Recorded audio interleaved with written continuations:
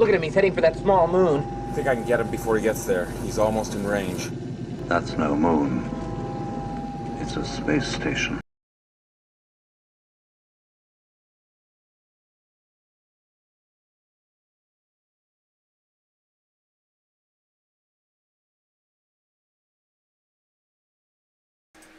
What's going on, fellow fanatics? Happy fucking New Year. Thank you all for being here. It's a new year with the same shit. We've got a lot to talk about. Actually, that's not the screen. I apologize. We've got a lot to talk about. There's a lot I'm going to talk to you guys about today and everything like that and blah, blah, blah. How's everybody doing? Thank you guys for being here. How's your new year? How's your year been? So what are we, 2 days into the new year? I saw a video on Instagram today. There's a Oklahoma Instagram page that people from Oklahoma can submit videos, pictures, or news or whatever, and the page will upload the videos or news or whatever it is and blah blah blah. Anyway, saw today that somebody, with it being the new year already, ran their car into their house. This was in the city. Ran their car into their house. So I guess as they were trying to start the car, either it wasn't in reverse and it was in drive, and they went just forward, just straight into the house. And the song they put over the video was hilarious, bro. It was yeah, it was hilarious. It was Peter Griffin. I forget the shit that what was he saying? It was hilarious though. One of the funniest things I saw. So if your New Year's going anything like that, I apologize. I am so sorry for you. But if your New Year, 2 days into the New Year, is going fantastically well, I'm happy for you, and I appreciate all of you guys being here. And it's so funny, we are in the new year, but it's the same shit, because we got some shit to talk about. Yeah, we're going to talk about some Star Wars news today, some things with the Bad Batch, and how it is connecting with The Mandalorian. We're going to talk about the Harry Potter reboot that I wanted to talk about almost 2 weeks ago, because when I first saw the article from Fandom Wire, I was like, what the fuck? There's no way they're doing that. But looks like it is true. Oops, I'm sorry. There's actually, no, I'm about 12 minutes in. There are new rules with YouTube where you can't drop certain words or say certain things within the first. It used to be within the first minute or so you couldn't drop the F-bomb, but now it's more to where, like, within the first, I don't know, there's certain things you can and cannot say. So I'm going to make sure that I'm not saying certain things until I'm a little deeper into the stream. But we're going to talk about the Harry Potter reboot. We'll talk about George R. R. Martin and some of the things that he has talked about as far as the spin-offs for the Game of Thrones universe go with the new regime over at Warner Brothers. We're going to get into that, some of that news. We're going to talk about Katt Williams. That's why I said new year, same shit. New year, same shit. Just because it's a new year does not mean that the hashtag, does not mean that voices, does not mean that anybody else involved with Recast T'Challa is going to be silent. As I stated way back when we were talking about Wakanda Forever and we were talking about what was going to happen when the film came out, I stated, give it a couple weeks. Give it some time after the film. Give people time to come out and digest and process what it is they viewed. And we are going to start seeing more and more people come out saying the same things we have been saying for over a year. So we're going to get into what Katt Williams had to say about Recast T'Challa.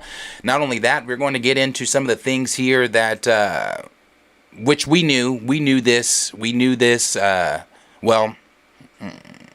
know this. Let me put it that way. We didn't know this. We knew that they did want to have several Black Panthers in the original, or in Wakanda Forever, or Wakanda Forever, that they wanted to have 2 Black Panthers in it. But and again, as I've stated before, every time that they come out and talk about this film or what it would have been, things are changed or it doesn't coincide or line up with the last things they said were going to be in this film. This time it's about how it was going to be Shuri and T'Challa on screen as both as Black Panther simultaneously at the same time. Things that have happened in the comics, things like that. But again, if you go back to, what was it, last week or 2 weeks ago, that's not what the fuck Ryan Coogler said. If you go back to about maybe 4 weeks ago, that's not what the fuck Ryan Coogler said. And if you go back to about a month ago, that's not what Nate Moore or Ryan Coogler said. So, like I said, so many different things constantly come out every single time that they talk about Wakanda Forever, and we're definitely going to talk about it. Something that was asked to me too, my producer Henry had asked, are we going to discuss Jeremy Renner tonight? And no, we are not. We are not going to discuss Jeremy Renner tonight. The only thing that I am going to say about Jeremy Renner tonight is that he is within our thoughts and our prayers. His family is. He is, and we're hoping that he gets we're hoping that he comes to a full recovery from this. It is extremely sad, and the reason we are not going to talk about it is because I want to make sure that when we do talk about it, one, it's the panel here, and two, a little bit more has come out on the situation and how he's doing and things like that. Only thing that we know, it looks like it was updated about an hour ago, is that he still is in critical condition but stable, and that he did have surgery and things like that. So he is definitely still in our prayers, him and the Renner family, and hoping that he does make a full recovery. So definitely in our thoughts and prayers. Let me see. We have some things to discuss, get into. Let me make sure I'm speaking to everybody. Appreciate everyone being here. Kenny, appreciate you. Andre, appreciate you. Rays, we appreciate you being here. Raptor Cloak, appreciate you being here. Pookie Wood, appreciate it. Raymond 2000, Gray, D Stizzle, Blues House, Sir Yuri G, Official Liam G, DJF and Nice, Valis 45, Dexter Hobbs. We appreciate all of you guys being here. SB Flash 1523, appreciate you, bro, being here. Appreciate all of you guys being here with me tonight, because it is just myself tonight, and we're going to get into some things. So the first thing that we're going to talk about is the Bad Batch, and we're going to talk. Let me get into this too. Discord. If you guys want to join the Discord, you can join the Discord. The Discord is in the bio. If you want to click that, you can click that, or you can click that link there. You can join our Discord page. It is a growing community that people are having conversations throughout the day in there. And if you would like to join and be a part of those conversations, you can do so. It is also the easiest way to get in contact with us for when we do giveaways, so we can get your mailing info, then we can get you the giveaway that you have won. It is also a way for you to be able to send us messages as far as articles or stories that you feel we should be discussing here on the show. And if you don't send them in the Discord, or maybe you just don't want to join the Discord, you can also DM me on Twitter and send me articles or stories that you feel we should be discussing as well. And lastly here, I am putting this right now in the chat. If you would like to, as you can see, we are not monetized, and we will not be monetized until a little bit later in January. Just simply because we got to deal and go through all the bullshit. So since we got to go through all of that, if you would like to send a donation or send anything or anything like that, again, never feel like you have to. But if you would like to, the link is pinned in the chat there, and it is the Streamlabs link, and it's going to work the same way as a super chat. If you do want to send something, it will pop up here on the screen with the message that you send along with it. So, and I will read that out loud, of course. So we appreciate you guys all being here. So let's go ahead and get into what is going on here with the Bad Batch. And it looks like, as you guys know, as we ended Bad Batch, there were ties into the Mandalorian. And we've talked about this here as we've talked about the coming Star Wars, or the recent Star Wars news, and we've talked about the leaks for Ahsoka and everything that's coming out with Star Wars. And I even talked about even the last time we talked about Star Wars, I talked about how Bad Batch is going to have its connections with, Mandalorian, as far as Grogu being mentioned in Bad Batch Season 2. Now, I'm not sure that this is what this article is discussing, but we're going to go here and see what they're saying. Now, this is coming from the Direct, and it says Season 2 of the Bad Batch animated series may reveal a connection between the animated series and The Mandalorian. The Bad Batch is next in line when it comes to Star Wars releases, as Season 2 of the animated show is set to premiere in its first 2 episodes on Disney Plus on Wednesday, January 4th. So we're just 2 days away from that. Pretty excited for it, honestly. Season 1 ended with the destruction of Topeka City. Then it says in its cloning facilities on Camino, while also leaving Omega and the Clone Force 99 still on the run from the Empire. However, the show also revealed an Imperial scientist in the final episode who was wearing the same uniform as Dr. Parrish in The Mandalorian. According to one of the Bad Batch producers, Season 2 may dive deeper into the connection between the two projects. Now, if you remember the last time we talked about Star Wars, last time we talked about Bad Batch, and last time we talked about it connecting to The Mandalorian, that is something I brought up. If you remember from Season 1 of Mandalorian, it was Dr. Pershing. Sorry, I said Parrish. Dr. Pershing.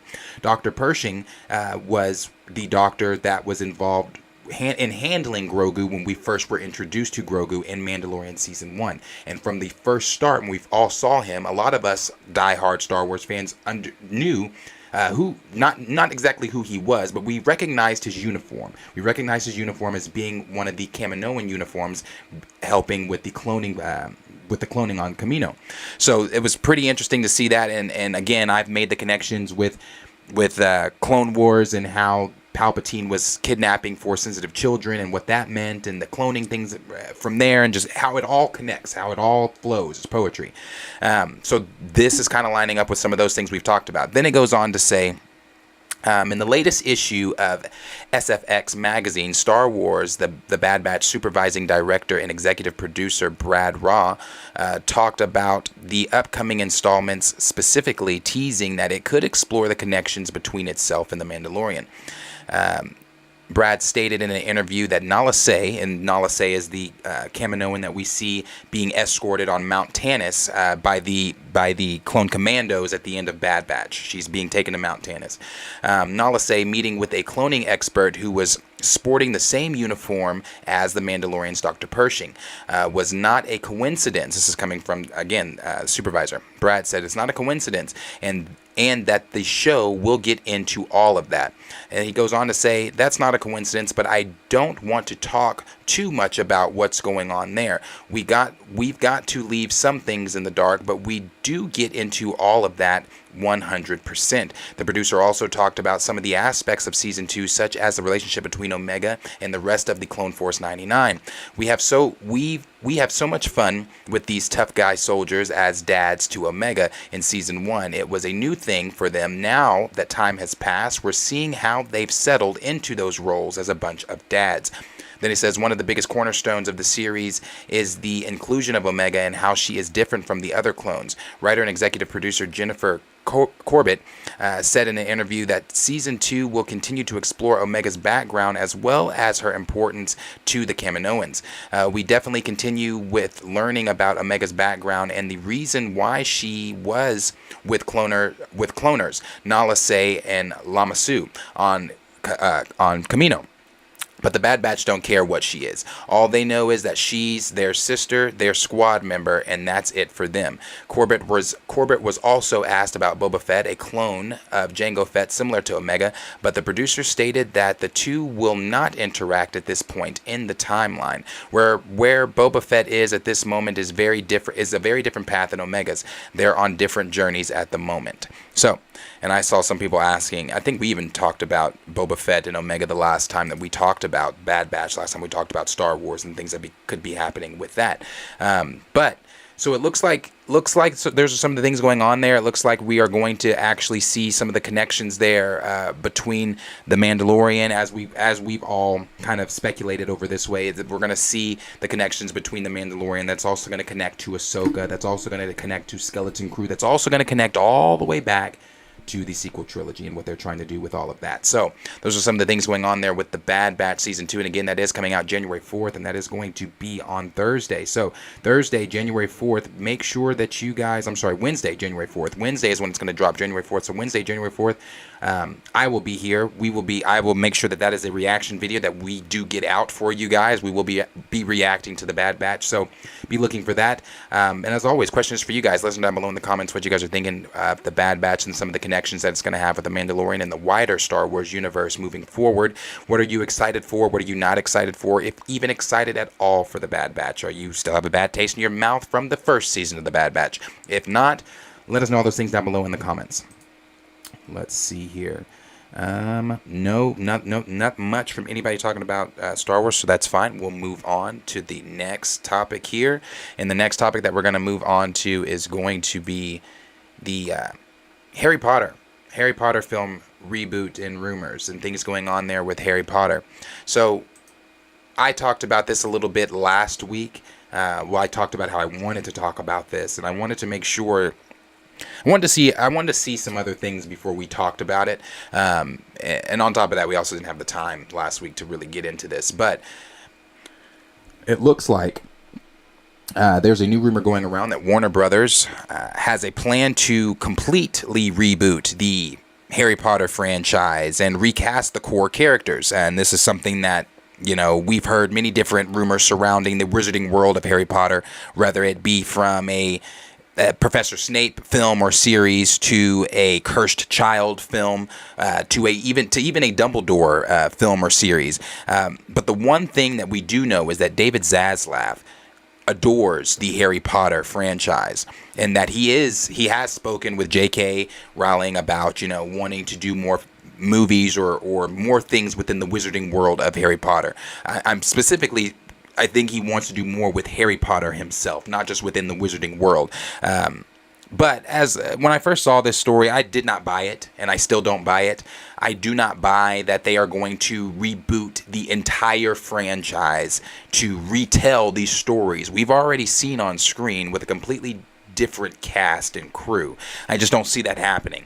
These are beloved stories. The Harry Potter franchise is a beloved franchise, if not one of the greatest fantasy franchises told in film. And for them to take these characters that we all love, with these actors that we all love that are still alive to portray their counterparts, their character counterparts, that's rebooting just doesn't make any sense when these actors and actresses are only in there. I'm talking Harry. I'm talking Harry, Ron, and Hermione being all in their 30s at this point in life. It's very easy to come back and do a Cursed Child. It's very easy to come back and do stories of them in their 30s. What are their, with the way that the last film left off, and having Harry's son and Ginny's son, and then you see Ron and Hermione's kids all boarding, platform 9 3/4, getting ready to go to Hogwarts and things like that. There's stories that could be told there within that. You don't have to take these characters, reboot an entire franchise, and try to retell these stories, because that's not going to bode over well at all, especially not for diehard fans of Harry Potter and the Wizarding World. But this is coming from CBR, and CBR had this to say, and it says, according to Valiant Renegade and WDW Pro, Warner Brothers Discovery is seriously considering rebooting the Harry Potter franchise, which would involve the recasting of the franchise's iconic characters. While not a done deal at this stage, the alleged reboot would supposedly be a new adaptation of the first 7 Harry Potter novels. You're looking at that original cast, Harry, Hermione, Ron, new cast starting over.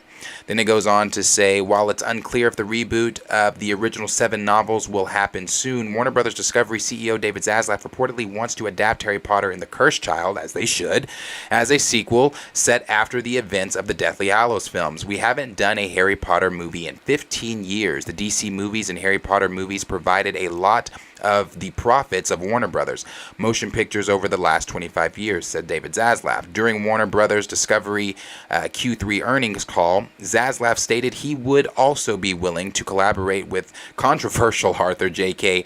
Rowling for more Harry Potter content in the future. However, several actors from the Wizarding World franchise, including Daniel Radcliffe and Emma Watson, have stopped associating with the author following Rowling's anti-trans Semitics. Excuse me. Then it says, furthermore, video game developer Avalanche Studios denied her involvement in the creative process of the upcoming title, Hogwarts Legacy. Now, it's no secret that there is controversy that surrounds JK. And again, that's another story for another day if you're not familiar with the controversy surrounding JK and the things surrounding her and Harry Potter and the things that she has said and statements and things like that, X, Y, and Z. But it's also widely known that the Fantastic Beast trilogy, I think it's a trilogy, is not widely loved like the original film series. And also correct me if I'm wrong, because they brought up the Hogwarts Legacy. I believe Hogwarts Legacy, it's a video game. I believe that video game is going to be following a student in their 5th year set in the 1800s. Again, these are stories that could be told. I personally want to see stories involving Harry Potter. You know, the Wizarding World is cool. I like the Wizarding World. I've seen Fantastic Beasts and things like that. Fantastic Beast, it was fun, but it's not the Wizarding. It's not. I want to see Harry Potter in the Wizarding World. The franchise's fucking main character. That's what I want to see.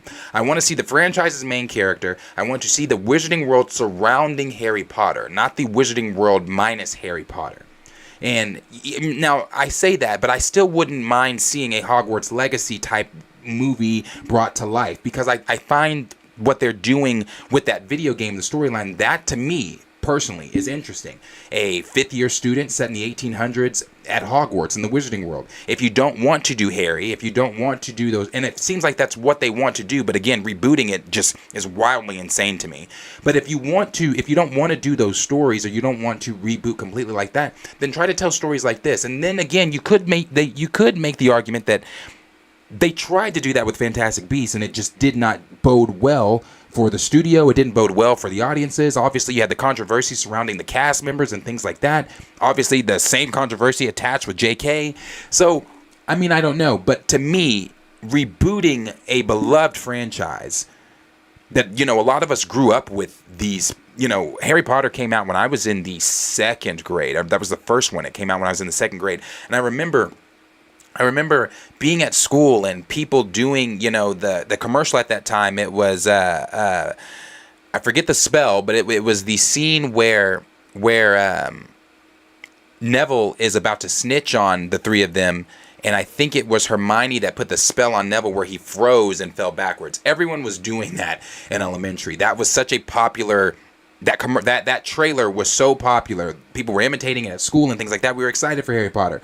Harry Potter, we grew up with this cast. We grew up with these movies. We grew up with all these people. You know, some people even still look at Alan Rickman as Professor Snape. Some people look at Daniel Radcliffe as Harry Potter. And until, you know, until he's completely done with this, or until we as the audience have felt we've gotten the stories, you know, even though, yes, you can make the argument, damn, there's 7 movies. How many other movies do you want? Well, we want stories told with this actor as Harry Potter while he's still wanting to be Harry Potter, while he's still alive here to do it. You know what I'm saying? All those things. Those are things that we are wanting to see. So you could make the argument that a Hogwarts Legacy might even fail in comparison to just doing A Cursed Child, or doing more stories with Harry, Ron, and Hermione in the characters that we know and love. So, you know, that's my take on it. I don't think that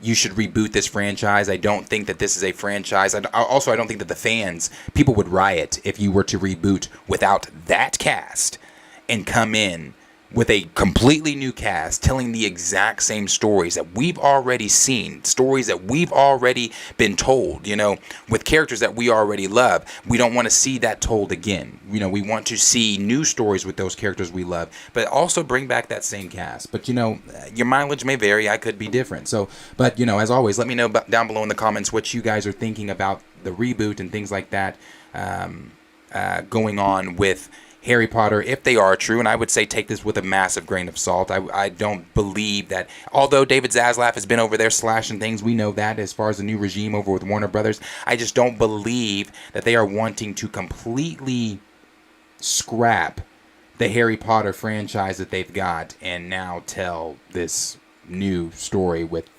new actors and things. But I could be wrong. So, like I said, let me know down below in the comments what you guys are thinking of a reboot with the Harry Potter franchise. Do you think that that's something that's needed? Are you here for it? Or are you just like, no, we don't need a reboot? If you're going to tell these stories, then tell these stories with the with the actors, but we can do a cursed child. We can do stories that are pushed more into the future with the current cast, with the current characters, and not just a reboot starting the whole thing over. So let us know down below in the comments what you guys are thinking about that.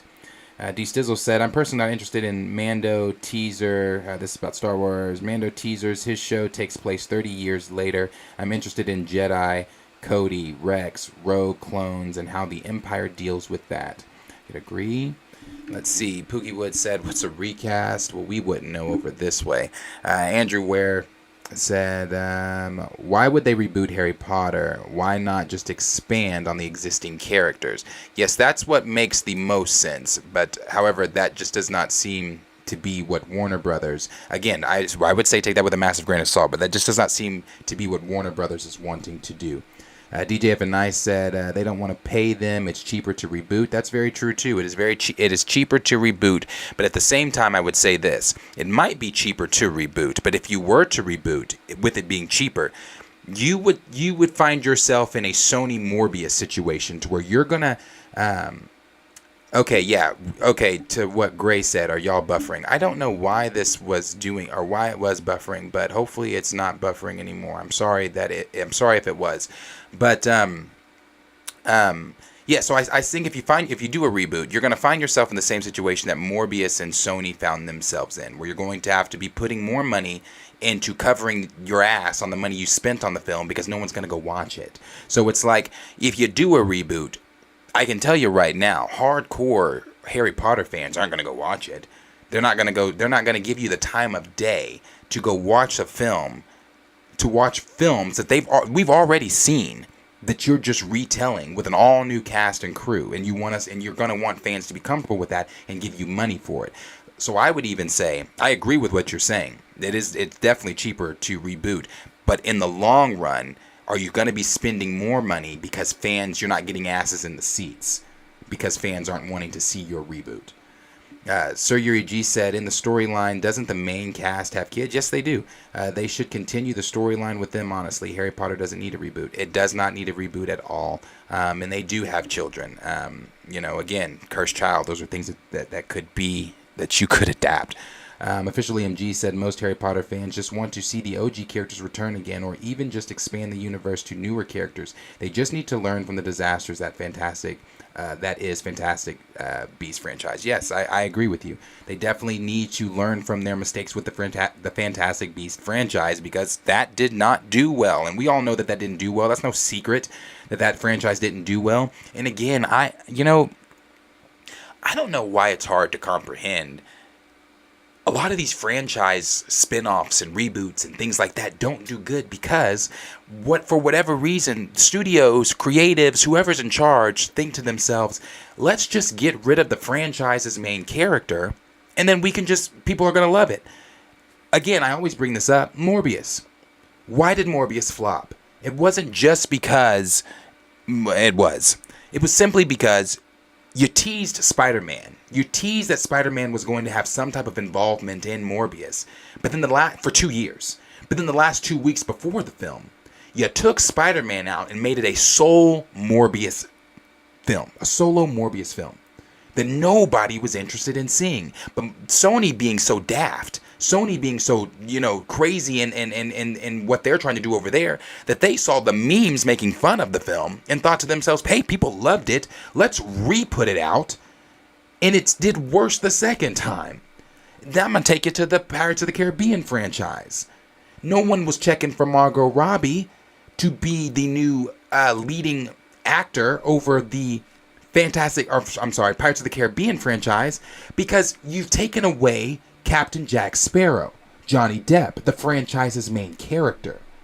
Now, again, we've talked about this one, no shocker here, the Black Panther franchise within the Marvel Cinematic Universe. You've taken T'Challa away, and although some people will try to tell you that Wakanda Forever did not flop, I would argue that, because there is a such thing called the black dollar, and the black dollar was missing domestically from Wakanda Forever. So just because Wakanda Forever, and people will tell you, well, Wakanda Forever did not have China, Wakanda Forever didn't have this, it didn't have that, blah, blah, blah, like its predecessor did. But I'm not talking worldwide.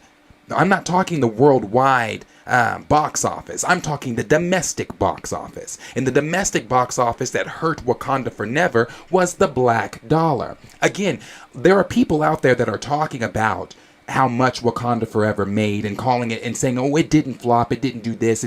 You've got Marvel Studios and all these other people out there putting out Wakanda Forever is the highest grossing woman-led superhero film, of all time and things like that. And that's great. I'm happy that it is the highest grossing female-led superhero film and everything like that. But here's the deal. A lot of these things are being said to negate the fact, to distract you from the fact, or maybe even to brainwash you even from the fact that film still bombed. I'm sorry that I'm not sorry. You're not going to try to come in here and tell me that, it did this in numbers when domestically, if you look at what BP1 did domestically, and then you look at what BP2 did domestically, BP2 is missing the black dollar. The black dollar is there for BP1. And see, this is something I'm doing a video that's not a live video. It's a video I'm just recording outright, and it's gonna, it's a regular video. It's not a live video. It's not gonna be clipped or anything like that. But I'm gonna do a video going over just some of the things with the Black Panther franchise, its inception, just a lot of things. There's a lot. I'm actually really excited for this video. I really am. And I rarely burst. I rarely get excited for a lot of shit. But I'm actually really excited to share this video with you guys. I'm excited for this video to get out there because, yeah, bro, it kind of goes into some of the things I was just talking about. But yeah, so when you don't have the franchise's main character, your shit's not going to do well. Fantastic Beast, Pirates of the Caribbean, anything Morbius without Spider-Man, anything Spider-Man without Spider-Man. Those shits just aren't going to do good because we care about the franchise's main characters. So that, I would say that is for sure with the Fantastic Beast stuff. Raymond 2000 said, I think Harry Potter franchise with the OG cast being older would be a better option. To be honest, I'm not a big fan of Harry Potter. I'm not a big Harry Potter fan.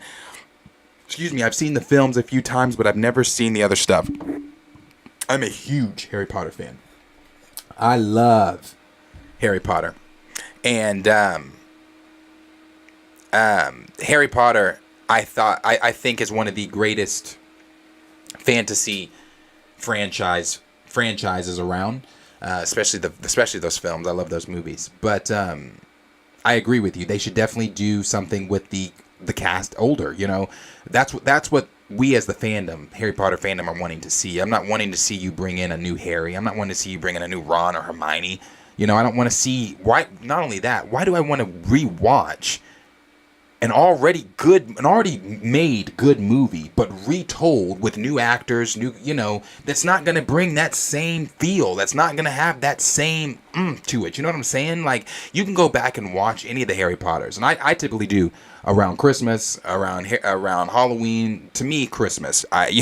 People might say Harry Potter is a Halloween franchise. I say it's a Christmas franchise. To me, because it just about in every film, they're celebrating Christmas, not Halloween. So I think the Harry Potter franchise is amazing, and I completely agree with you. Reboot it with the things that people want to see. Let's see. DJF and I said the Fantastic Beasts franchise didn't do well because it was based off adults. Then we got Raymond that said, I'm sorry, I'm back. This Dahmer Hamlin situation is crazy. I don't know that one. I'm out of the loop. Officially MG said spin-offs don't really work for most franchises with source material. It's an original created franchise / universe, then it's more accepted. Yep. Raymond 2000 said the only reason, or at least one of the only reasons why BP1 was so successful is only because of us, the black community. That's it. Yes, sir. That's, again, the black dollar. But like I said, I got a video coming out where I'm going to be kind of diving into that stuff a little bit more. Then we got Gray that said, the first time around was cool because the books were coming out at the same time. It was a worldwide phenomenon because of both of them. Right, Phallus45 said a Harry Potter TV series would be better in my opinion. You know, again, that's what I was saying there. There was those rumors that we were supposed to be getting a Professor Snape series. And we were rumors that we were going to be getting a young Dumbledore series and things like that, and how he acquired the Elder Wand, and just a bunch of different things that we've heard as far as the wizarding world is concerned. Oaktown A said, you can't have a Black Panther movie without the Black Panther. Yeah. Gray said the black dollar was missing internationally too. Yes, it was. But see, internationally, it was definitely missing internationally. But see, the part that I'm coming at it from in the video is I really don't want to. Y'all will see. Y'all will see. Y'all will see when I put this video out. You will see. You will see. Oaktown A said, how did they not understand this? Ignorance is bliss. Nico Bean, appreciate you being here. Andre said, how long are they going to keep Wakanda Forever in theaters? I don't know. We've also heard that, what is it? Oh, no, we're going to get to that. We're going to get to that. Because when we talk about Katt Williams, we're going to talk about how, they were supposed to have 2 Black Panthers. We're also going to talk about how Wakanda Forever will be on... will be on Disney Plus February 1st, Black History Month. So, we're going to talk about it. We're going to talk about that. We're going to get to that in a minute. Let me see. We've got D. Stizzle that said, never could get into the Harry Potter franchise. I'm telling you, bro, Harry Potter is so good. I love Harry. I think my favorite one is the Half-Blood Prince. Half-Blood Prince is one of my... Half-Blood Prince is my favorite, I would say. But I love Goblet of Fire too. I have quite a few favorites. But I think Half-Blood Prince is at the top for me. So I would definitely say get into it, bro. It's great. Grace said, don't they know the Marvels is coming out this year? That little part of their back acknowledgement is going to be gone by this summer. Then we've got Raymond 2000 that said, I was talking about a NFL player who collapsed during a game, and they were doing CPR and took him to the hospital. Oh no. Prayers. Officially MG said, I thought it was supposed to be on Disney Plus January 20th. No. It has changed. It has changed. Wakanda Forever is not going to be hitting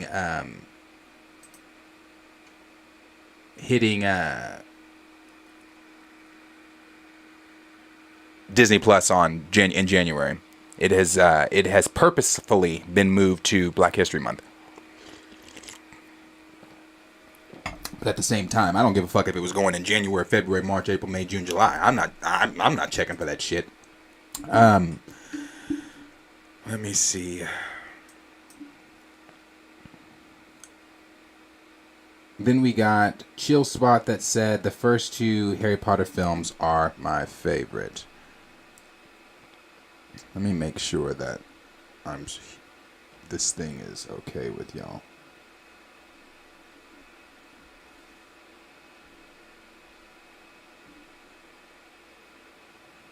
Is this shit loading, or are y'all...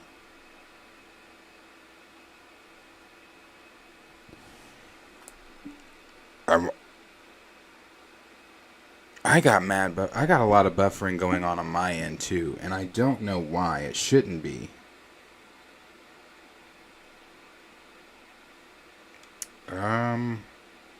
Wow. Okay. That's pretty annoying. Bear with me one moment.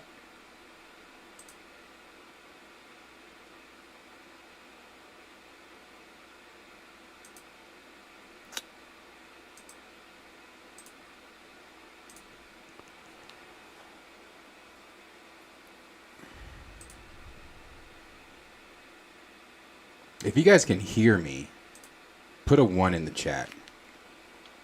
If you can hear me.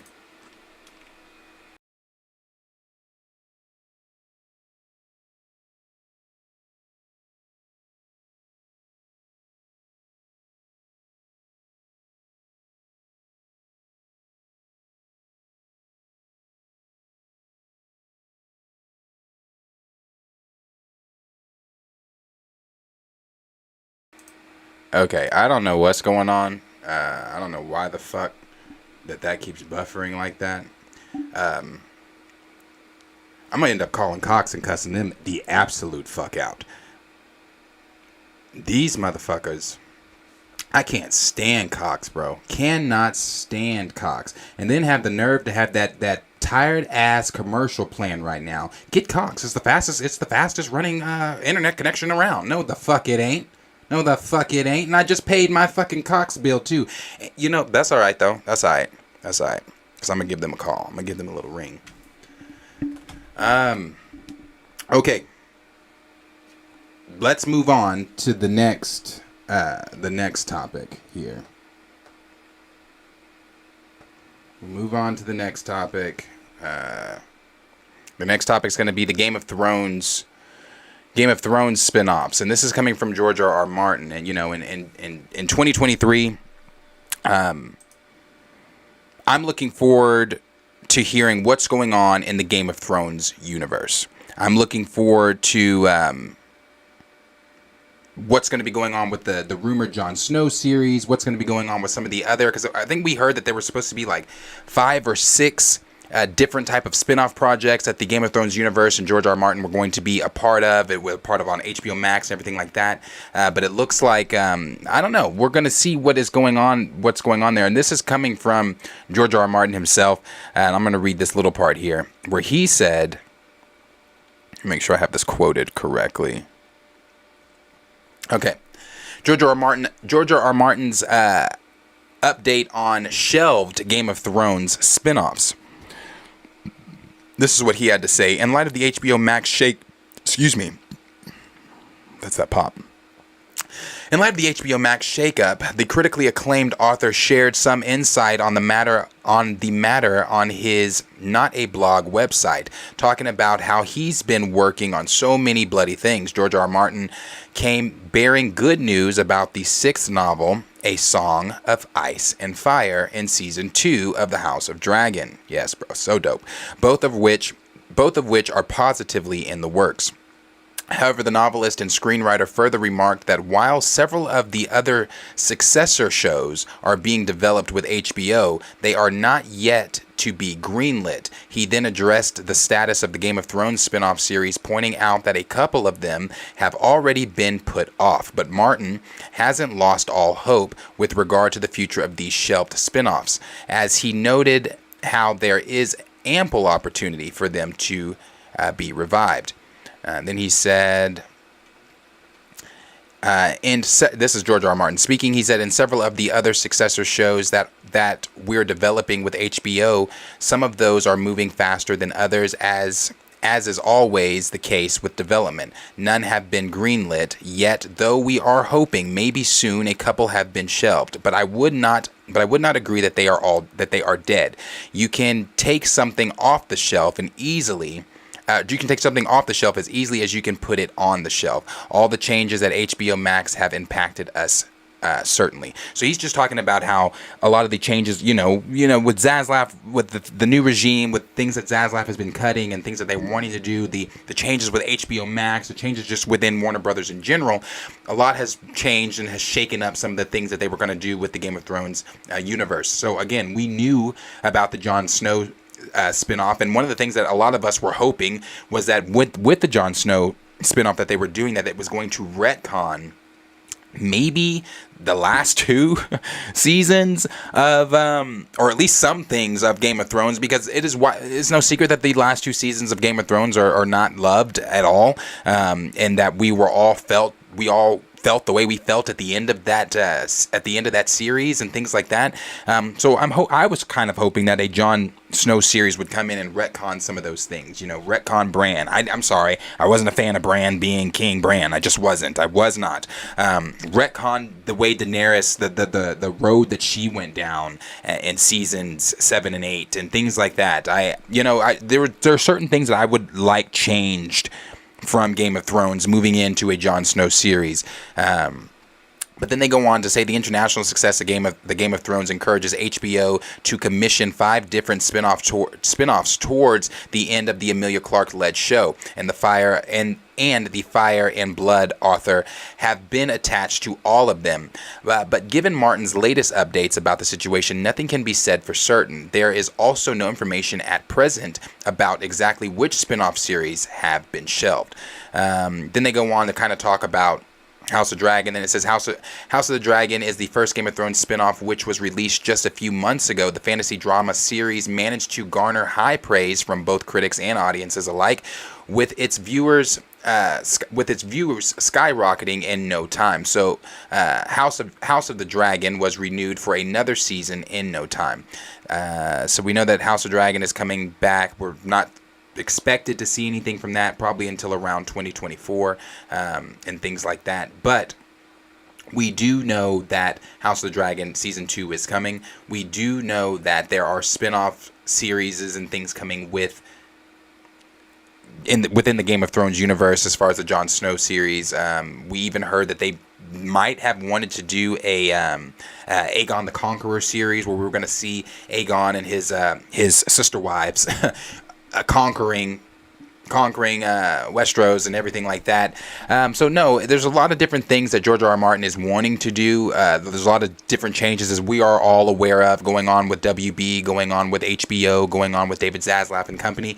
So these are all things that we're wanting to see, but we just don't know what's been shelved and what we're going to see and X, Y, and Z, etc. So that's kind of what's going on there with the Game of Thrones series. That's kind of what's going on there with what George R.R. Martin has had to say in regards to the spin-offs that we're going to be seeing. But like I said, I'm pretty eager to see something from the Game of Thrones universe, because House of Dragon, for me personally, was a breath of fresh air in 2022 when it came to the fatigue that was being felt from some of the superhero things. And when I say fatigue, I don't mean for me personally, I can't speak for you, but I'm not saying sick of seeing superheroes. I'm saying sick of seeing lackluster superhero content, sick of seeing content that makes me go, for why?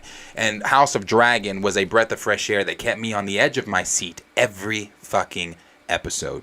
Even the filler episodes, even the episodes, because there were episodes where there were no dragons, there were episodes where there was no action, but the dialogue and the drama and the tone and how intensified everything was in House of Dragon kept you as an audience, as a viewer, engaged in what was going on. So I completely support anything going on with what HBO Max and George R.R. Martin and anything that they're trying to do with any type of spin-offs, especially if George R.R. Martin is attached to it. That's another thing. When you have the creators attached to what they're doing, that's why House of Dragon was so successful.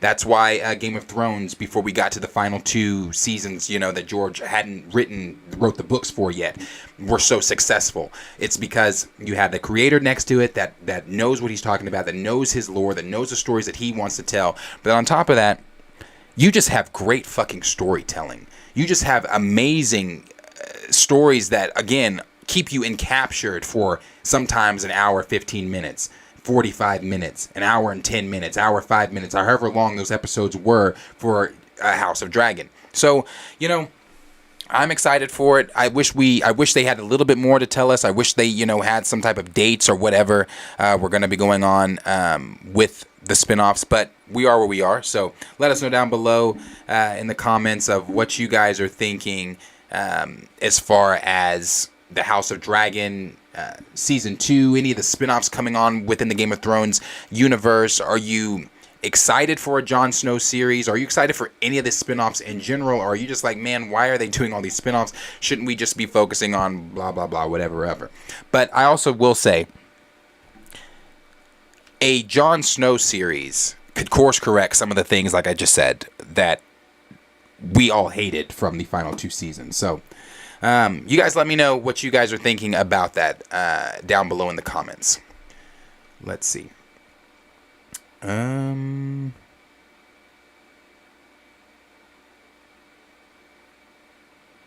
Nier said if it buffers, just keep going. The buffering won't be in the vid. Oh, okay.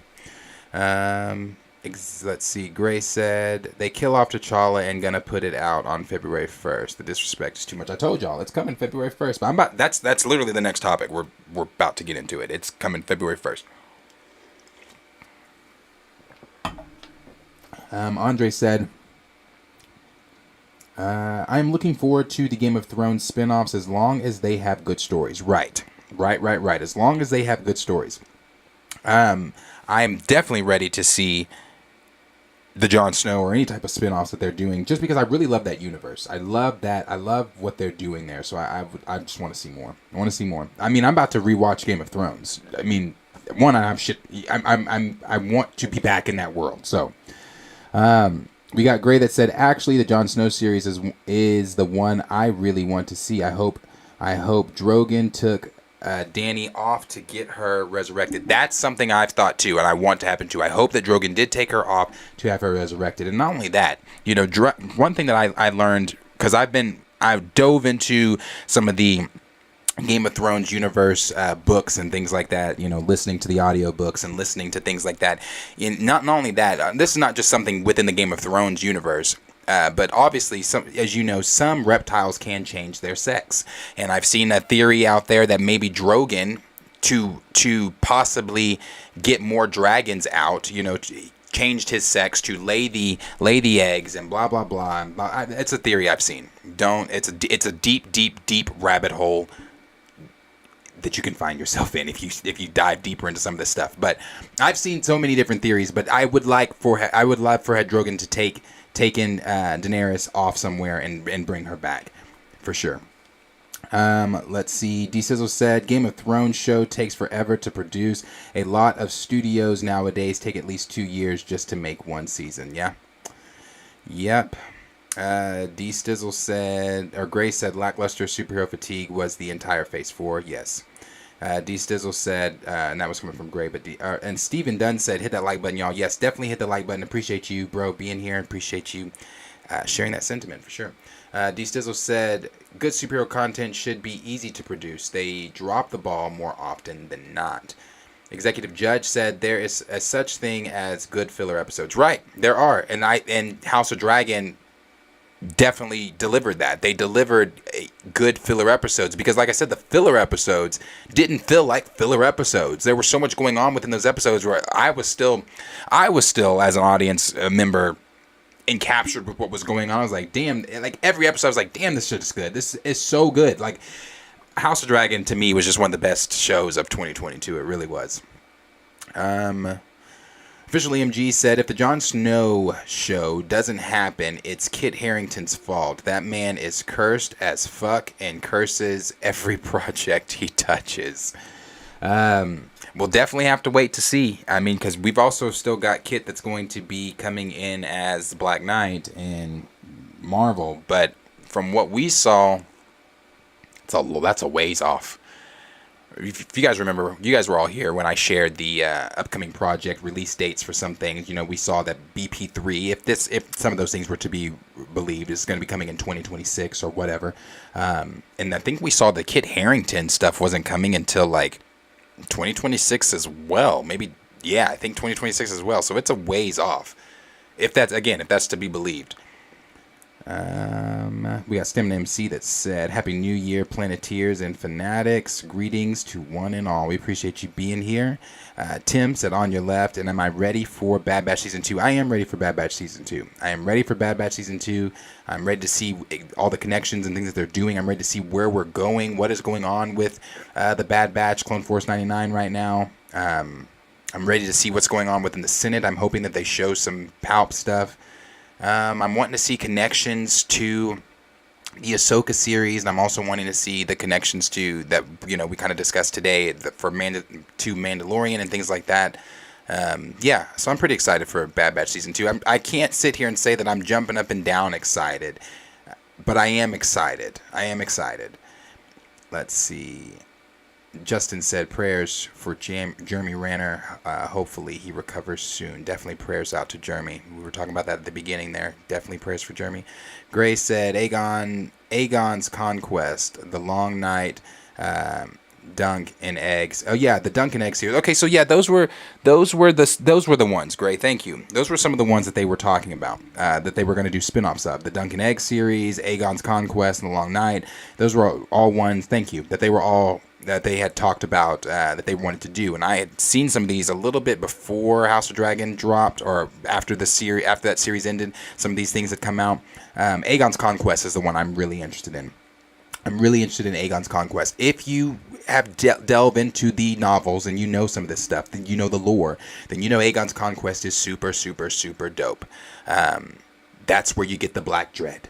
That's where you get his dragon, which was the biggest dragon around at the time. So I would love to see some of that shit. I really would love to see it. Executive Judge said, is it going to be a Marvel assembled documentary on Wakanda Forever on February 1st? Just guessing here. I don't know, bro. Maybe it was buffering. I don't know if y'all... I'm assuming y'all could hear me when it was still buffering. But as I said, they could release that shit February 1st, March 1st, April 1st, June 1st, December. I don't know what it's going to be, nor do I give a shit.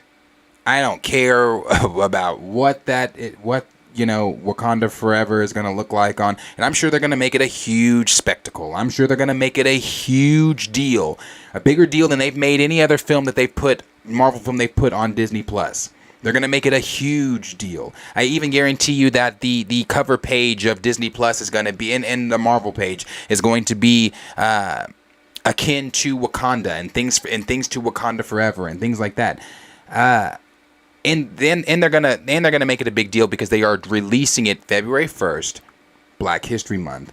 So they're trying. I'm telling you, bro. Come on now. We know what they're doing. D Stizzle said, "I'd like to see more different George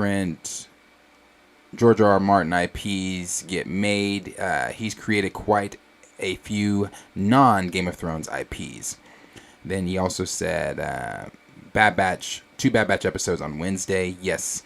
He also said, a film or show is bad when you can't watch the behind-the-scenes stuff, which is usually interesting. Right. Let's see. We'll move on here to... How do I want to do this? Because this is the Black Panther stuff. How do I want to do this? Let's go here first. Let's start here. Okay. As I said, I've talked about this many times when we've talked about recast T'Challa, or when we've talked about Wakanda Forever, or the Black Panther franchise in general within the MCU. I said, once the film comes out, watch how mindsets change. Watch how people in the masses begin to come out and say the things or echo the things we've been saying for over a year now. Watch how people come out and say, yeah, Wakanda Forever was good, but T'Challa. I also said, watch how people come out and say that film just wasn't it. Where was the franchise's main character? I also said you're going to have people coming out saying some of the things like Charlemagne the God has said in his tweet or his post on Instagram. Why were none of the Avengers at T'Challa's funeral? Where were the Avengers? This is to honor the Black Panther, to honor Chad, to honor this, to honor that. Why is no one there? I said that these conversations would start taking place. I also said that when they started taking place, you couldn't label us, the recast crowd, as fanboys. You can't label us as crying for attention or pushing an agenda or making things too deep.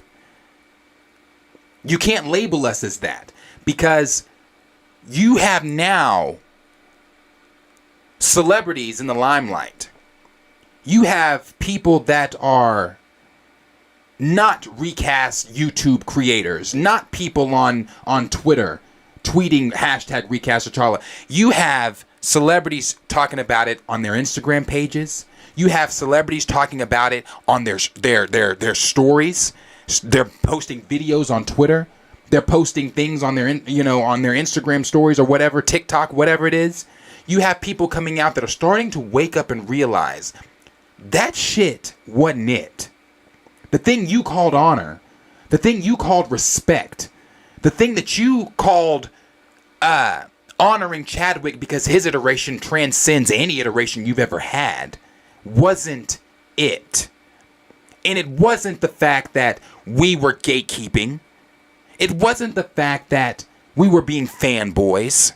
It wasn't the fact that we were making things too deep. This is not as deep as you're making it. It also wasn't the fact that as far as, people saying like, oh, you still get T'Challa, blah blah blah. Because you still don't. We're still not getting T'Challa. Don't insult my intelligence. You still don't get T'Challa. So it was never that. It was what we've been simply saying from the beginning. It's not misogynistic. It's not about your fucking mantle. It's not about the MCU. It's not about disrespecting Chad. It's not about knowing Chad. It's not about knowing his family. It's not about knowing Marvel or the studios or X, Y, and Z or whatever the other shit is that they flow in here. It was simply stating, do not kill the franchise's main character. That's it. God, bro, that's it. That's all it was. But see, now that it's become the conversation that it's become, you have celebrities like Katt Williams, comedians like Katt Williams, coming out and saying the things that we have all been saying. He's echoing some of the things we've all said. Now, the clip I have, it's cut a little bit. The clip I have is cut a little bit. At the beginning of this clip, he states, we can't have shit. I've stated that here. We, as the black community, can't have shit. Some of the things I stated here, he also states. While the Snyderverse fans and that whole crowd is complaining, wanting to fire James Gunn, wanting to get rid of whatever the other hashtag was for Warner Brothers that they started, making flyers or posters with a decapitated James Gunn with Henry Cavill holding his head. While they are still doing all of that, they still get Superman. Something Katt Williams points out. They still get Superman.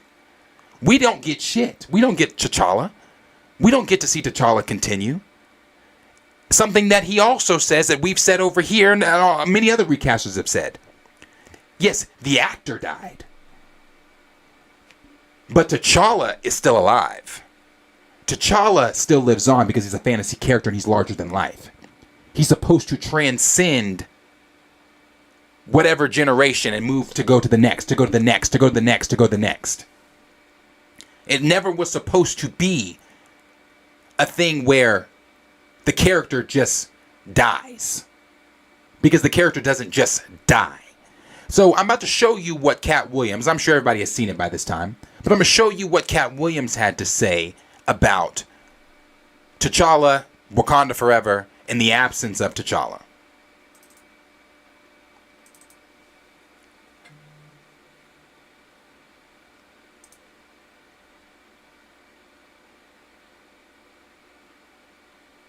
What the fuck was T'Challa? Don't you tell me T'Challa died, no the fuck. T'Challa did motherfucking die, bitch, after that. White people don't lose their motherfucking superheroes. Do you hear what I'm telling you? White people don't lose their motherfucking superheroes. Christopher Reeve was Superman. That's right. He fell off a horse and broke his motherfucking neck. And Superman didn't break his neck. Then the man died and Superman didn't die. He did 3 more motherfucking movies, bitch.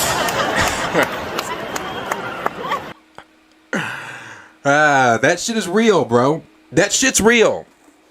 It's funny because it's Katt Williams, but what Katt is saying is pure fact. Pure fact. Let's take it back to this part right here that he said. Actually, it's all. Do it again. Do it again. What the fuck was T'Challa? Don't you tell me T'Challa died, no the fuck. T'Challa didn't motherfucking die, bitch, after that. Now, see, that's the part for me that is, it's strange that, again, maybe hearing it from people bigger than my small little YouTube channel, or bigger than my small little tweets, or bigger than other content creators' YouTube channels, or bigger than their tweets. Maybe hearing it from a celebrity, or hearing it from somebody in the public eye, maybe then it might start to fucking click as to why we say the shit we say about T'Challa. As to why we say the shit we say about the Black Panther franchise. Like Katt Williams just said. Like he just said, don't tell me T'Challa died. No, the fuck he didn't. An actor died. Somehow we keep coming back to this. Somehow we keep having to rehab this conversation. Somehow we keep having to rehash this shit out.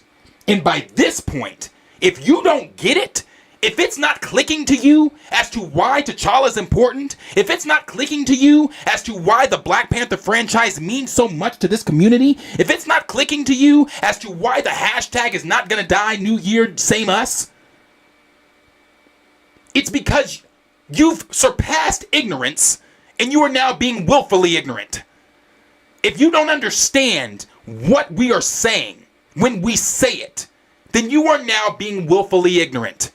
These are other people outside of us, outside of the recast crowd. Because it ain't like Katt Williams is tweeting hashtag recast T'Challa.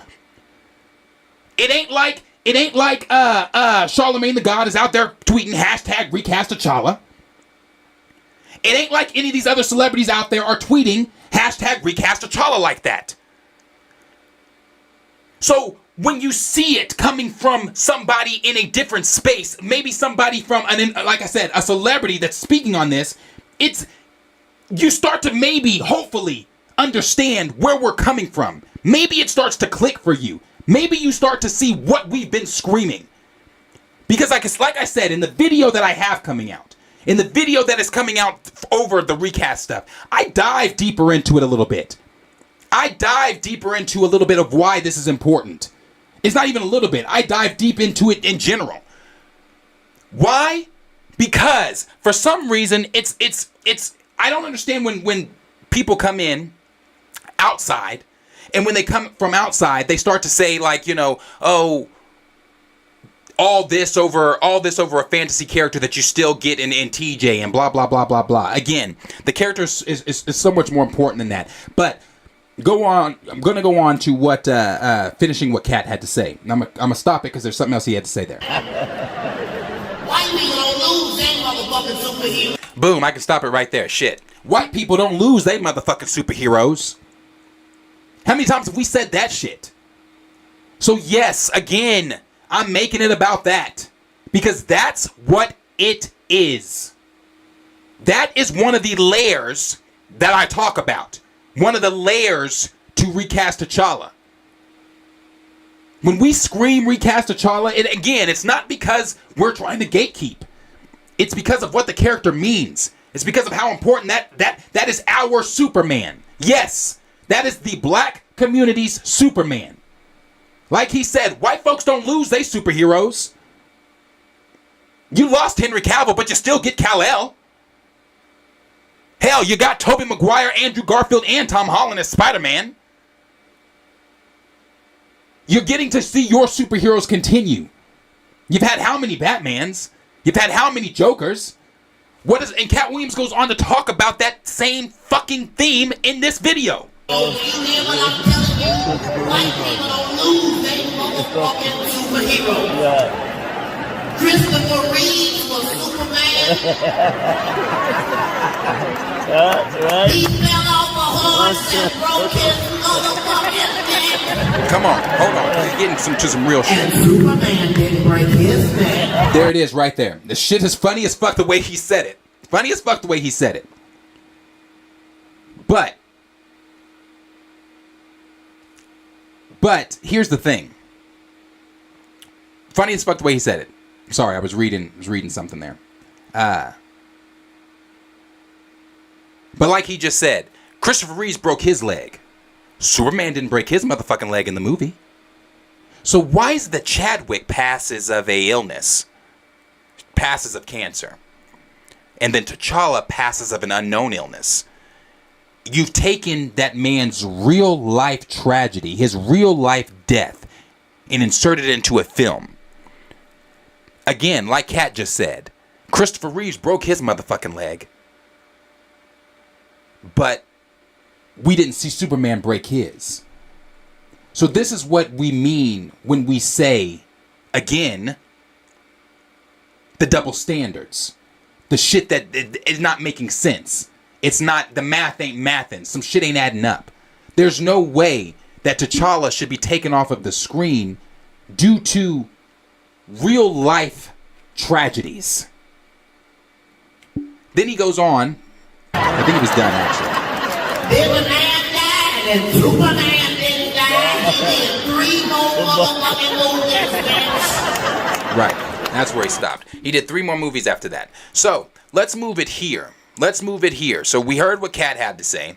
And again, hopefully, for those anti-recasters out there, for people out there that don't believe that T'Challa should be recast or anything like that, or people that are, you know, whatever it is, whatever hill it is you're standing on when it comes to this topic. Maybe hearing it from somebody that's not one of the many voices from the recast crowd. Maybe hearing it from someone like Katt Williams, or again a Charlemagne the God, or hearing it from you know, we watched the interview with Damson Idris. Although he wasn't specifically talking about recast, you can see what he was talking about within that. He was asked about it. He just didn't want to tread on those waters, but he still addressed the question in his answer. So, whether it be a Damson, whether it be a Katt Williams, whether it be a Charlemagne the God, or whoever the next person, a Van Latham, or whoever the next person might be. Maybe hearing it from somebody like that might be able to allow you to make the connections, might be able to allow you to open your eyes to understanding where we are coming from, what we're saying, why we're saying it, why it's important. Because it's so much deeper than the face value things. You know, when the character was created in 1966, when it hit, and again, I'm gonna go so much deeper in that video, man. I can't wait for y'all to see that video. But when the character was created in 1966, when the comic when he appeared in the Fantastic Four comic in spring of July 1966, when it hit the shelves, we in our community hadn't been represented well. You want to know something? Again, I talk about this in the video, and I'm just going to show this. I'm going to show this really quick. I'm going to show this because people don't get it, bro. Motherfuckers don't get it because your privilege allows for you not to get it. But let me show you. Let me give you a little glimpse.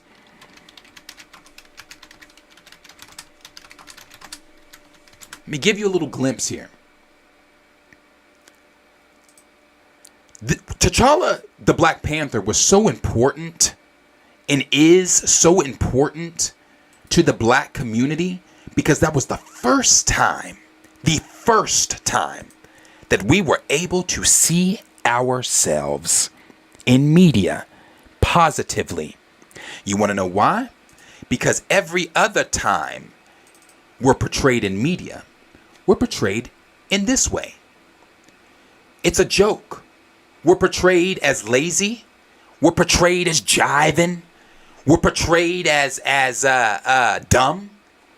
We're portrayed as the help. This is what they saw us as. This is what some of them still see us as. So when we say we want to be seen on screen, when we say we want to be represented on screen, it's because in the past we've been represented so poorly. It's because in the past we've been represented like this. We've been represented with big lips. We've been represented with big, bold, ugly ass features. We've been represented with being lazy or always jiving, or the gangster, or the help, or the absentee father, or the other stereotypical themes that follow us every single time. So when we say recast T'Challa, it's not about your fucking Marvel Cinematic Universe. Yes, we want to see him on screen next to some of his colleagues, next to some of the other white superheroes that get their stories told. But at the end of the day, we don't want the character gone because of what the character means to our community, what it means to the culture. So yeah, bro, it's that fucking deep. It means that much. But for us to see a character like T'Challa being a king, a character like T'Challa being a king of an uncolonized nation in Africa, a character like T'Challa being as intelligent and as regal as he is, a character like T'Challa being as badass and being able to be as formidable against almost any foe, a character like T'Challa sitting on top of a throne, hand in hand with his black brothers and sisters, in the most technologically advanced nation in the world. We had never seen that shit until 1966 when Jack Kirby and Stan Lee decided to take a leap of faith. Because had they never wrote it, had they never thought about it, I can't tell you that it would have been done. I can't tell you that we'd be even sitting here being able to talk about T'Challa. Because you had two white men during the height of the civil rights movement that said and looked at the plight of the black community and said, there are no blacks being represented in our comics, but they read them. There are no blacks being represented in the media positively because they're too busy being represented like this. They're too busy being represented, again, in the things that I've already said, the stereotypical ways. So, yeah, so again, that's why it's, again, kind of deviated there, but that's why it is that deep. These are things I'm going to be touching on in that video. But let's move it here. Let's move it here. And I will read this here. Oh, God. More lies. Okay. And I have, for people saying, because I've had people tell me, well, how do you know Marvel's lying? How do you know what Ryan Coogler, Nate Moore, and Marvel wanted to do? Because Ryan Coogler, Nate Moore, and Marvel come out every fucking week and say something different. Every week. Every week. These mothers come out, these motherfuckers come out and say something different every week.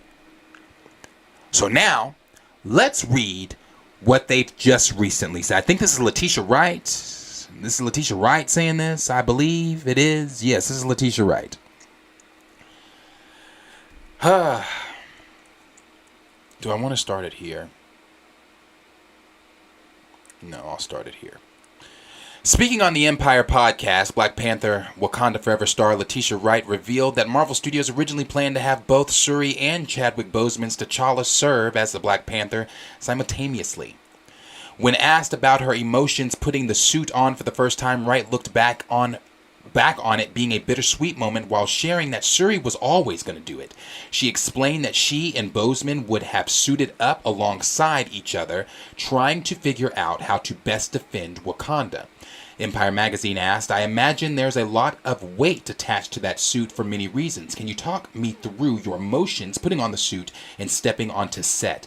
What the reaction was, Wright said. It was bittersweet.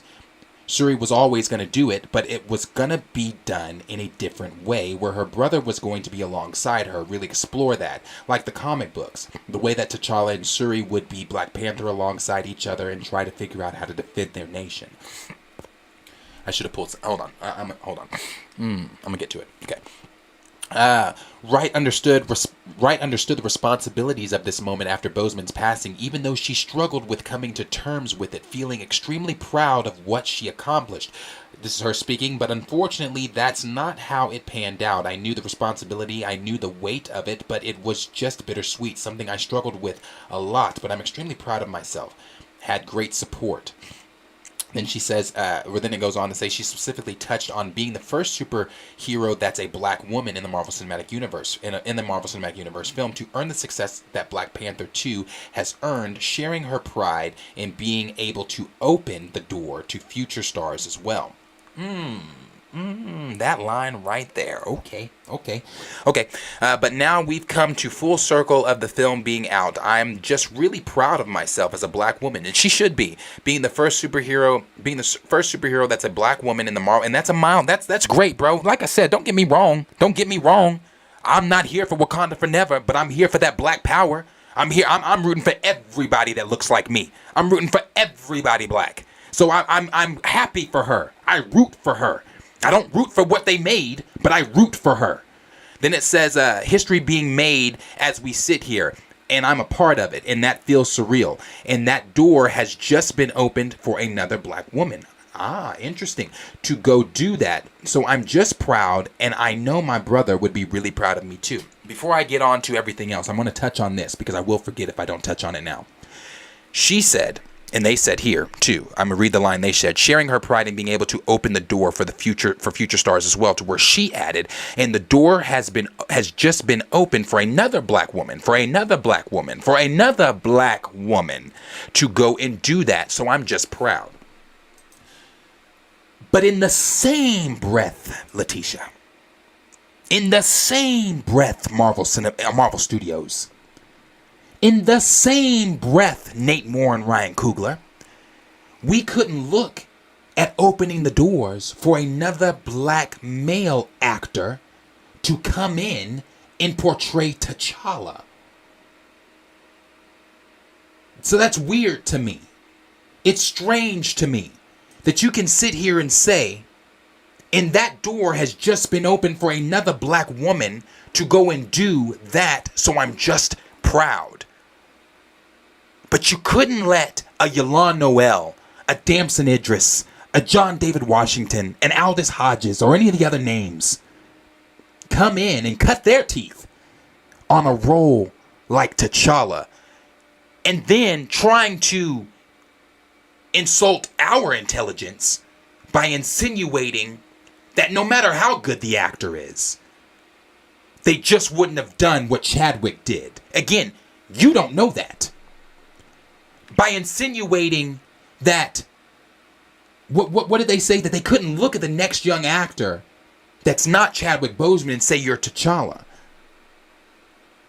But you are fine opening doors for other black women.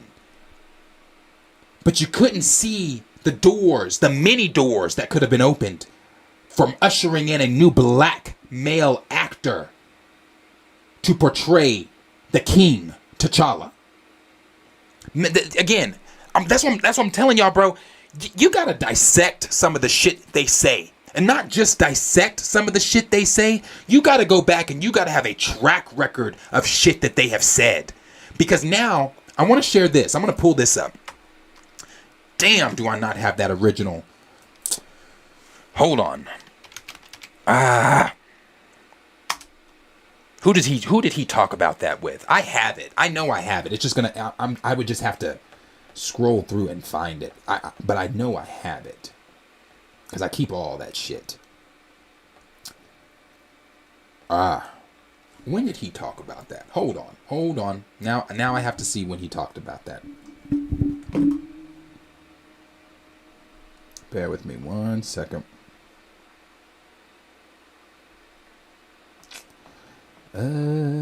He talked about that in October. All right. So that was in October that he talked about that. Hold on. I'm going to pull up what Ryan Coogler originally said about the script.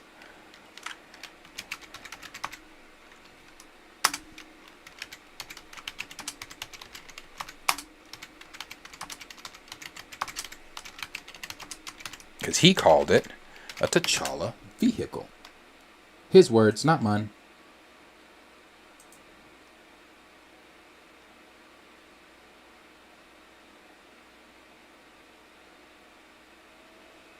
Hold on, let me go back to October. Real quick.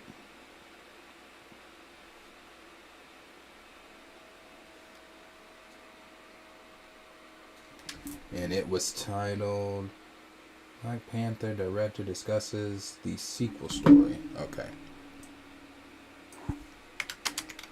Bear with me.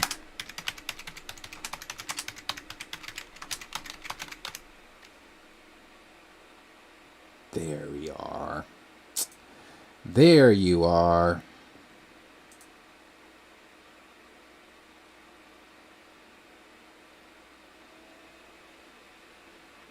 There you are.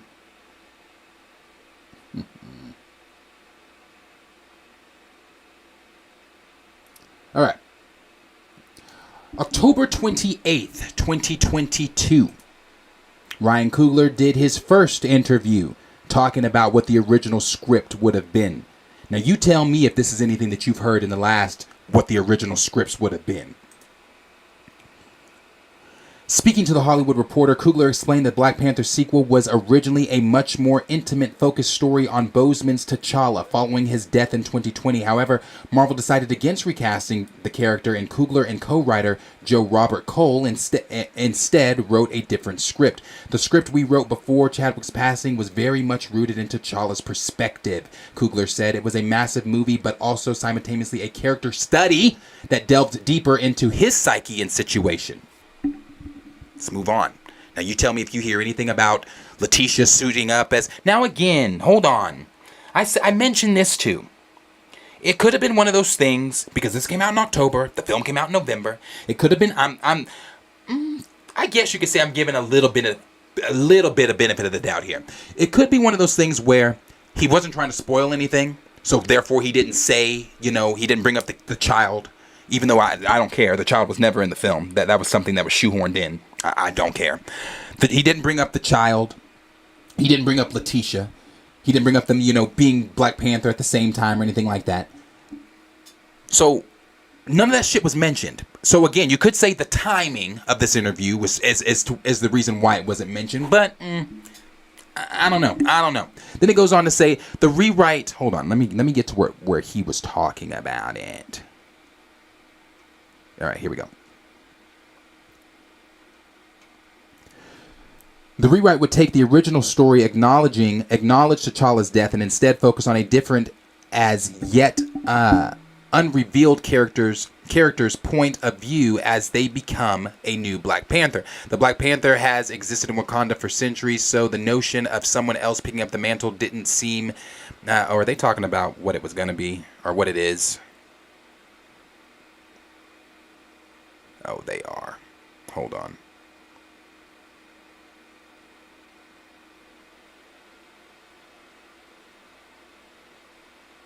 Hold on.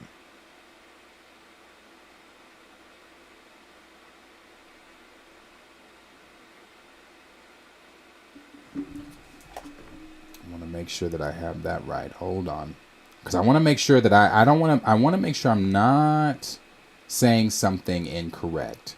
I want to make sure that that is what we were talking about there with the original script. That is the first one, right? Yeah, it is. That's the first one. Okay, yeah, that's the first one. Yeah. Okay. So, as you hear him say there, the script we wrote before Chadwick's passing was very much rooted in T'Challa's perspective. It was a massive movie, but also simultaneously a character study that delved deeper into his psyche and situation.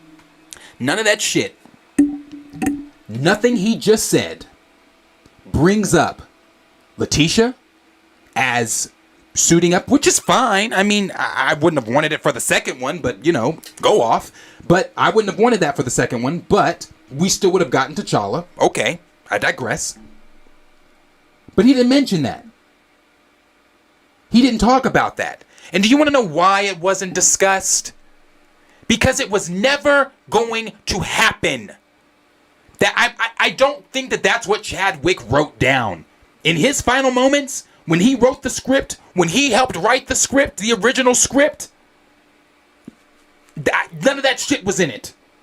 None of that was in it. TJ wasn't in it. Letitia, I'm sorry, even though she might say whatever, because every time they come out in these interviews, they're saying something new, something, whatever, something. They're saying something to try to, they're backpedaling at this point. They are backpedaling at this point. So no. None of that was ever going to happen. None of that was in it. And that's not. Then you take it to the second time that Ryan talked about the script. And the second time he talked about the script was when he said the child was always going to be in the script, and no, the fuck he wasn't. There's a track record. I have an entire playlist on our channel. If you go to the Recast ATLA playlist, everything is laid out by date, by what they've said, because there's nothing recast, there's nothing Black Panther, typically, that I do not cover over here. Nothing really that we do not cover here at Planet Fanatics. So I have covered Nate Moore's interviews. I have covered Ryan's interviews. I have covered Letitia's interviews. I have covered the podcast interviews that I've covered everything. Covered everything that they've talked about. And each time, as I've said with Nate Moore, that's what lying will do. You have to tell another lie to keep up with the first lie, to keep up with that lie. To where it starts to begin to get messy. It gets muddy. To where now, the lie you just told doesn't coincide with the lie you told last week. It doesn't coincide with the lie you told the week before. So it starts to look a little messy. It starts to look a little muddy. All this shit is bullshit. All these ifs, shouldas, couldas, and wouldas of what it should have been, what it would have been, when it was clear from the start what it should have been. They knew from the beginning what it should have been. But instead, Marvel Studios, Ryan Coogler, Nate Moore and company took their feelings and said, be damned what it could be. We're going to make it what we want it to be. We're going to take our feelings, insert them in the film, and you're going to get that instead. Now, they also said, let me read this. This is also coming from the direct.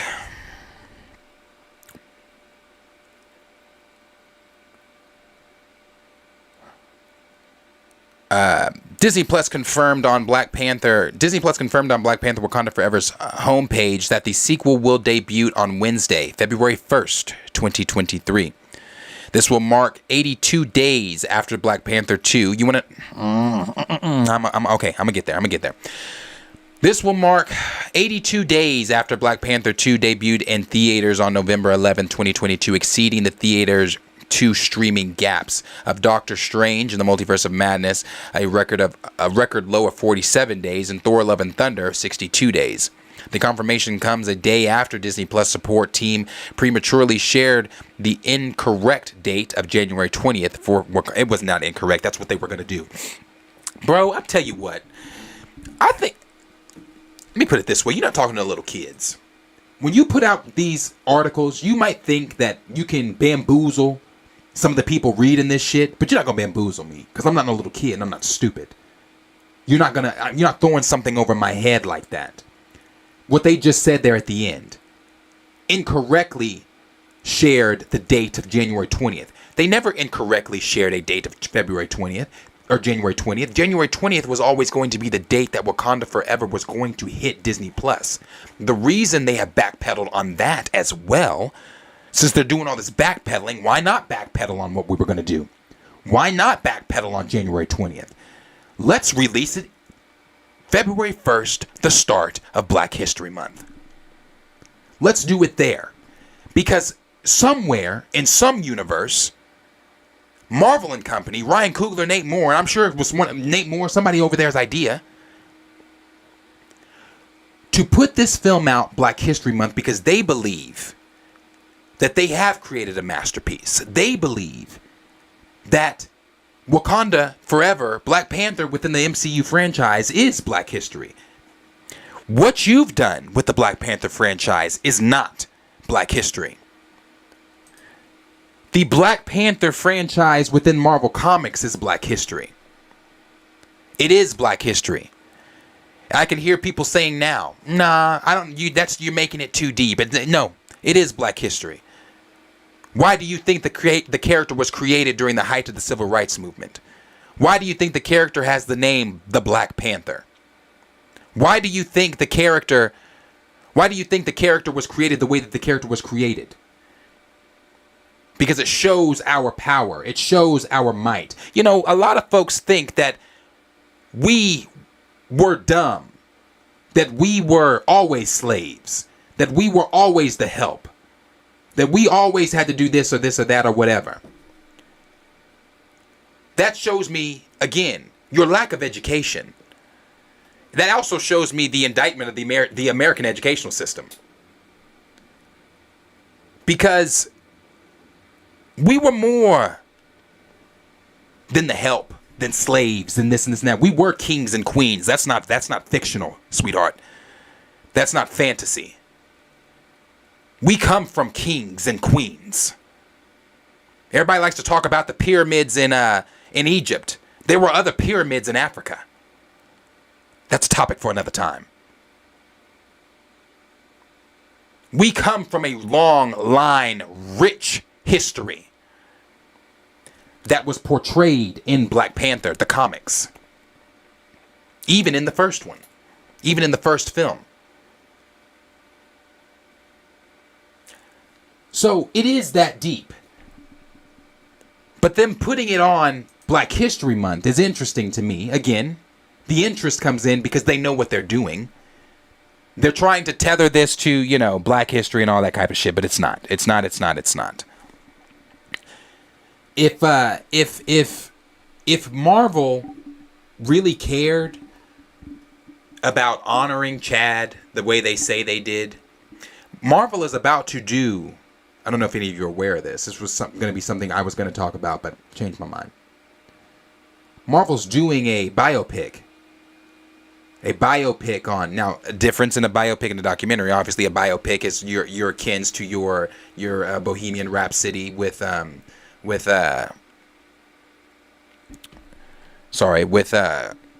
Queen. Jackson's The American Dream with the Jackson 5, Michael Jackson.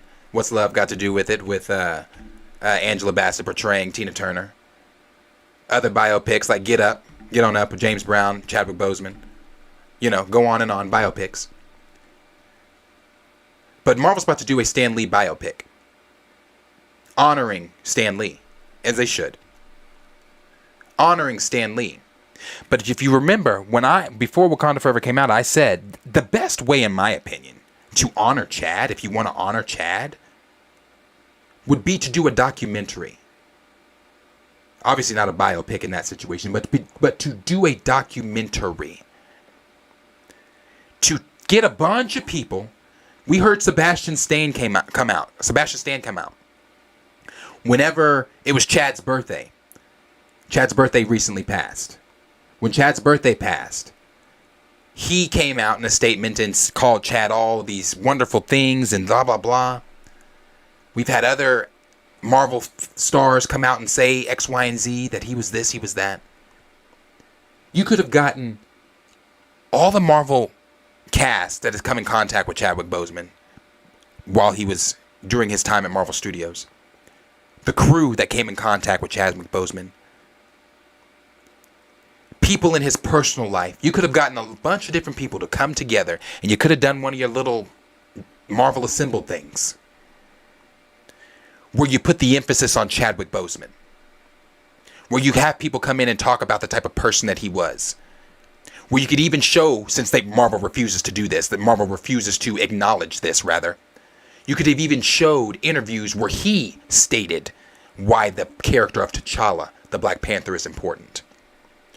You could have even showed interviews where he stated why having conversations such as there can only be one actor portraying this character is dangerous, debilitating, frightening, pins black actors against one another. You could have done things like that if you really wanted to honor Chad. If you really wanted to honor Chad, those are some of the things that you could have done in honoring Chadwick Boseman. But you decided to morbidly insert his death in a film in the first 2 minutes and 30 seconds. Like Grand Regent Thrag said, Marvel Twitter didn't even say happy fucking birthday. Because Marvel, unlike what MT says, because you let MT tell it, Marvel and DC give a shit about these characters. Marvel doesn't give a shit. It was always about lining your pockets. It was always about putting the dollar back in your pocket, trying to repeat the success of the first one. But you were never doing that without the black dollar anyway. So it's interesting here. I'm not reading the rest of what they go on to say here about it coming out and all that shit. So February 20th, Black History Month. February 1st, Black History Month is when it will be coming out. That is when it's going to hit Disney Plus. Now, again, for those that are looking for it, there you go. February 1st is when you can go and watch it. For me personally, I don't give a fuck about it hitting Disney Plus February 1st. I don't care where Wakanda Forever is going to be, where it's going to be streaming, what they're going to be doing with it. We all know my feelings on the film, so, and it's not something I can or will watch again. But that's what's going on with within the Black Panther franchise, within the MCU. That's what's going on with in recast T'Challa right now, as far as what's gotten the buzz going. And don't think that Katt Williams is going to be the last one we hear. And for any anti-recasters that might be sneakily watching right now, because we've got 82 people watching right now. For any anti-recasters that might be watching right now, or you might, if I clip this, you might even be watching this in a replay. Just because it's 2023, because I've seen some of y'all on Twitter saying, "Oh my gosh, it's a new year. Are you not exhausted?" Nope. If anything, I've been rejuvenated. If anything, I've got a whole nother fucking level of energy that I can take recast to. So just because it's a new year, just because you're exhausted, does not then mean that the hashtag is going away. Does not then mean that you're going to be able to peacefully get on. You can peacefully get on Twitter because nobody asked y'all to come in these spaces anyway. Nobody asked you for your 365 anyway. So if you do see the hashtag continuing on in 2023, my suggestion to all of you anti-recasters would be, for your 2023 New Year's resolution, get the fuck out of spaces that you have no business being in. Get the fuck out of spaces where you don't understand what's going on. I saw somebody on Twitter arguing with another person, an anti-recaster, that said Toussaint means T'Challa. This is what I mean when I say get the fuck out of spaces where you don't know what you're talking about. So nah, it has nothing to do with any of that. The hashtag doesn't stop. Anti-recasters, I'm talking to you. It's going to continue until, and I can't speak for every other channel, but I can speak for mine. It will not stop until T'Challa is back on the screen. And if that exhausts you, then take your tired ass on somewhere else. There's no reason for you to be exhausted in spaces that you don't need to be in anyway.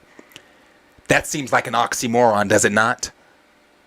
For you to go into a space that you're exhausted with, you're exhausted, but you're going to go into a space that you're exhausted with. Tell me where that makes sense. So yes, in 2023, don't think that this shit goes away. If anything, it just gets bigger. It just gets stronger, and we just keep going on. Like I said, I've been rejuvenated. It's a new year. I've got lots more to say. As long as Ryan Coogler, Letitia Wright, whoever else, Nate Moore and them come out and they're speaking and saying some of the things that they're saying, I'm always going to get up here on this platform and say some of the things that I have to say. Always. And that will never stop. So if you're exhausted, I'll say this too. There has been a lot of motherfuckers on Twitter that have blocked me that I didn't even know existed. I will go on a recast T'Challa thread, and there will be several tweets I can't see because I'm blocked.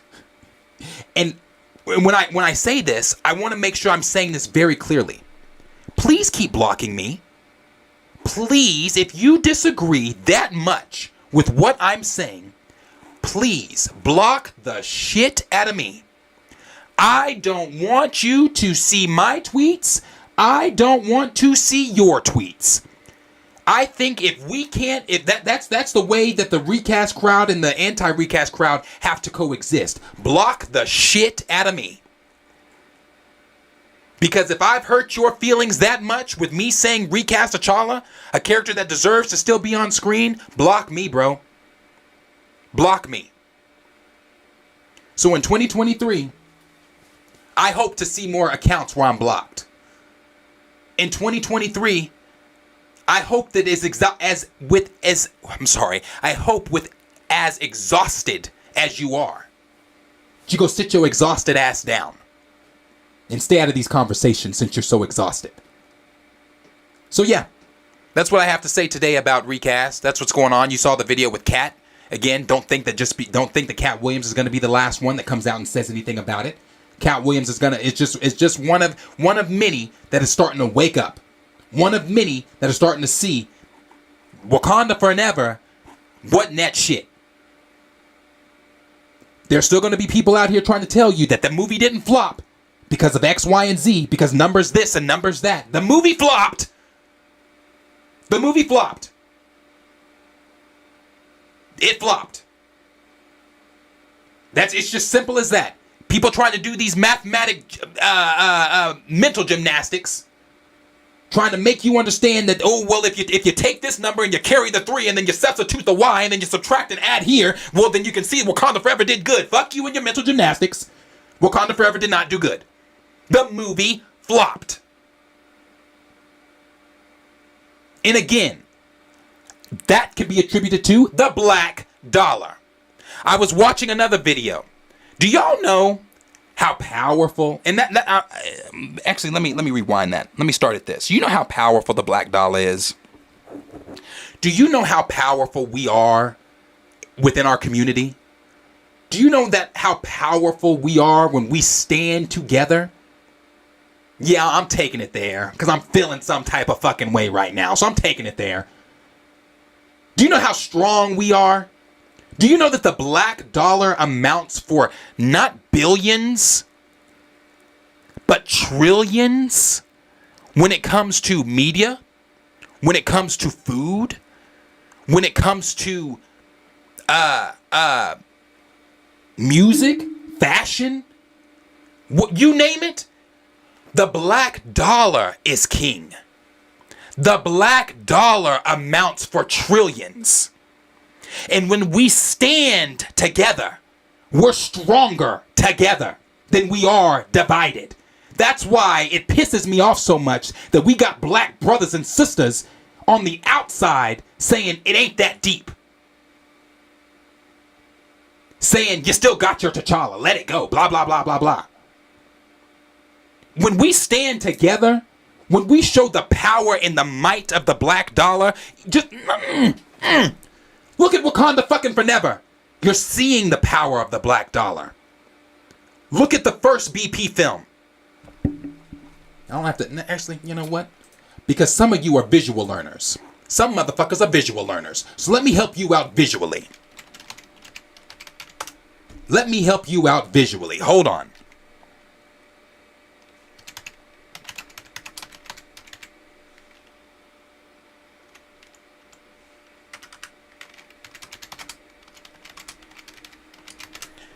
I was one of them kids too, don't feel bad. I was one of them kids in school where you had to show me, you can't just tell me. So let me just show some of y'all. Let me show some of y'all. Hold on. Let's take a look here, class. Let's take a look.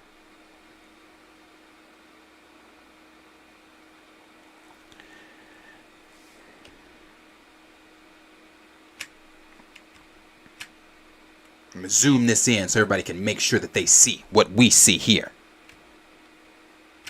I don't want anybody to be left out. I don't want anybody to say, oh, I can't see it.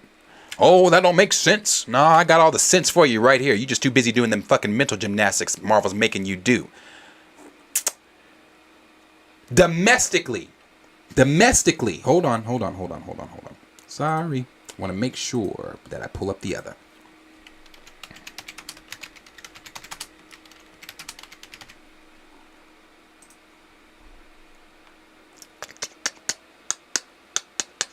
All right. Let's have a little talk. All right. Domestically, look at what Wakanda Forever did. That's domestically, right? And of course, you got your worldwide box office number here. Domestic, worldwide. Because some of y'all think I'm stupid. Look at the fucking domestic numbers for BP. Look at the worldwide. I don't have to tell you that this shit made $1.3 billion. You know that. But look at the domestic numbers.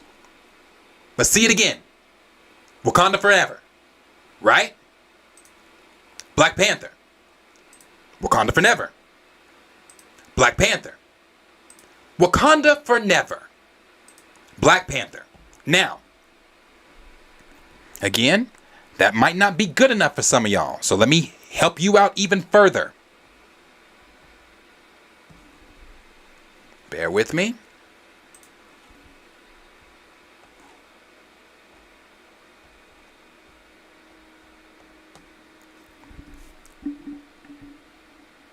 All right.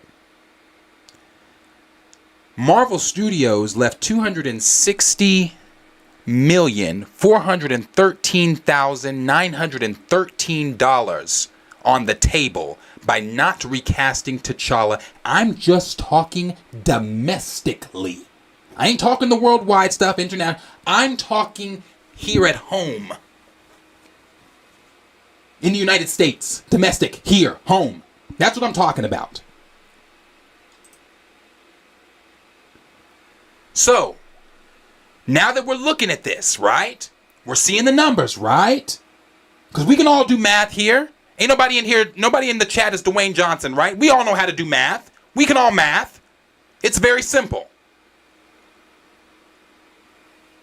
There it is right there. And you want to know why these two numbers are different? You want to know why BP looked this way and BP2 looks the way it did domestically? Because people will come in here and tell you the movie did fine because they only want to talk about the worldwide numbers. Even worldwide, that shit ain't it. Even worldwide, that shit ain't it. We're talking about in 2022 when lackluster films were coming out in general. We didn't. What were the big bang films this year? Outside of Way of Water, which surpassed 1 billion in 2 weeks. So that motherfucking shit's in a league of its own. We all knew it was going to do that. What other big movies popped this year? What were the big popping movies? Top Gun, okay.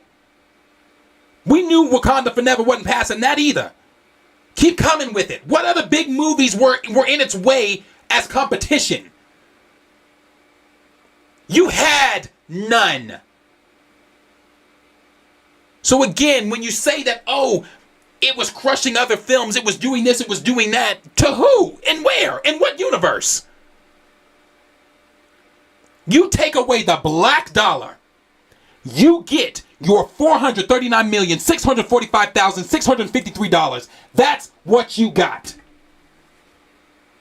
That's what you got because you decided to take away the black dollar by not recasting the franchise's main character. And it's not just the recasting or non-recasting of T'Challa. It's also that word of mouth. Niggas ain't stupid. Like they think we are. Word of mouth within our community started to go. I talked about that when we first watched the first trailer for Wakanda Forever. Word of mouth. People coming out saying, nigga, I don't know. Just keep your money. I'd stay home. People coming out saying that, like Matt Ramos said, Wakanda Forever was good, but something didn't feel right. Like all these other people that came out and said the things that they were saying about it. Word of mouth got around to where people started to then say, I'm not going to go waste my money on this film. Are you hearing the things that people are saying about this? Did you hear what they said about this? Did you hear that it's like there's a funeral, 2 funerals? Did you hear that Angela Bassett dies in it? Why? Why is there so much Black Death? Why did they weirdly insert Chadwick's death on screen? Why are they trying to profit off of this man's death? All these whys, all these I don't knows, all these scratches on the head, trying to figure out Wakanda Forever. You wouldn't have had to do that, but the Black Dollar answered. The Black Dollar answered. Because I guarantee you, had T'Challa been in the film, you could have and would have duplicated, if not surpassed, what the first BP film did. Because, again, the community would have shown up and shown out like we did the first time. I've had this conversation before with y'all. I will never forget when in 2018, when BP was coming out, and you had black folks, some black folks, confused. You had the world confused, actually. You had a lot of black folks, a lot of white folks confused. Because I was in one of those conversations where where I was asked, why are people making such a big deal out of Black Panther, this Black Panther film? Why are people dressing up? Why are people doing this? Why are people doing that? And I remember I answered that. And I was so confused. I'm sorry, I'm pulling this up because I want to read this to y'all. I was so confused by people, like, especially people coming from our community, trying to figure out, like, why was it important? And I was like, bro, what do you mean? What do you mean, why is it important? There's, like, this is black power, black empowerment.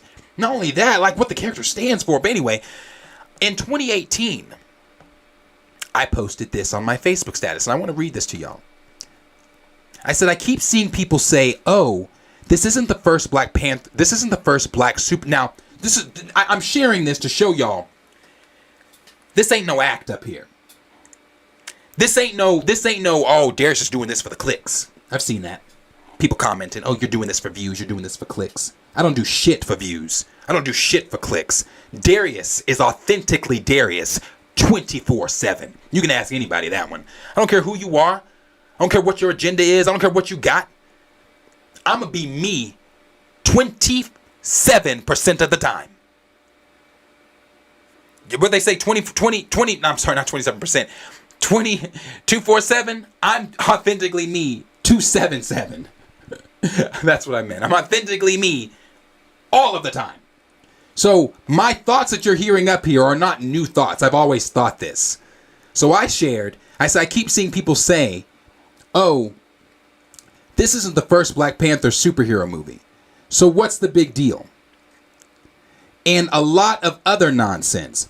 Then I said, so allow me to help your ignorance. This film is the first big production with a black director, black writer, black producers, black actors and crew. This is still considered revolutionary in 2018. Yes, we had Blade, Spawn, Hancock, Black Man, etc. But the thing is, one of those is a vampire, the other a demon, one's a drunk, and the other a joke.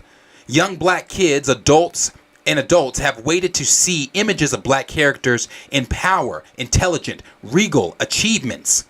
Kids can not only see a hero who looks like them, but one who's royalty, super intelligent and powerful. T'Challa, the Black Panther character, has degrees from an Ivy League school, trained in every hand-to-hand combat, respectable, honorable, and has a wealth of trillions of dollars. This film shows black women as scientists, proud warriors who will hold the black man up when he's beat down. We are more than what most big movies have us as. Slaves who built this nation on free labor for reparations. Convicts, thugs, drugs, or drug addicts, and more than the hardships we faced. Saying we are more than those things. And it says, Africa is way more than a continent with war-torn impoverishments, countries, and people. More than land had European, or more than land that had European colonization. It is a land where the human race first evolved thousands of years ago. A rich land with natural resources. A land of one of the most diverse natural habitats with countless diversities of animals and rich culture history. This is why this film matters. So yes, in 2018, that was a status I posted on Facebook because it mattered then. It mattered in 1966. It mattered for 400 plus years. Representation has mattered, and it matters today. So just because I'm sorry that that you can't see that your privilege or wherever it is that you're sitting from allows you to not see that, or again, maybe you're willfully ignorant and you just refuse to see that. At the end of the day, our stories, our positive stories deserve to be told. At the end of the day, we want to be seen and represented in a positive light in media. And at the end of the day, T'Challa needs to be put back on screen. Point blank period. So, that's my thoughts on everything with what's going on in the recast space today. Who knows? Tomorrow might spark something new. Tomorrow they might come with something new that, who knows? I don't know. But, yeah. So, that's what's going on. Again, these numbers, completely different numbers. 700, 400. Yeah. Again, we can all count, so. Let's get to, I'll get to some of these, the chat here. Some of the things that are being said.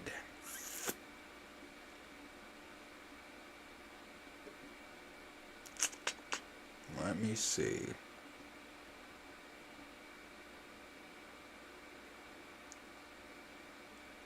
I'm going to start it here. Kenny said, there's a universe out there where Christopher Reeves only broke his leg and still didn't play Superman again. SP Flash said RDJ had injured his ankle during the production of Iron Man 3, but Tony Stark didn't injure his ankle in the movie. Right. Kenny said, I bet Christopher Reeves would love how Supes killed Zod in Man of Steel. So poetic. Blues House said, I think it's more than just not recasting. Remember when Chad asked for more money after BP1? It was an article that came out about that right after he passed. Yes, I do remember. I remember all that coming up too. Cameron said, bro said he about to go deep. I'm trying to save that, bro, because like I said, I've got that video, the video I'm doing, the video I'm working on, the video that, I'm still editing together and everything. That one's deep. That's the deepest I've gone in any video I've done on Recast. In anything I've said on Recast or anything, that's the deepest I've gone. And I went that deep for a reason, because people outside of those of us that understand and know need to be educated, need to understand, and need to know. I know we've done videos before, like the one I did last Friday, like the layers of Recast T'Challa, or the one I did where I was talking about, understanding. Nah, this is deeper than that. It's deeper than that because they made it deeper than that. So I had to go, since they went deep, I went deep. We had to go a little deeper. Let's see. Gray said, if we're not the help or a criminal, we're the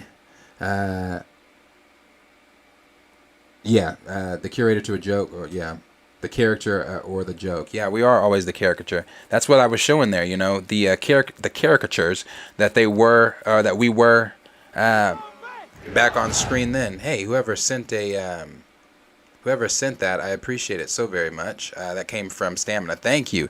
Talk your shit, brother. Appreciate that. Appreciate you sending that for sure. I'm definitely gonna talk my shit, bro. You know me. We got Dexter that said the Avengers showed up for Tony's funeral and not T'Challa's. Interesting. Yeah, it is interesting, but it sounds about white.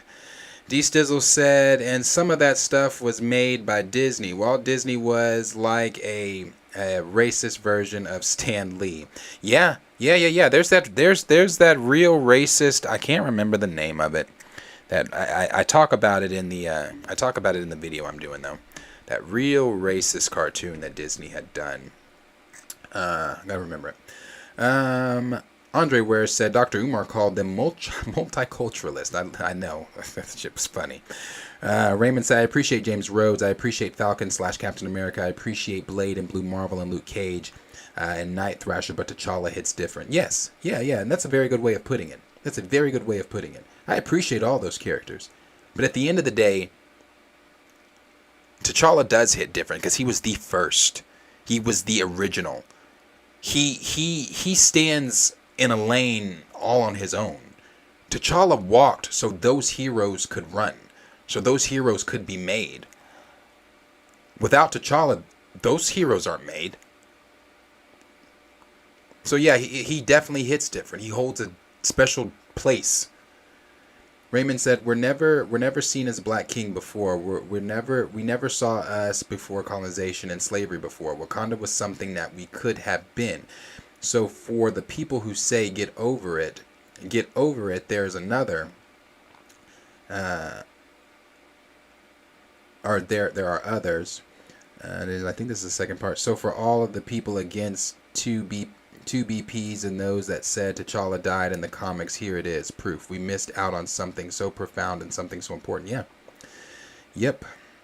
Then we got Pookie Wood that said, "I'm sorry, I still don't think they even should have done that. Can T'Challa..." That's what I was saying there. Like, I don't mind the idea, but in BP2? That's why, in BP2? No. Fuck no. Well, I don't know why that's hard, bro. Because I'm not explaining that shit. I'm not. I'm exhausted. I'm not explaining that shit. Go watch Iron Man's. Go watch the Iron Man movies. Go watch Thor's movies. Go watch any of their movies. Nobody was shoehorned in. No. Grace said, "Sounds like gatekeeping to me." Chill said, "I can't celebrate the Black woman progress. The cost was too destructive." Andre Ware said, "Ryan Coogler will put out another story this week." Well, I think it's Nate Moore's turn. But that's actually funny. That's actually funny, Andre, because them motherfuckers do rotate, don't they? They do rotate. They fucking rotate. You're right, because we ain't heard from him in a minute. It is his turn. Let's see. Elliot R. said John Boyega in the list of names there. Gray said Stephen James, Trevant Rhodes. Let's see. D. Stizzle said their ideas are premature as fuck. Maybe at the very end of BP3 for Shuri to become second BP, right? I would even have been okay with that. Grand Region Thrag said, "Salute, appreciate you being here." Raymond said, "I still think Jonathan Majors was a missed opportunity. I'm gonna love him as Kang, but the timing, it was right there." Yeah. Grace said they cast Majors as Kang in September of 2020, almost a month after Chadwick's passing. Black Cinema Critic said Storm. Who knows, brother? Who knows? Chill Spot said, "Why is all of this coming out now?" Because they're trying to backpedal. They're trying to correct wrongs. They're trying to cover mistakes. They're trying to not make it seem like the ship is going down. You remember the Titanic? You remember when those motherfuckers on the Titanic, when the Titanic was going down, and you had those guys that just, that kept playing their instruments. Meanwhile, you got motherfuckers screaming around, screaming, the boat's going down. You got wires hitting people, big ass fucking tubes coming down, knocking motherfuckers out. That's us. We're the ones running around screaming, the boat's on fire, the boat's going down, what the fuck? And Marvel's got their violins, and they're just like, it's all good here. Everybody's good. We're straight. Y'all the ones tripping. Let's see. We've got...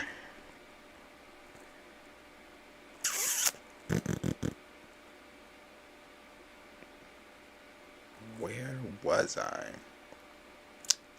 Damn. Okay. We've got Jabari that said he didn't talk about those because it wasn't real. Kugler ain't that savvy. I don't believe it. Cap. Yep, I believe you. I'm on the same train as you are, brother. I really am. I don't buy it. I don't buy it. D-Sizzle said, I've said this before, but I don't see Black Kang, High Evolutionary Wonder Man as a W, especially with no T'Challa, no MCU, Luke Cage, Blue Marvel, Night Thrasher, Bishop, etc. I'd agree. Gray said all ABS is in print. Yeah, that's what I'm saying. It's all printed. It's like we have the receipts. Like, this is not like I'm not blowing smoke. I'm not just pulling some shit out of my ass on a Monday night. This is all shit that we've seen and all things we've talked about. Kenny said if he was always in the script, he would have been written in better. Yeah. Andre said if they were satisfied with the movie they made, why keep saying what it was going to be? Stand on the mess you made and clean it up by rebooting everyone. Yep. Because if you were proud of it, you wouldn't say, well, we were going to do this, we were going to do that, we were Be proud of what you made. Be proud of what you made and stand on it. Official EMG said they should have just waited 5 to 6 years to make BP2 after Chadwick's death. Would have given the cast, crew, and fans enough time to grieve. Then we could have gotten a recast after a good amount of time. Cornelia said Sam Wilson doesn't hold the same weight as T'Challa. Hell no. Hell no. No. Gray said, y'all noticed that Nate ain't had too much to say lately. Nate's been pretty quiet. But like Andre said, he's been so quiet, it is his turn. It is his turn, because that's a good way to put it. It is his turn. We ain't heard this man say shit. What was the last thing we heard him say? Damn, what was the last thing he said? I think the last thing he said was that TJ Toussaint was always going to be in the film. I think that's the last thing we heard Lymore say. I think so. I think he said so much, and it has been quite a while, but I think that's the last thing he said. JB Easy said tie on time for Black History Month. Yeah, they're trying to. That's what they want to do. Cornelia said, plus he's supposed to be working on New World Order, so I'd start praying for that. Oh no, not supposed to be. He is. And if you remember, we kind of talked about this. When did we talk about this, chat? What was that? Thursday we talked about this when we were talking about the New World Order stuff going on, where he said, when he was talking about New World Order, Nate Moore said he wants Sam Wilson's Captain America to struggle. The brother's gonna be struggling. From what we know, if we're to believe it to be true for New World Order, the brother's definitely gonna struggle. He's definitely getting his wish there, and like Cornelius said, ending it, praying for the movie and Sam Wilson surviving. That part. Let's see. Dorian said, I've had the conversation with some of my co-workers that this movie is not rewatchable. Nah, it's not rewatchable. It has no rewatchability at all. Like who wants to put on a movie and be instantly depressed? Like who wants to put on a movie and be instantly filled with negative emotion? What? Nah, bruh, no. D Stizzle said a Hypno Hustler film also isn't a W. No, not when a Prowler and or a cardiac film / series would be more interesting in my opinion. No, a Hypno Hustler film is not. Again, it's on my list of for what the fuck. Why, Sony? Why? Sony is having the same problem that the Black Panther franchise is having within the MCU. They think they can do shit without the franchise's main character and expect it to pop. Marvel, the MCU, has just been shown that doesn't work with Wakanda Forever. I don't care what how many advertisements they put out, saying that the film did great or whatever. In their office, they're not saying that. I don't care. You just can't convince me. You can't convince me. They're not saying that.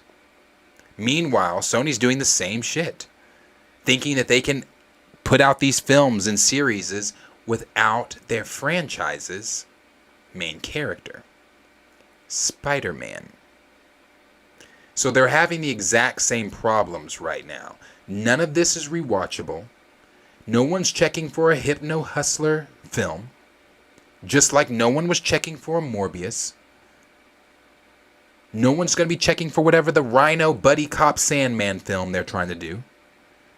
No one gives a flying fuck about Kraven the Animal Lover, because your franchise's main character is not present. Why is that hard to comprehend?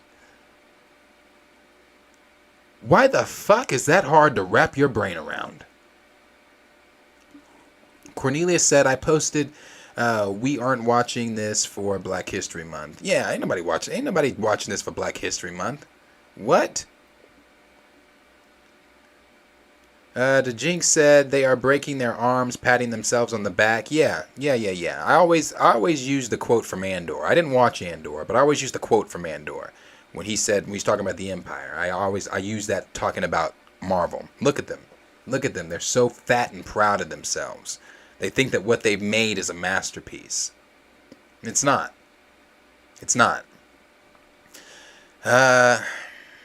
Raymond said, "Why are we releasing a Black trauma film on Black History Month? Because it goes in line with their theme." And then he said, "I bet people are gonna love them for that." Yeah, because it goes in line for their theme. It's what they want. It's like, yay, it's. They need somebody over there at Marvel that's not a token. They need somebody that's going to get in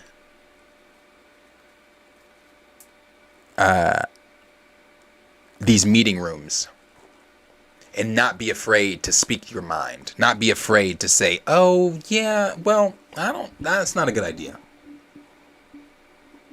Someone of color.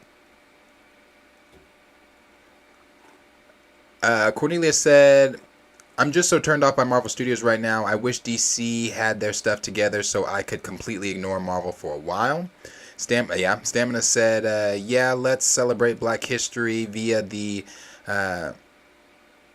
accommodation of a Black historic character to literal history. Can't wait. What a joyous time that'll be. Yeah.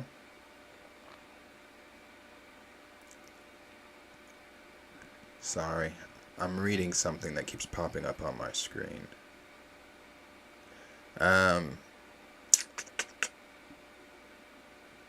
Ashura said, "Damn, I'm late. I knew Disney was stretched this loser of a movie way past its due date for its streaming release. We see you, Disney and Marvel Studios." Yeah, they're not slick. Raptor Cloak said, doubt any profits Wakanda Forever made went to all the charities Chadwick helped. Oh, no, they didn't. They did not. And we've talked about that one, too. I've said that. If you're honoring Chad, honor the shit he believed in. Honor the shit that he gave a fuck about. And some of that shit that he believed in and cared about was the charities that he was a part of. The Chadwick Boseman Foundation. Did you donate to that? Did Simone or his family see any of the money? Did any cancer research see any of the money? I doubt it. Because Marvel never cared that deeply anyway. Grace said, that's too much like right for Marvel to show Chadwick Boseman his proper respect. Oh, yeah, they're not going to do that. D Sizzle said, Marvel's Chad documentary would be full of disingenuous fluff. Yeah, I agree. The point I'm making with that one is I just think that there was a better way to do that. You could have done something that could have been so much better than what we got. Ashra said, Darius alone again. You should these streams Home Alone with Darius. Call these streams Home Alone with Darius. Yeah. No, it's just me. Just myself. Grace said, ain't nobody checking for that movie. Cornelia said, Miss Marvel was handled with care. BP1 was as well. IDK what they're doing outside of those. Agreed. Chillmonger said, Deshaun's unsubscribing on February 1st. Bro, would it surprise you to know right now I'm not paying for Disney Plus? I will not be paying for Disney Plus again until the 4th, when Bad Batch drops. Then I'm going to reinstate my subscription. But I am not paying for Disney Plus as of right now. I'm not going to pay for Disney Plus until things are on there that I give a shit about. I'm not going to give Disney my money monthly. I'm going to pay them when I care about the shit that's out there. Like I said, Bad Batch, I'm going to watch it. I care. They'll get my money then. Ashra said, movie is still missing 500 mil, even if they push it to February. Garbage of a movie with full black exploitation. Yeah. D-Sizzle said, only thing worth watching on Disney Plus is New Star. Yep, that's right, brother. That's why my subscription ain't there until the 4th. Ashra said, and even then, brother, my subscription still ain't got to be there. Y'all remember the site I sent you? Have any of you guys used that site? The site I sent you guys that you can watch movies, TV shows, and things on, movies that are still in theaters and things like that. I ain't got to. It ain't like somebody ain't gonna put the Bad Batch on there. I could watch it there. Ashra said, Darius has been rejuvenated. He's Ra's al Ghul. Yes, yeah. Phallus45 said, facts. Appreciate you. Rashad Walker said, exactly, brother. Let us keep the foot on their necks. Yeah, for sure. It doesn't stop. Appreciate you, Pookie Wood. Grand Regent Thag, appreciate you. And things that you guys were saying there. Grand Regent Thag also said, we made it so that every time Wakanda or Black Panther is brought up, recast T'Challa will also come up. Exactly. That's a very good point. Every single time. Like that's what I'm saying. There are so many stories within the current timeline of the MCU that involve T'Challa and Wakanda that I'm going to bring up T'Challa every single fucking time. When we get to Secret Invasion, I'm bringing up T'Challa. What? How do you not? I'm going to bring up T'Challa because it's like, how are you, like, why is T'Challa not in these stories? When we get to Secret Wars, I'm bringing up T'Challa. When we get to the X-Men and I'm bringing up T'Challa. Anytime Wakanda's, I'm bringing up T'Challa. Now, do I care about your Wakanda series? No. Do I care about BP3? No. Do I care about 4, 5, 6, or 7, 8 if you feel so inclined? No. No. No. Because T'Challa. So until they put him back on, I don't give a damn. D-Stizzle said, LOL, Tucson equals a country in the Witcher universe. Misa said, yes, sir. Appreciate you. See, Jeezy, appreciate you being here. Raymond said, yo, these people have lost it. Yeah, bro. Andre said, Dre Mac's theory was Chadwick wanted more money, and Marvel said no. They were pissed off that he didn't tell them he was sick. So Marvel said, watch and see what we do. And they killed T'Challa. Interesting. I've seen that theory. I've seen people having the theory before about the money issue with Chad and everything. Like, I've never delved into it. I don't even know if that's an article I've ever outright just read. But yeah, I know that is chatter. That is things that people have thought and said. Chris Connor said, we asked for T'Challa and now they give us a boy named Toussaint from Haiti. Right. Hey, bro. Poogie Wood said, hit them likes while y'all are here, anti-recasters. Hey, yeah, you might still have some lingering. They might have clicked out by now. You might still have some lingering, though. If you're a lingering anti-recaster, go ahead and hit that like button. Hit that subscription button so you don't miss out on any of the content that we're putting out on Recast T'Challa. Yeah. Let's see. We've got Rashad Walker that said, Andre, where? Oh, he's talking to Andre. Ashra said, I think you block someone, you can still see what they wrote. Really? See, the people that have blocked me, I can't see shit. And I love it. I love it. Because that means I don't have to see your bullshit take. You don't have to see my takes that you might think are bullshit. So that's fine. Like I said, in 2023, I want to see more accounts where I'm blocked. I want to see more accounts where you don't agree with me. Because if you don't agree with me, why we don't need to sit here and go back and forth. You're not going to change my mind. I'm not going to change your mind. So quietly dismiss yourself. I like that. I like that. I like when the trash takes know when to take themselves out. I like that. Keep that energy up in 2023.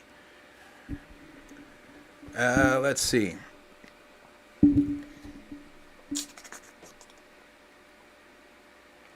Like D Stizzle said, don't start none, won't be none. Yep. Chill Spot said, more anti should utilize the block button, but most won't because they're looking to be offended. That is so true too. They are looking for controversy. They're looking for drama. They're looking to boost their Twitter views and shit up. That's what they're trying to do. Ashura said, didn't Katt Williams say he liked before he called it BS? Yeah, he said I think what he was maybe he was saying he liked the film, and if he did, that's fine. You can like the film. Like it all you want. Either he was saying he liked the film or he was saying he likes Wakanda. He's a fan of the Black Panther franchise. Let's see. Stamina said, flop seems a little harsh, but it definitely underperformed. I use flopped because I want to piss people off. Yeah. I use flopped because I want to piss people off. I want those comments that come in and tell me you sound stupid, the film didn't flop, blah, blah. I want that shit. I want it. Stamina said it could... Brian said go off. I appreciate you, Brian. Stamina said it could have made Black Adam money or Morbius money. It didn't make what a title like that should have made, but it made more than the film we got. I was talking to Astro. Cornelia said, oddly, the antis don't really show up in my mentions on Twitter. Bro, they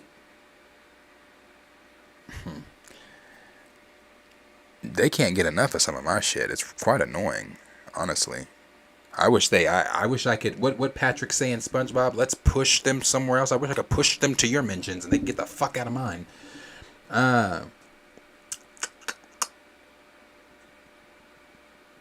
Raymond said, the black people that say those things have been bought by Marvel either monetarily or emotionally, especially with that trailer they released for Comic-Con. They got them, yeah? Rashad Walker said, never went to see Wakanda Forever at the show and don't plan on watching on Disney Plus. Yeah, brother, save you some time. Save you some time. You wanna do something better? Go watch Paint Dry. You want something better to do? Go watch some Paint Dry. Cornelia said Tyler Perry became a billionaire off the black dollar. Boom. Boom. The power of the black dollar. That's a good example. That's the example. It's a great example.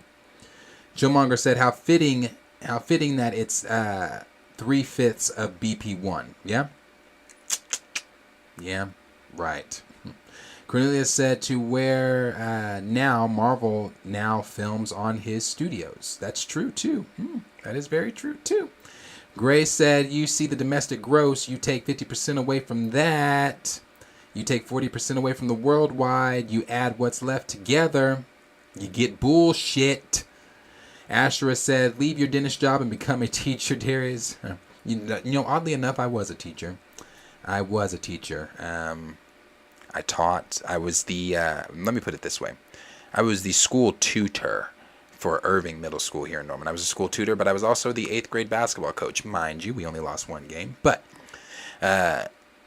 we shouldn't have lost, but we did. I taught it. I was at Irving Middle School, but then I also taught pre-K. I taught pre-K, so I had a 4th grade class with my co-lead teacher. So I had a 4th grade class. Needless to say, I'm never having children, ever having a child, and I don't want to work with children that young. I had a pre-K class for. I was a pre-K teacher. God, I was a pre-K teacher for a while. I was a pre-K teacher until 2018. Was it 2018? 2019. I was a pre-K teacher until 2019. From 2013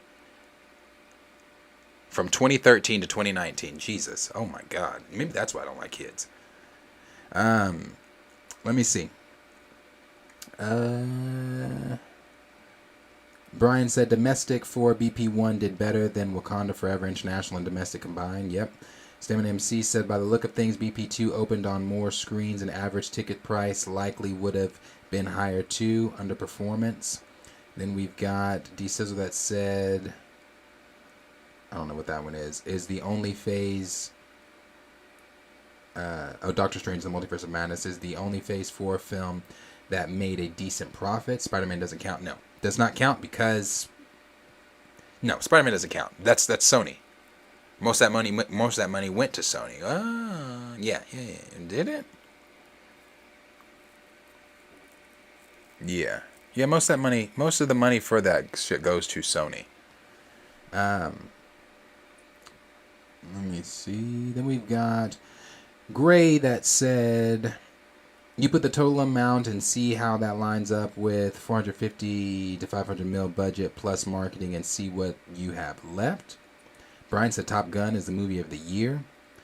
Officially MG said Wakanda Forever was never going to make that first 1.3 bill without Chadwick, but with T'Challa recast, it could have cleared $1 billion easily. I agree.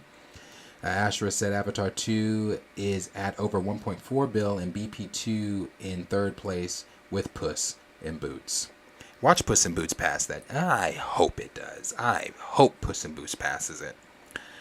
Gray said they spent all the money marketing and pushing it without T'Challa when all they had to do was pay a new actor to play the role. Yep. Officially MG said, speaking of Puss in Boots, go see it. I've heard that. One of the best films of last year and animation on par with Spider-Verse. I've heard that it is great. Stamina said, I kind of want to know where Grace Randolph gets her demographic info from to compare to percentages of blacks watching this film versus the previous one. We got Mr. B that said, I agree with you, brother. Compare Black Panther 1 numbers to the second film. No competition. Black Panther 1 made almost $1.4 billion. Right. Everybody laughing at me in the 247, 27%. I didn't mean 27%, damn it. It's not what I meant. Professor Film Fan, appreciate you being here. Ashra, and it's Black Man. Black Man was a character. Then we've got Dan the Man that said, man, Katt Williams tore into the radio host. I'm not familiar with that one. Is this in regards to recast, or is this Katt on Katt shit? SP Flash said Quantumania might make more than BP2 in lesser days. Oh, it will. You want to know why? Because Quantumania is going to be a hell of a good time. BP2 was not a good time. Stamina said the Church of Fanatics is open to all. Pastor Darius presiding. Appreciate it. Kenny said, I always thought Virgil Hawkins should be on par with Peter Parker, but they never let it happen. Then we got Ant-Man 1991 that says, as T'Challa once said, you were wrong, all of you were wrong. Marvel has certainly turned their backs on the rest of the world. That's a good one. Cornelius said, tomorrow will be, well, T'Challa really wasn't T'Challa. Mr. B said, Black Panther 2 didn't even make $1 billion. No, and it won't. Brian said, do I think Blade will be good? I do. And the reason I think Blade is going to be good is because of Mahershala Ali's involvement and everything that he's going to be doing with the film and things like that, and we know how involved he is with the film. We've got Beau DeMayo, who is not only writing for X-Men 97, but he's also writing the script for Blade, and he is a brother. We also know that the new director is also a brother. Now that doesn't mean anything, because all skin folk ain't kinfolk. We've learned that with Black Panther. So, but from what I've seen so far, the things that I've heard, until we hear more, I am pretty positive on Blade. I'm pretty excited for it. Dan the Man said, I'm not sure if anyone watches Geeks and Gamers, but a name. Ooh, someone just passed away. That's very sad. I am familiar with Geeks and Gamers. Don't watch them, but familiar. But that is sad. Ashera said, I was joking when I thought they'd really stretch the movie to January, but Black History Month for what? To show Ryan Coogler and Nate Moore killed the first black superhero? Bro, we don't even celebrate. We don't even really, let me not even say really. We don't celebrate Black History Month in America. And if you do celebrate it, you're in an isolated part of America. Black History Month doesn't get discussed. It doesn't get talked about. It doesn't get, TV spots. It doesn't get anything like that. That Black history does not get discussed. Our history, and if our history does get discussed, it's the whitewashed version of our history. It's never our history for what it really is. Black history doesn't get discussed here in America, and it's not going to get discussed here in America. Black History Month is simply, first of all, let me put it this way too. I don't find you can't negate my history to a single month, and not only a single month, the single shortest month of the year. You're telling me that Black history is negated to a month? A month? There's no way Black history can be told in a month. There's no white history, no Asian history. It's just history. Put us in the fucking textbooks January through December like everybody else. Not just in February. Don't put us up in the windows in February. I don't want to hear you talk about Dr. Martin Luther King, because in February the only thing that they can talk about is the people they know. The names that are familiar to everyone. Dr. King, Rosa Parks, and even those names are starting to become null and void to some people. I was watching a TikTok video where this dude was going around asking people, do you know who this person is? And he showed these two women, white women, a picture of Rosa Parks. And they couldn't identify her. They couldn't even say who she was. They knew, it wasn't staged. The guy holding the phone said, are you serious? You can't tell me who this is? She said, I'm not sure. So even the names they focus on here in America, the average American doesn't know. Of course, you hear your names like Dr. Martin Luther King. You think to yourselves, I had a dream. Malcolm X, they think to themselves, the radicalist. Some of these other names, they don't know. Not only that, I was having a conversation with somebody the other day. I was not there. A friend of mine was having a conversation the other day with someone and told me the conversation he was having with that person. They were talking about Emmett Till. They did not know who Emmett Till was. So Disney, Marvel, trying to pat themselves on the back and feel good about putting Wakanda Forever out on Black History Month? Fuck you. Because no one gives a shit about Black History Month like that. What else is Marvel and Disney gonna do for Black History Month? What are they gonna do? Is Marvel gonna put out something on Twitter or something on their website highlighting a new black hero every day of the month? Highlighting why this black hero was made, or who this black hero is, or what their powers are, what their significance is, why they're just as important to the Marvel family as any other character? No. No, they're not. So I always have. Sorry I didn't say that earlier. I always have rejected Black History Month.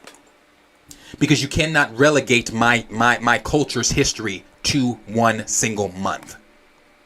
You can't. But even when I was in high school, I still rode for Black History Month. I do reject it in ways, but I still rode for it because I wanted to see what the school was going to do. You know, the school, and this is the last thing I'm saying about it. I went to a white school. There was us there. We were there. There were some of us there, obviously. But I went to a predominantly white, rich school. And I remember when Black History Month came around, all these posters were getting put up because we had this thing called obviously, like I'm sure a lot of your schools did. We had leadership, but we also had this class, this group, what were they called? Damn, explos or extra classes called DECA. And the DECA team used to make cookies and snacks and shit, and they'd bring the cookies around to your class. You could buy cookies for $1, blah, blah, blah, blah, blah. But they also put up the posters and shit in the hallways, the things that we saw, letting us know, hey, this dance is coming up, or hey, this fundraiser is about to happen, or hey, maybe it was just a poster just to be a poster, whatever it might have been. But I remember going to Norman North High School, and I asked the DECA team, the leadership team, the office, why don't we have posters up for Black History Month? And you want to know what I was told? I was told, if it's that important to me to have Black History Month posters up, then I should put them up. And no one's going to stop me from putting them up. That's what I was told. My response, because I was a smart, slick-ass talking motherfucker in high school, for sure. Well, I don't put up any of the other motherfucking posters. So why the fuck do I need to put up the Black History posters? I didn't put up the dance poster. I didn't put up the fundraiser poster. I didn't put up the Lost and Found posters or any other posters that we see daily in these hallways. So why do I need to put up the Black History Month posters? I'm not in leadership. I'm not on the DECA crew. That's not my motherfucking job. And you want to know why I was told that? To take it back to the beginning of this conversation? Because Black History Month in America is a joke. It's a joke because it was always a joke. It was a month that they subscribed to us to make us feel good. So they could pat themselves on the back and say, damn, we gave them niggas something. I know that was sidetracked and off the rails on what we were talking about, but nah, brother, I'm not feeling that shit. No. I'm not here for Black History Month and all that shit either. Like, am I doing stuff here on this channel for Black History Month? Yeah. Like the black characters things that I was just naming, yeah, I'm gonna do that here. Is Marvel doing anything like that? Fuck no. No. Raymond said, you love all these heroes that you connect with either racially or whatever, but there is a hero that stands out. T'Challa does that.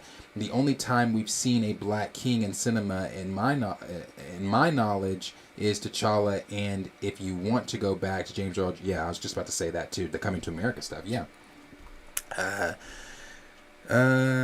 Gray said the musicians. Cornelius said they can't correct it until they reboot the whole IP. Yeah, in the MCU, and don't wait till 10 years to do it. Have a current timeline wiped out in Secret Wars. Yep. D Sizzle said damage control with a capital D. Grand Region Thrag said, so they are saying Majors will play Kang and the Beyonder. That's what they're saying. We're going to talk about that tomorrow, but that is what they are saying. Raymond 2000 said, we have no films based on names. Names I've seen, but names I've also, you guys know, when it comes to pronouncing foreign, I can't. And not to be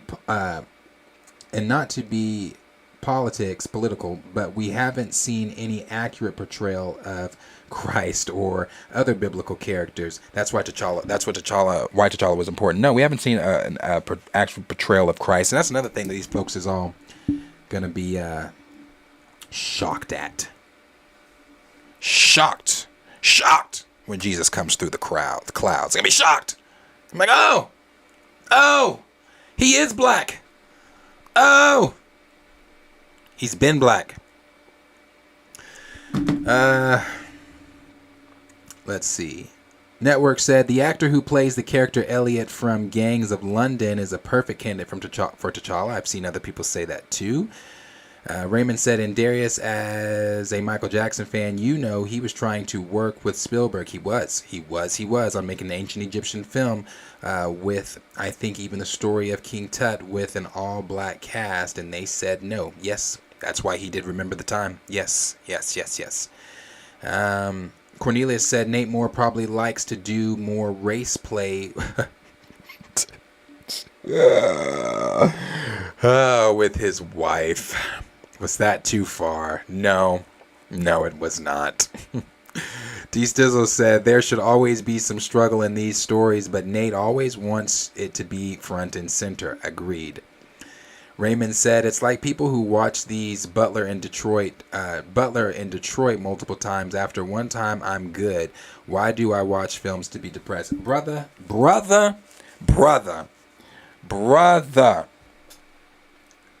Damn. What is his name? Now I have to see.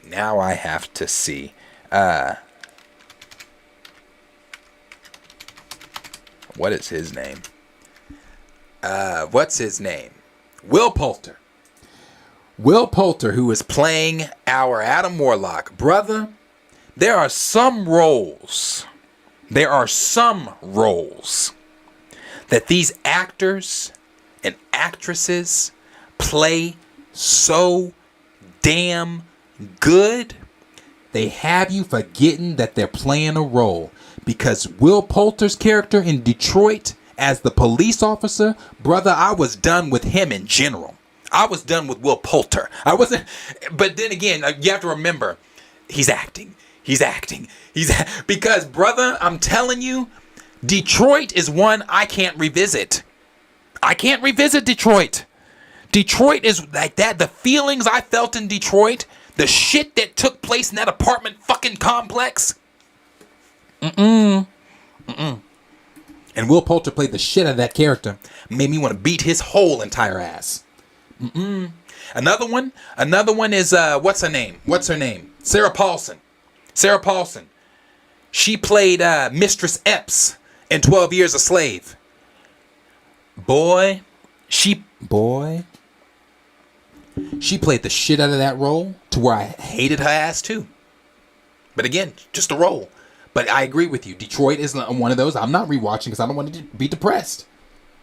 Chillmonger said the Bad Bunny film too. Yes, I forget about it. I'm sorry. Yes, I forget about that. El fucking Muerto.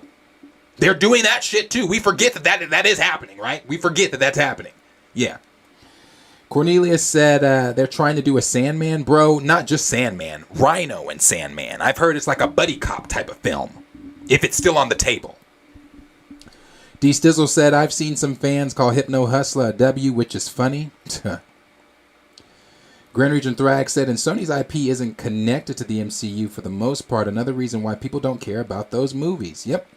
Official EMG said Sony should have focused on the multiple Spider-Man / Spider-Woman from different universes, but nah, they want to go mid-tier villain movies.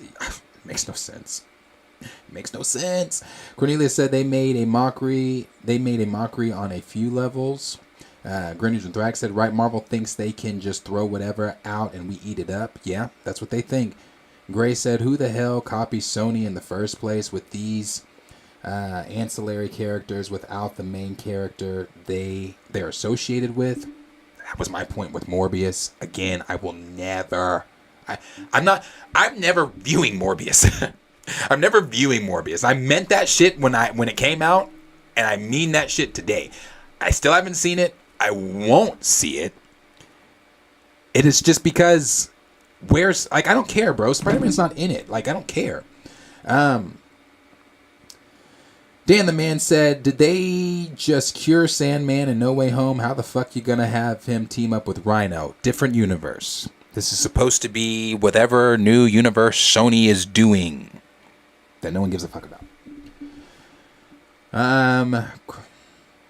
Cornelia said they need more blacks. Yes. Honest to God. T. Stizzle said, I remember when Sony wanted to do an Aunt May film. I remember that. Oh my gosh, I remember that. That speaks to how daft Sony is. They wanted to do an Aunt May film. I'm going to leave that there. Grand Regent Thrag said, let's see what happens with Kevin getting control back. We will see. Cornelius said, multiple people of color. Raymond said, I could be interested on a Marvel film down, but Spike and maybe Tyler. I know that's interesting, but I mean, I want to know what they do. Spike doing Luke Cage would fit. Yeah, I've said I wouldn't mind Spike Lee entering into the MCU. Cornelia said, it's even crazier because isn't Ryan Coogler supposed to be fully aware of what's culturally appropriate? I'm going to leave that there, too. Gray said, they're going to get fired first day on the job. The sellouts over there would get nervous. Yep. Ashra said, Dan Slott was getting trashed for him defending, yes, I saw that, defending She-Hulk by being the authority on accuracy, while the show is based on, yes, John Burns, not his, since his run didn't break the fourth wall. Yeah. Cornelius said, or was he so out of it, he did this dude really think what he did was in good taste? No, he really did. He did, and he still does. Raymond said, do you guys remember who was originally going to direct Black Panther? Ava DuVernay? And I said, nope, I regret that now. Well, maybe I don't. Never mind. Chillmonger said, yep, I just come back for Bad Batch. Yeah, bro. Yeah. That's it. Cornelius said, I low-key dig these solo streams more. Ooh, don't tell them. No, that's funny. Yeah, that's funny because I've even said I enjoy the solo streams that I do have with you guys because I feel like it is more personal. It is more connected. I am, spending a lot more time with you guys and things like that, and that's something I enjoy doing. So, shh. No, I love my co-host. Executive Judge said, I thought you were bumming off of someone's login for a bit. No. Nah.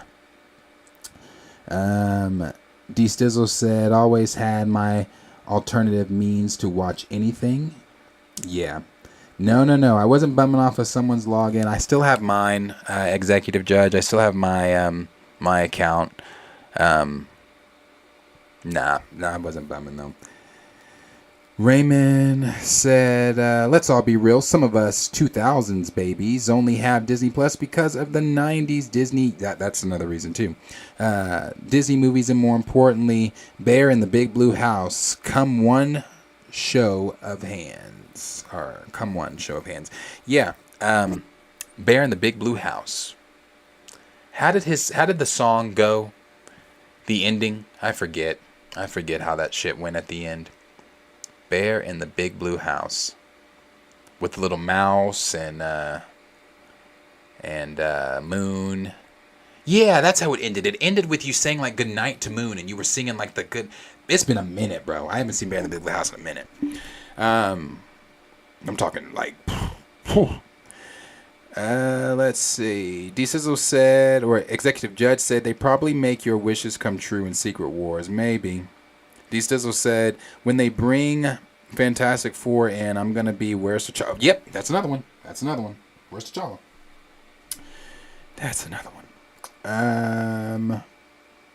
Raymond said, going off what D. Sizzle just said, wouldn't it be such a great full circle moment to introduce a new T'Challa in the Fantastic Four movie as a nod to him introduced? It would be.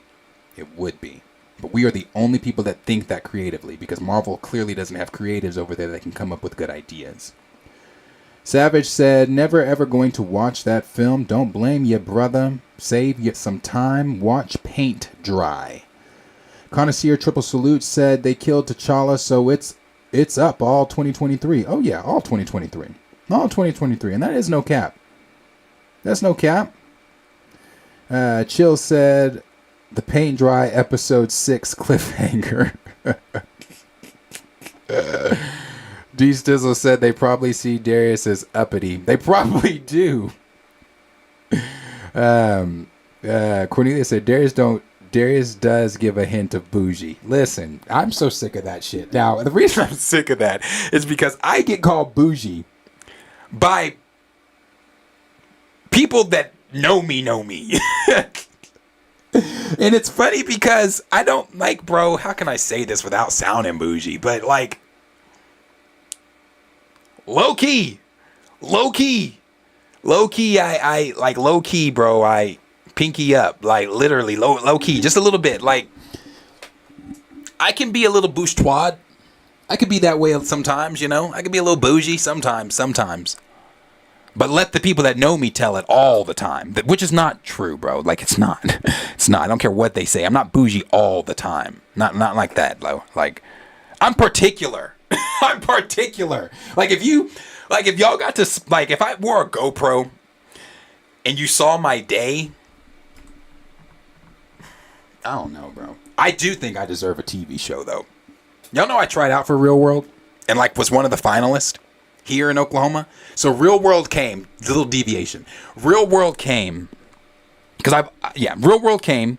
They came downtown. We have this place called Bricktown. They came downtown. It's like downtown OKC. It's like where the Thunder play and all that shit. That whack, terrible fucking team. They came downtown. They were doing interviews, you know, blah, blah, blah, blah, blah. You had to submit, and I'm talking a long-ass application. And when I say a detailed application, I mean detailed. Like, that application was so long, it took me, like, I'm not exaggerating, it took me, like, at least 2.5 days to finish. 2.5 days to finish it.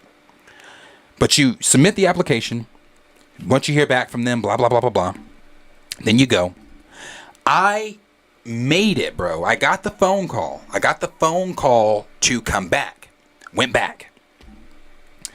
I did not receive the phone call I needed to go back to be on the show. Don't know what happened. I really wish I could have been on. And like, you won't believe me, but everybody, like, especially people I went to school with, everybody from home was like rooting. They were like, bro, because people that know me were like, bro, you are made for TV. You need to be on a reality show, because I promise you, had I gotten picked to be on that season of The Real World, I would have given The Real World one of their highest rated seasons ever. I'm sorry, I would have been that motherfucker that got a spin-off series. You know how New York was on Flavor of Love and then got her own show, I Love New York? Bro, they would have said, this motherfucker is too good not to keep on TV. No, bro, I definitely, yeah, sometimes I can be. Let's see.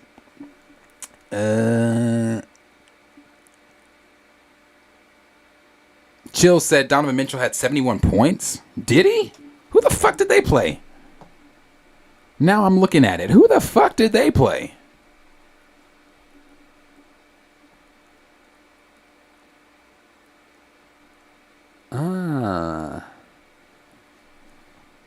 Did we win tonight?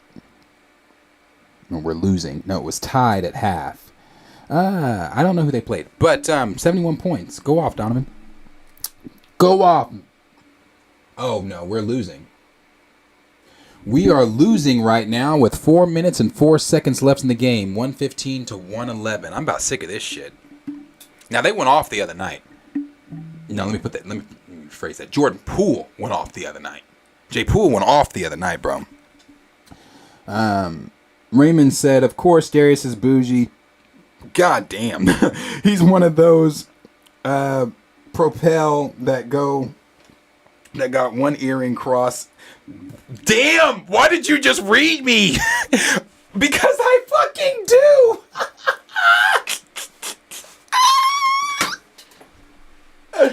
Oh, shit! Damn! Damn, that's funny. That's funny. Then he added it, do you own a leopard skin turtleneck? Not leopard skin, but I own a few turtlenecks. That's funny. That's funny. Cornelius said, nah, Darius wouldn't even talk to us if he saw us in person. That's not true. That is not true. That's not true. Cleve17 said, I'm still trying to find out how M'Baku is king of Wakanda. Like Drake said, don't think about it too much, too much, too much, too much. Yeah. Cordelia said, because Ryan Coogler genocided all the other men. Bala said, to quote Morgan Freeman, Black History Month is American history. Boom. Yes. Yes, to quote Morgan Freeman, he did say that. Black history is American history. Raymond said, Black History Month and MLK Day in NYC is especially in the Bronx and in Harlem is another level. It's fun, but I had to realize it ain't like that everywhere. No, it ain't like that here. It ain't like that here. No. Cleep17 said, big facts. It really is the stories of how we were brought over here. Yeah, that's it. Yep. Raymond said, I hope there are hidden cameras and archive footage of racism coming to the throne room and finding out that the savior they claimed was the same color and race as the people they persecuted. Right. That should be a movie plot. I'm working on the script. Kenny said, I thought his name was Eyebrows. Stamina said, let's see if Marvel's socials... social? Oh, yeah. You know what? Big up Benedict Cumberbatch on this year. If you know, you know. Yeah. I was going to talk about Mr. Cumberbatch today, but I decided not to. I was going to, but then I decided not to. And I was just going to talk about, you know, his family, descendants of slaves that were on his family's plantation and them looking for reparations and things like that. I was going to talk about that, but I decided not to. But yes, yeah, Mr. Benedict, the Cumberbatches and their plantation. Grace said, don't watch Mississippi Burning. Oh, hell no. That's another one. You want to know something?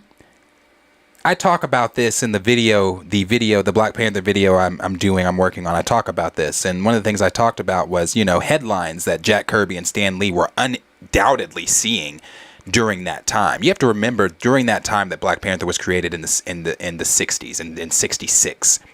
You have to remember what the fuck was going on during that time. You had the Watts riots going on. You had the case that Mississippi Burning is based off of, where they murdered those two Jewish boys and the black boy. You had that going on. That was headlines in the newspapers. Selma, or not Selma, sorry. The things that were going on in Birmingham with Bull Connor. And Bull Connor, how he was, you know, releasing the dogs and the water hose on everybody. You had, what else? What some of the other events you had going on? You had the sit-ins. You had the sit-ins from the four boys and their sit-ins. All these things that were going on for civil rights. In 2020, we were asking that for our lives to matter. In the 60s, we were asking for civil rights. So you have to remember everything that was going on during that time. So I'm sure Jack Kirby and Stan Lee were looking at some of these headlines and thinking to themselves while making the Black Panther, we have to go harder. We have to really show these people as excellent and elevate them. Because every time we look at the newspaper headlines, they're getting sprayed with water hose, bitten by dogs, told they don't belong. Food thrown in their faces for sitting down at eating establishments where they feel they should be served just as the same as the white person, the white man. They're going through so much in their community. If we can just give them a beacon to look at, a hero that they can call their Superman. No, it's not gonna take away the racial tension. No, it's not gonna stop segregation. Nah, It ain't even going to stop lynchings and unnecessary killings. But what we can do is we can give the community hope. We can give them some type of happiness, something to look at, something to see themselves positively other than the headlines in the newspapers and the ridiculous caricatures that they're normally portrayed as. Yeah, bruh. Mississippi Burning, though. I know. Sorry, I took that somewhere else. But Mississippi Burning is another one. I can't do it. Can't do Mississippi Burning. Let's see. Dexter said, I can't revisit that's another one. That's another one. Rosewood. Rosewood is a tough one. They're all tough. They're all tough. Every single one of them. Rosewood, you got that white woman cried wolf, just like Emmett Till's story. Got that white woman that cried that the dude raped her. Didn't happen. Rosewood is a true story too, for those that aren't aware. Mississippi Burning, Rosewood, all of our stories you see on screen, the trauma stories, those are real. That's why we say Mississippi Burning is hard to watch, Detroit is hard to watch, Roots is hard to watch, Rosewood is hard to watch, 12 Years a Slave is hard to watch. There's others that are hard to watch films. So when we sit down in a Marvel film, it shouldn't be hard to watch with our stereotypes and the traumas from our community told on screen. That's what we're saying. But most people that come in and refute recast T'Challa have never seen Rosewood, have never seen 12 Years a Slave, have never seen Selma, have never seen Mississippi Burning, have never seen Roots. They've never seen films like that. So since they've never seen films like that, or they never heard those stories or anything like that, because again, don't tell me that, there are people that know those stories. Bro, in 2022, someone told me they didn't know who Rosa Parks was, and someone told me they didn't know who Emmett Till was. Stop the bullshit. Stop the bullshit. So yeah. They don't know. That's why they refute recast T'Challa, because they don't know these stories. They don't know what it means. They don't know how important the character is. They think we're just screaming it just to scream it because we're fucking bored. Like I said in that one video, you want to know what black trauma and black death looks like? I can give you a list of films that you can educate yourself on, and Wakanda Forever is not on that list. Raymond said 12 Years a Slave is another one. Judas and the Black Messiah, Selma, and even the King series starring Paul Whitfield as MLK. You can even watch 42. 42 will piss you the fuck off. 42 will piss you the fuck off. You can watch Thurgood Marshall with Chadwick again. That'll piss you the fuck off. Grace said all of the white actors in Rosewood. Yeah. Dexter Hobbs said, bruh, wasn't Michael Rooker in Rosewood 2? I believe so. The Hate You Give. Yep, The Hate You Give is another one. Yeah. When They See Us. When They See Us was hard. When They See Us was hard, bro. Y'all remember that in 2020? When They See Us was tough. That was a tough one. If you know the story of the exonerated Central Park 5, that was a tough one. Because they threw little boys in jail over a crime they didn't commit. Then you had 45 take out an entire newspaper article during that time condemning those boys, saying why those boys, those little boys, these were kids. These were kids. These were fucking kids. Saying why those kids should get this, should get that, should spend the rest of their lives behind bars. Then when they became the exonerated Central Park 5, 45 then refused to issue an apology to them.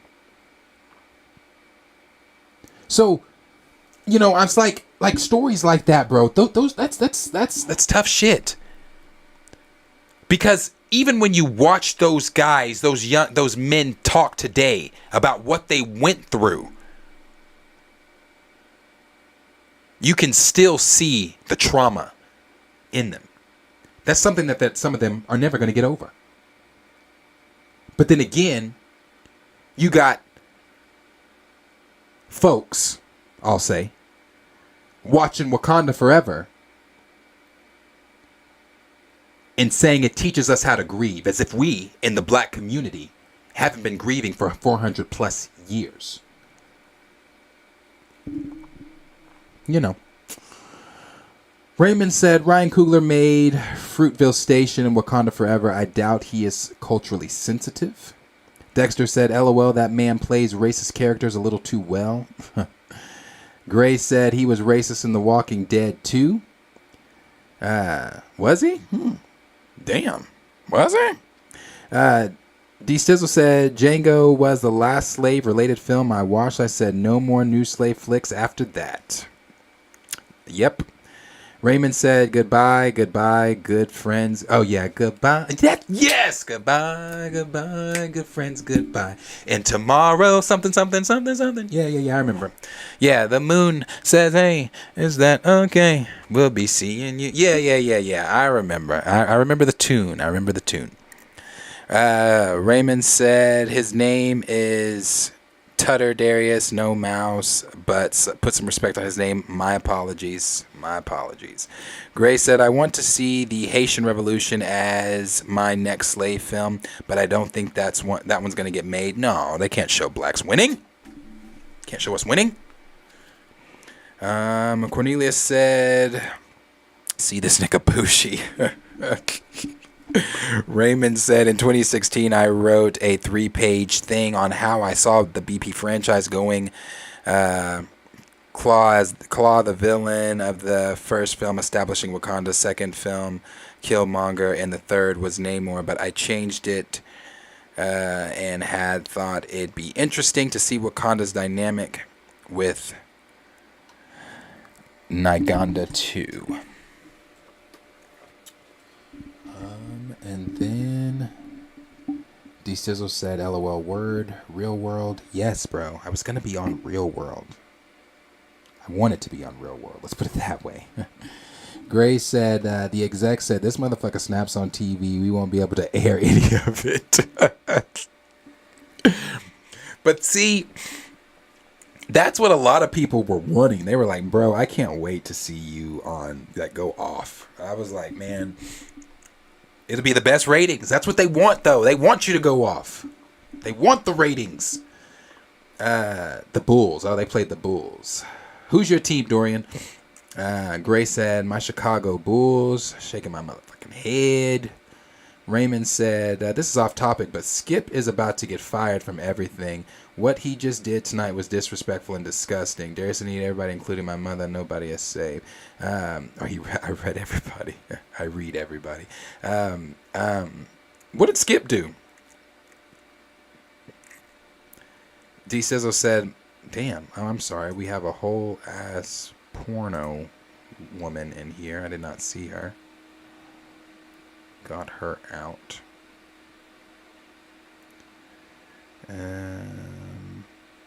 Dorian said, team are tanking for Victor. Oh, yeah. I can't pronounce that motherfucker's last name, but he's actually good, though. He's actually good. When I first saw him not play, when I just saw a picture of him, I thought to myself, yeah, all that height, but we normally know what height like that looks like. Height like that normally doesn't look coordinated. Normally doesn't look like they know what they're doing. Normally looks goofy. This brother's not. This brother's simply not. He's actually with the shits. He's actually with his shits. Raymond said, if you told my BP fan self back in 2014 that they'd make M'Baku the white freaking gorilla, the king of Wakanda, I would have cursed you out and called you a liar. Ashra said, how do you go from the OG script with T'Challa feeling about grief on being missing for 5 years to now it would have had 2 BPs? How the hell does that work or go? It doesn't, because he made that shit up before he walked into that interview. It doesn't. That's why it was never there.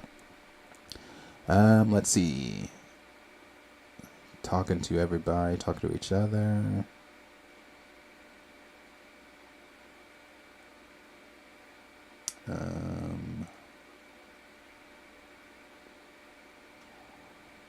In the last few here, Raymond said, I might excuse Emmett Till because of the age range, and unfortunately, it's not as well known as other incidents. But how do you not know Rosa Parks? I can't excuse none of them. I can't excuse any of them because that's history, bro. Like, I get it. Not everybody knows everything with history, but Emmett Till's name has become more and more popular over the years. As the years have gone, it's become more and more popular. More and more people know who Emmett Till is. I don't know. That's one, I can't. I'm not giving them leeway for it. Stamina said they invite themselves. Cornelius. Raymond said, I haven't seen When They See Us. Oh yeah, don't watch it. Gray said, facts. Trump went full Fox News on the Central Park 5. Yes, he did. Dexter said, yeah, I couldn't watch When They See Us either. It's tough. It's a hard one. Stamina said same. It's a hard one.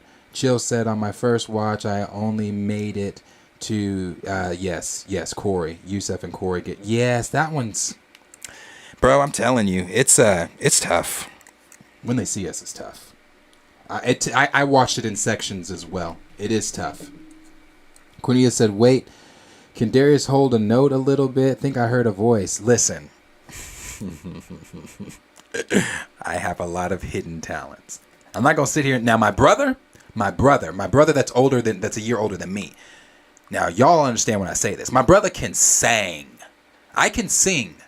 But my brother can sing. There's a difference. Now, I can hit some notes. I can hit some runs. I can do all that. I can harmonize. Me and my brother harmonize and sing together. That it sounds great. But like, can I sing on the level that he can? No. But can I sing? I can sing. But I can't sing. Not like my brother. I wish I could sing like that, but I can't. Raymond said, you don't even know what's happening. An NFL player collapsed on the field and they had to do CPR. I've seen it. I've seen it all over everywhere. They rushed him to the hospital and there were debates on whether not to cancel the game. And Skip said something on the lines of, it's too late to cancel such an important game. I gotta find the tweet, but he crossed the line. Skip typically finds himself, I've noticed, crossing the line. Holy shit, did we catch up? Hey, that's what I'm talking about. Now we're going into overtime. That's what I'm talking about. That's it, bro. That's it. Thank you. Now we got to pull this overtime out, though. Cornelia said, yeah, prayers to DeMar. Dude could have died, and Skip is talking about the game was too important to cancel. See, I'm out the loop. I haven't seen any of it. I know what's going on, but I haven't seen anything.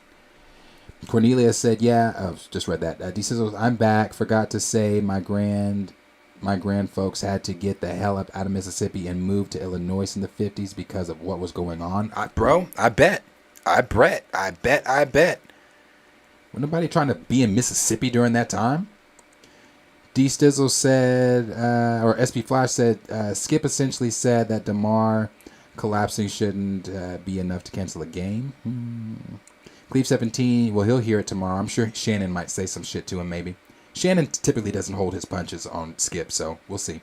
Cleve 17 said, when I got to Corey, I had to stop it and watch it another day. Yeah, bro, I'm telling you. Corey's was the toughest.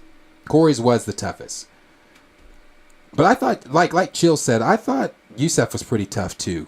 That one was pretty hard, too. Professor Film said Skip wrote a poorly worded tweet about the Bills/Bengals games instead of wishing best wishes to DeMar. Fun fact. I'm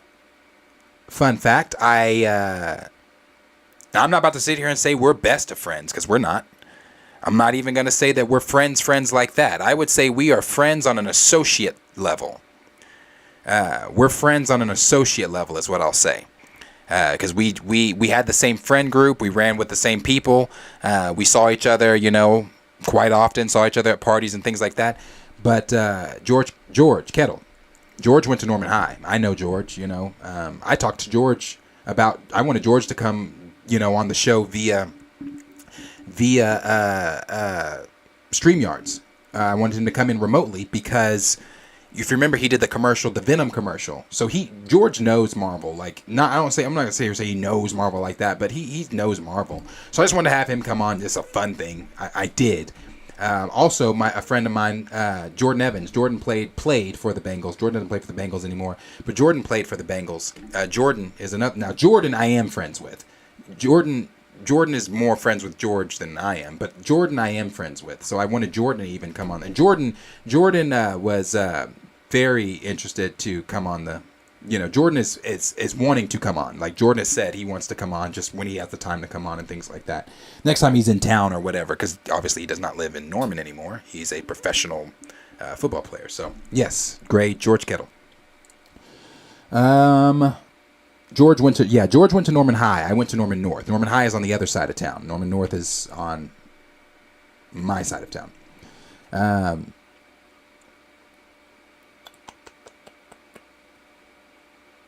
Stamina said, we in OT, baby. Yes, sir, we are, but we are losing in OT, baby, with 2 minutes and 14 seconds left.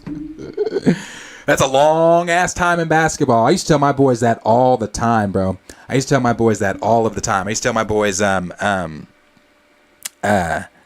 like when we would have 50 seconds left on the clock, I'd be like, what are y'all's heads down for? Why are you down? Why do you care? Do I look worried? If I don't look worried, why are you worried? 50 seconds is a long time in basketball. That is a long time on the clock. So we got 50 seconds to make that comeback. Now, when I say make a comeback, we were probably like down by 1 or 2 now. Something like that.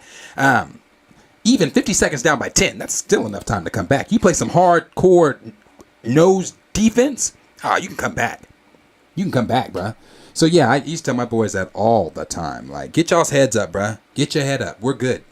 We're straight right now. Get your head up. Let's see. We've got Lucky Lefty 80 said, I'm a Niners fan. That's dope as hell. Yeah, bro. Yeah. Like I said, I still would like to have George and Jordan come on.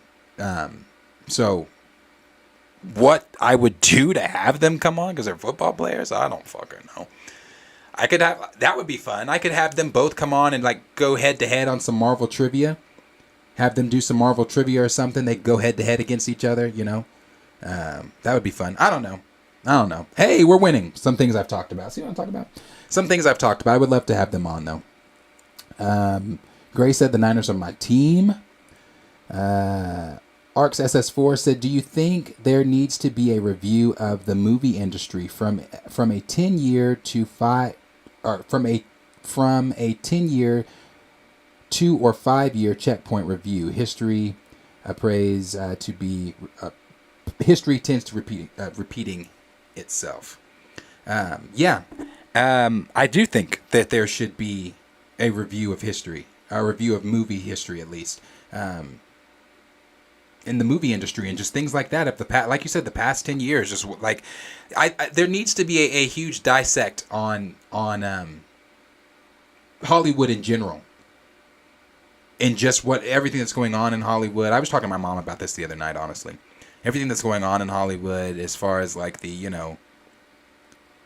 yeah, bro. That's a deeper conversation for sure. Because I could go in on it. Because like I said, I was just talking to my mom about this. But yes, I do. And a short answer, yes, I do. Naries, hi guys, what's up? Appreciate you being here, Naries. Arcs also said a overall review or report can be good, positive thing overall. I agree. No, I completely agree. Like I said, I was just talking to my mom about this. I agree. D Sizzle said, long time disgruntled Bears fan here. You sound like my uncle. He's a disgruntled Bears fan as well. Raymond said, there might be a new Ant-Man 3 trailer next week during the game. Yes, the Ant-Man 3 trailer is supposed to be coming Monday, January 9th. Now, I might do 2 lives on Monday. I said might.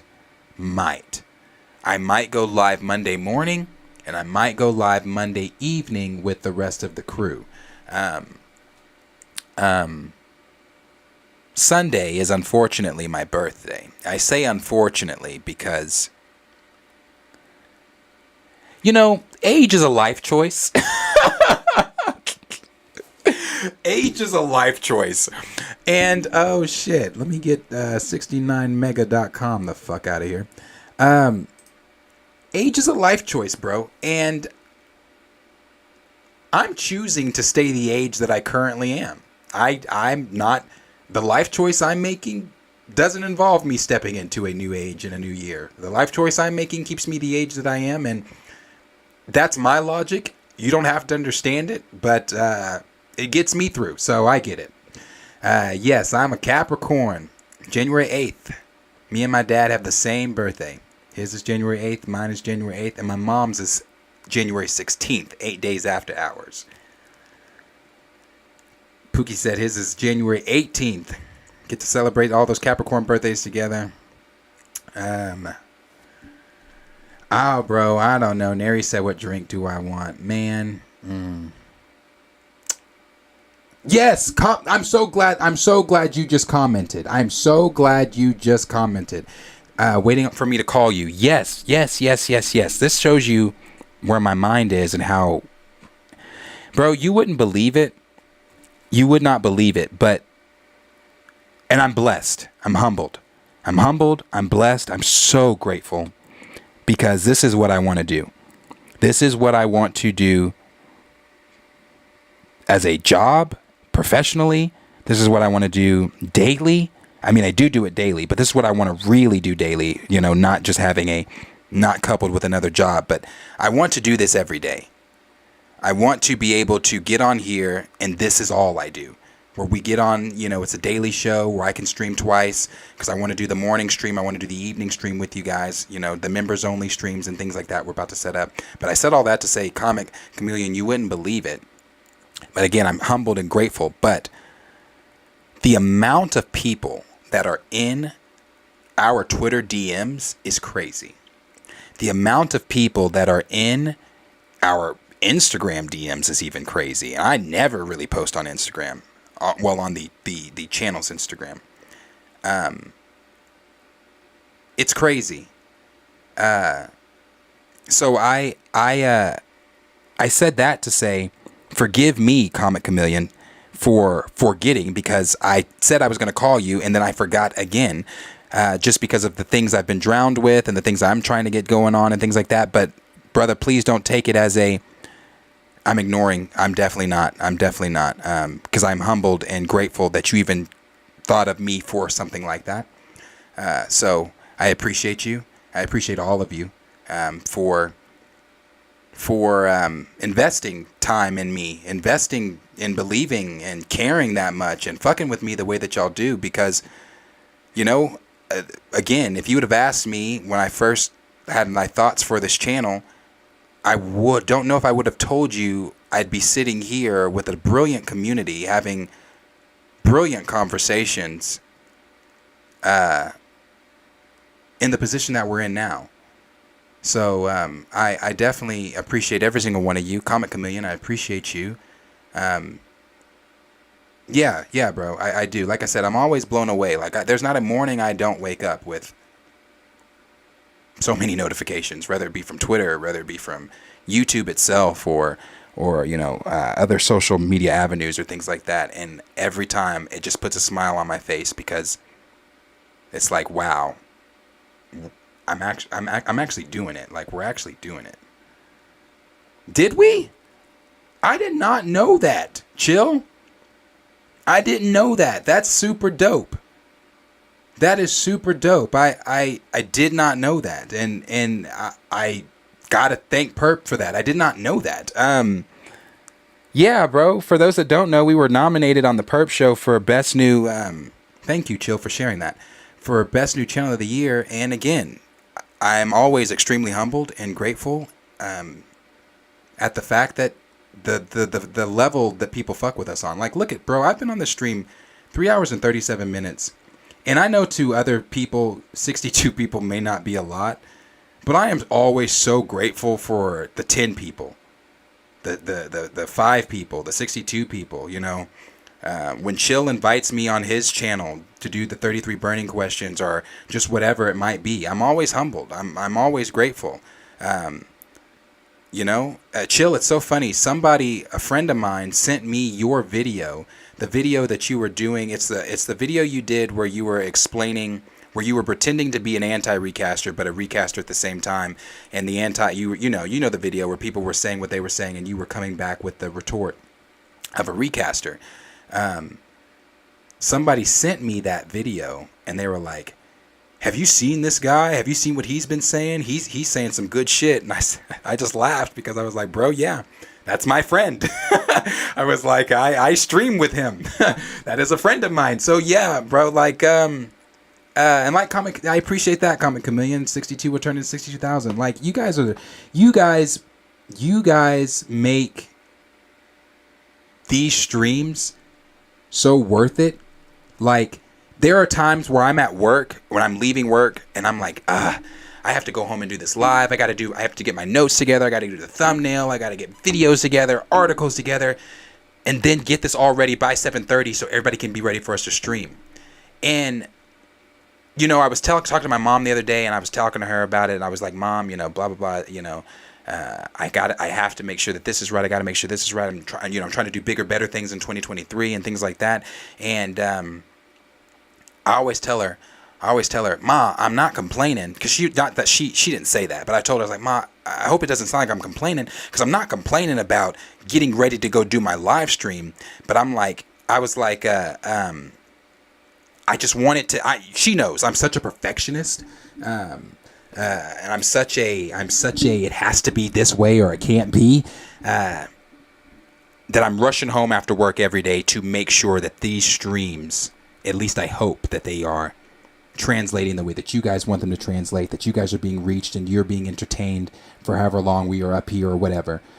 So, again, I know that was kind of, it is a new year, you know, and that first year I didn't really get to, since I didn't stream New Year's Eve like I planned, because I planned on gaming, bro. I was going to game all night until midnight. I was going to game. I was going to play whatever, like Ragnarok or Fallen Order or Spider-Man. I was going to play something, and I was going to game with you guys. And then just answering questions. I was just going to be answering questions, like whatever you guys sent in, whatever it might have been. We just would have talked about it, but while I gamed. I didn't end up getting the system here for me to use and everything, because I don't have I had a PS4, don't have it anymore. I can't afford a PS5 at the moment. So it's like, yeah, I was waiting for Kellen was going to let me use his PS4. He has a PS5. So he was going to bring his PS4 over here. I was going to use it, blah, blah, blah. Didn't get to do that shit. So, yeah, bro. It sucks. But I was going to stream with you guys. So like I said, I appreciate all you guys. I really do. It means so much. It means so much to me that you guys really rock with me on the level that you do. So thank you so much. Chill said, tell him I'm Planet Fanatics Canadian Division.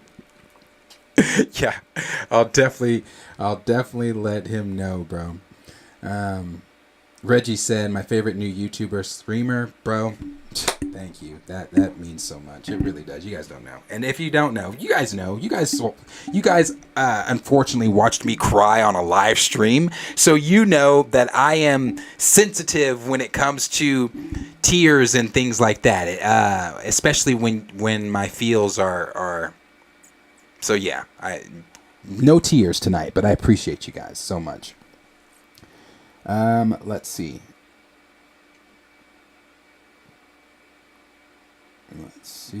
Dexter said, man, I'm so glad I found your channel. I appreciate your work. Thank you, Dexter. That means so much. Same to you, Raymond, for the congratulations. Thank you. Cornelius said, go an extra hour to celebrate, or we all dislike the stream. Bro, listen. I really would. But oh yeah, let me update you guys. I haven't told you guys. Let me read some of these before I update you guys. D Sizzle said, besides Chill putting zero respect on Misty Knight, he makes good content. Cornelia said, "Bring mom on." I would like to bring mom. I'd bring mom on. I'll bring her on sometime. You guys can. She might say some things. I'll bring her on. She was actually just over here. She was just over here a few days ago. She was actually just sitting right there a few days ago because I was in here working on some stuff and we were talking, and yeah, she was here.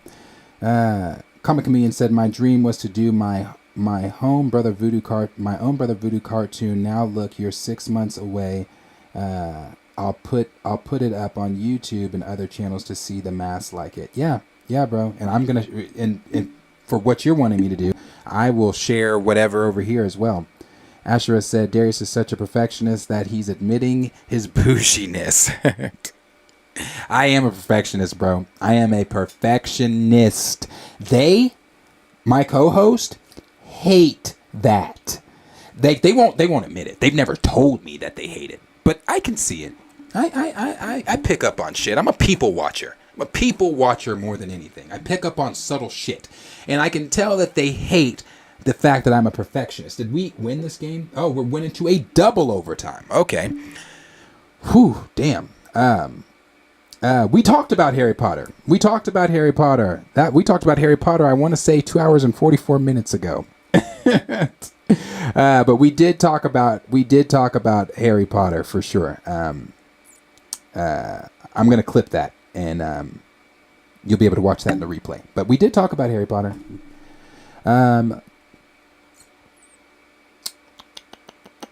Neri said, "Darius got good taste. The feelings be feeling. Come get this hug." I'm telling you, bro. I be sometimes. Reggie said, "You keep it realer than a lot of other streamers." Well, I appreciate that, bro. I do.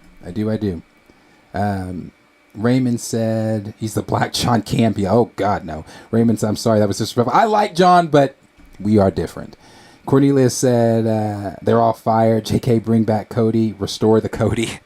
You know what, Raymond? I'm going to because I see Cody every day because we work together. So I'm going to let Cody know that every time you specifically bring Cody up and want Cody back. And I'm not going to sit here and say Cody's back, but there is a possibility that Cody may be back. And the only reason when I say back, I mean like on a schedule like these guys. Because as you see, these guys aren't always here because, we're adults and schedules and life gets hard.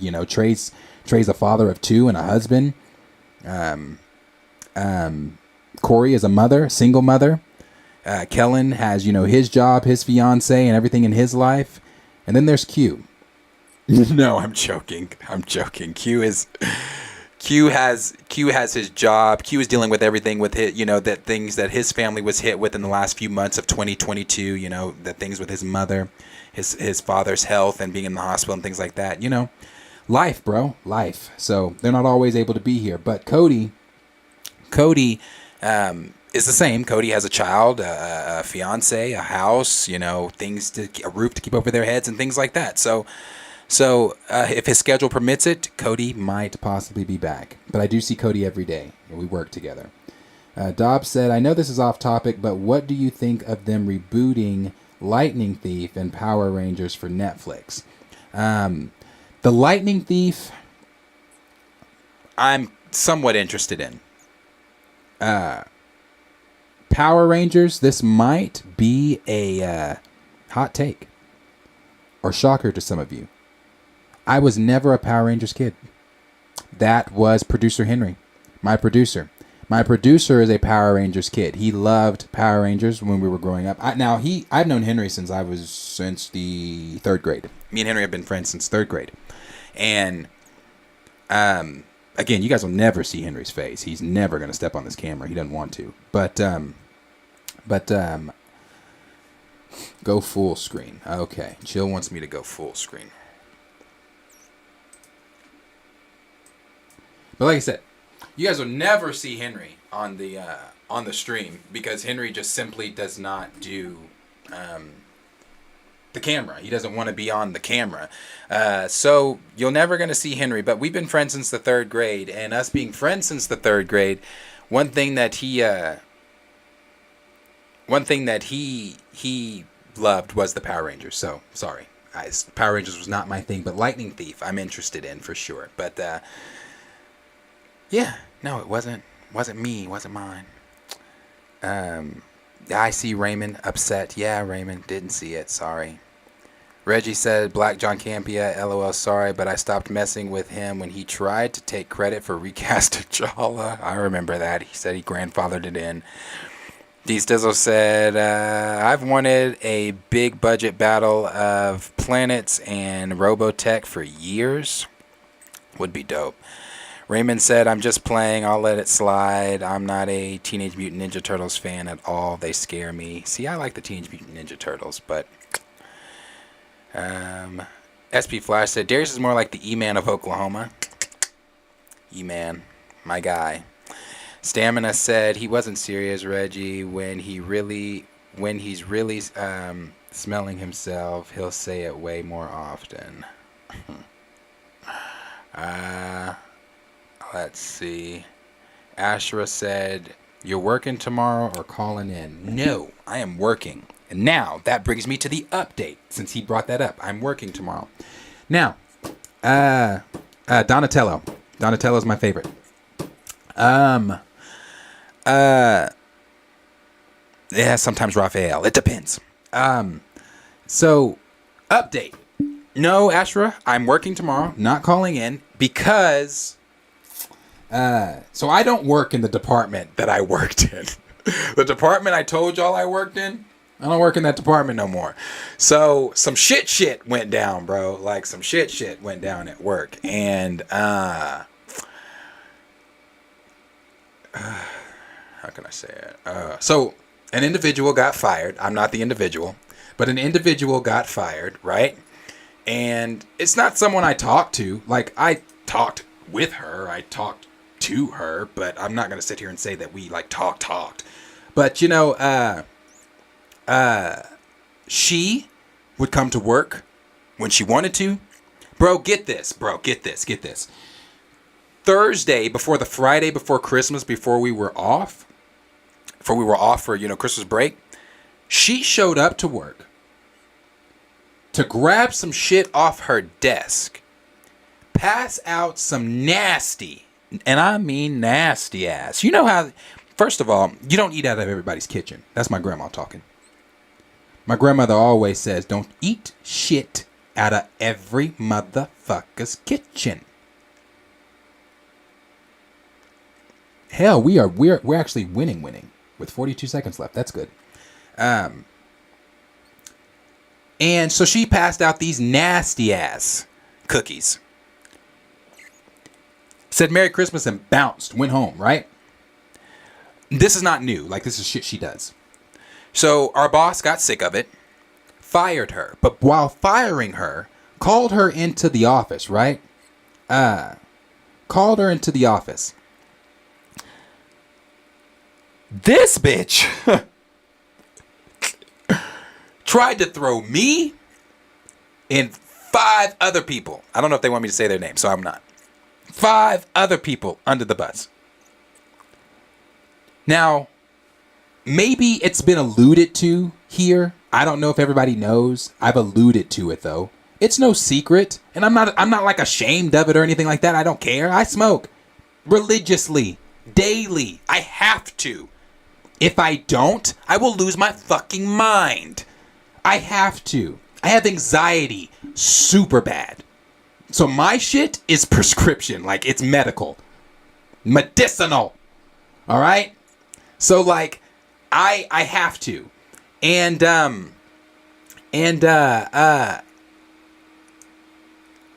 we've talked about it at work. Like amongst us, we've talked about it. Like the group I talk to, at least. One of the groups I talk to, we've talked about it. Because everybody was like, oh, you know, I do this. I don't drink. Now, I drank a lot in high school and in my early 20s. But you get burnt out on shit. Like the smell of sangria, I will throw up. Just the smell of it will make me throw up. So it's like she tried to throw us onto the bus, bruh. She was telling the boss, she was like, well, Darius comes to work high. No, the fuck I don't. No, I don't. Bro, like, the camera's on me full screen, all right? The fuck I gotta lie for, okay? I have never, ever gone to, it would never cross my mind either, because I don't I don't smoke flower. I don't smoke flower. And the reason I don't smoke flower is because the smell. I'm not the biggest fan of the smell. And two, y'all like NBA Youngboy? I'm trying to learn some shit about y'all tonight. Y'all like NBA Youngboy? You know how what's that song where what's the song where NBA Youngboy was like I'm laughing. What's that song where he was like yeah. Hold on. Fuck. I'm trying to think. What's the name of that song? He's like something. I don't know. Where he's making all those fucking weird ass noises. That's how my pen hits me. Free dog. That's how my pen hits me, bro. I smoke out of a pen. I smoke carts. I don't smoke flower. I smoke pen. I smoke my pen. I smoke my carts. Kellen brings me my carts. He brings them all the time. Raymond said you don't listen to Youngboy. That's okay. You don't have to. But Youngboy is. I like Youngboy. And listen, one of the reasons I listen to Youngboy before everybody starts jumping down my throat. You have to remember, I coach AAU basketball. I am around teenage boys a lot. All right? And when they ask for the aux cord, that's all the fuck we're listening to. If it ain't Youngboy, it's one of those other weirdo rappers that all sound the same. Like it's one of those.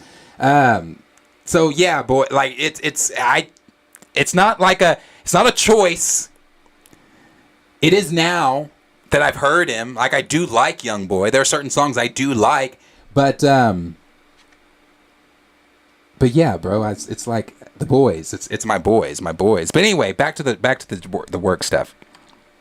So I don't smoke, and I don't drink, and I would never go to work under the influence of either one of those. Anyway,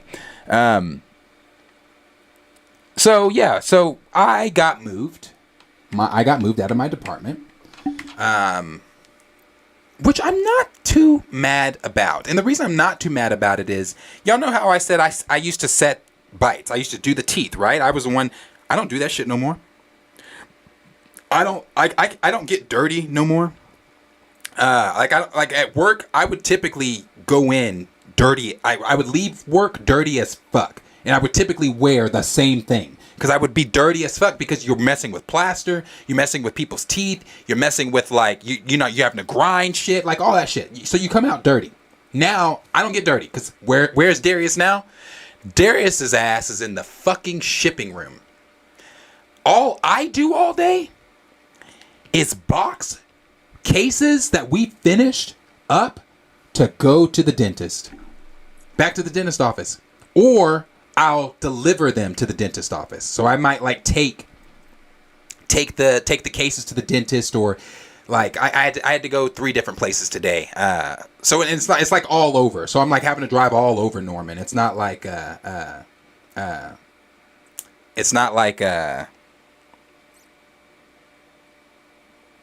like just within the town. It's all over. Yeah. Asherah. You know what, Asherah? It's funny. If you go back and you rewind this video, as I'm saying it, you will notice I paused because the way it sounded in my head is the exact same way I'm sure it sounded to you when you typed this. That's why I paused. I took a pause. So if you go back and rewind that, I took a pause. I was like, shit, that did not come out right. But yes, I am the coach of teenage boys. So teenage boys are typically, damn, that still doesn't sound right. My players are typically with me. So yeah, bro. Yeah, so no, I'm in a new department. I don't do shit. I don't do shit but drive and box cases up to go back. And we won the game, bro. That's what I'm talking about. That's how you fucking play. I didn't get to watch it, but that's how you do it. That's how you do it. 143, 141. Golden State comes out on top. Boom, baby. Student athletes. Yes, my student athletes. I am surrounded by student athletes that listen to NBA Youngboy. Yeah, bro. Yeah. But you know what's so funny? I want to show you guys this. Okay, I'm gonna show you guys this, and this is it. This is the last thing I'm showing because I do have to. I gotta go to work in the morning, man. Gotta go to work in the morning. But I'm gonna show you guys this, and this is it.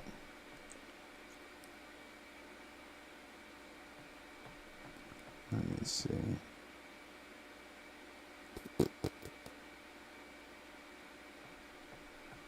He is their champion. Because let my boys tell it. Let my boys tell it. That nigga can do no wrong. Hold on. I'm about to show y'all this. I gotta find it, though.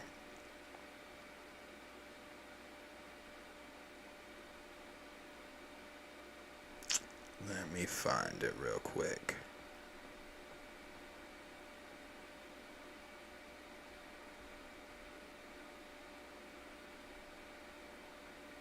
Hold on. I want to show y'all this because it's fucking hilarious. My boys.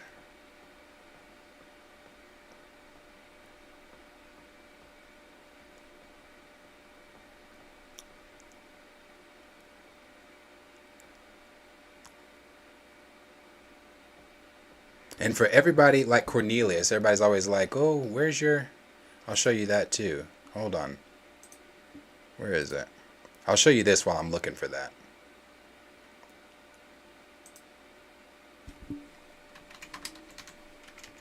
Which means I have to go back to this screen so you can see it.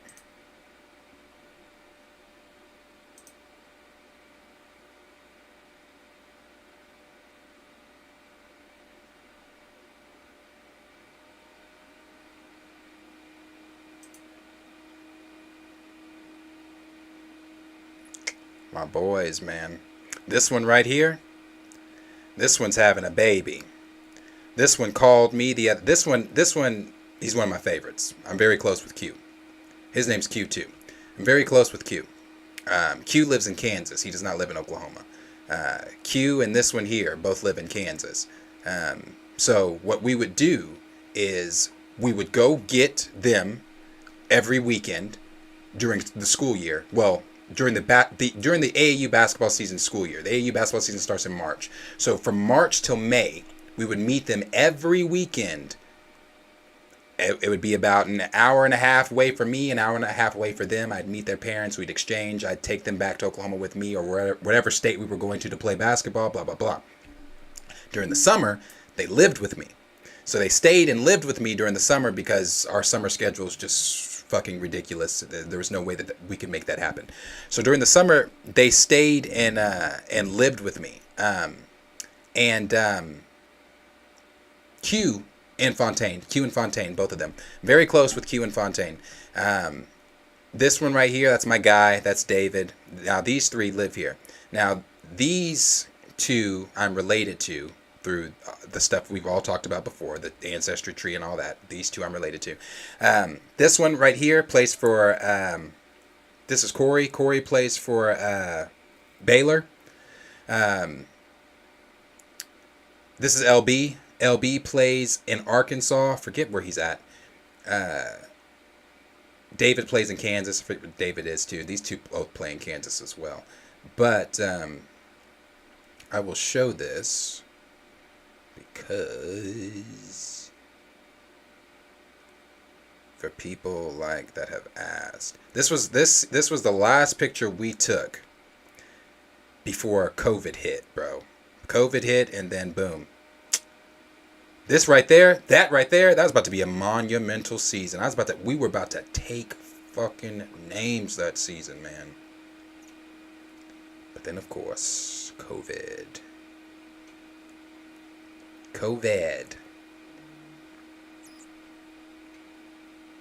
This is when we did a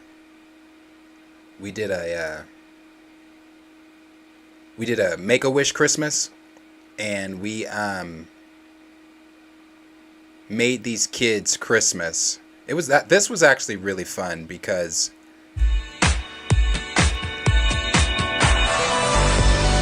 that actually is really loud.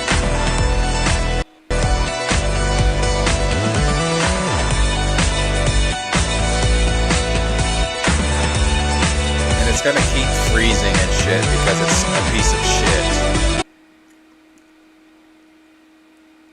So let me do this. I wonder if it'll let me do it this way. Hold on.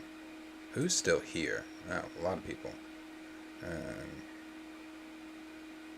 Let me see.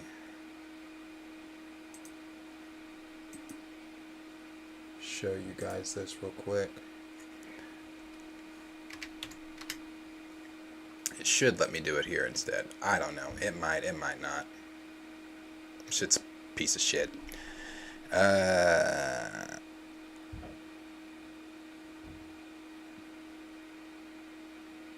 Let's see if it'll let me do it here.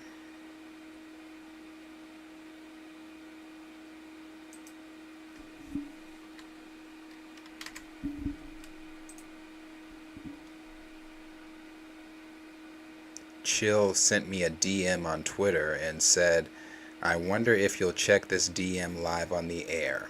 Yes. Yes, I will. And I did.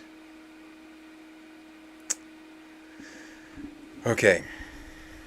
Damn.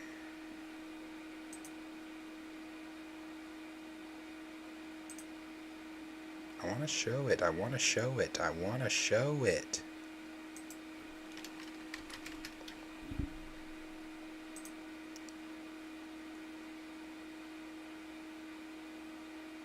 It'll probably let me do it this way.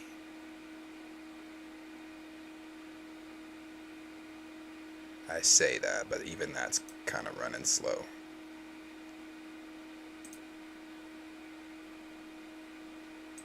Oh no, it's moving. If we did coach effort, every damn team would be phenomenal. Us coaches, we cannot coach effort. That's something you gotta have. You've gotta have that already.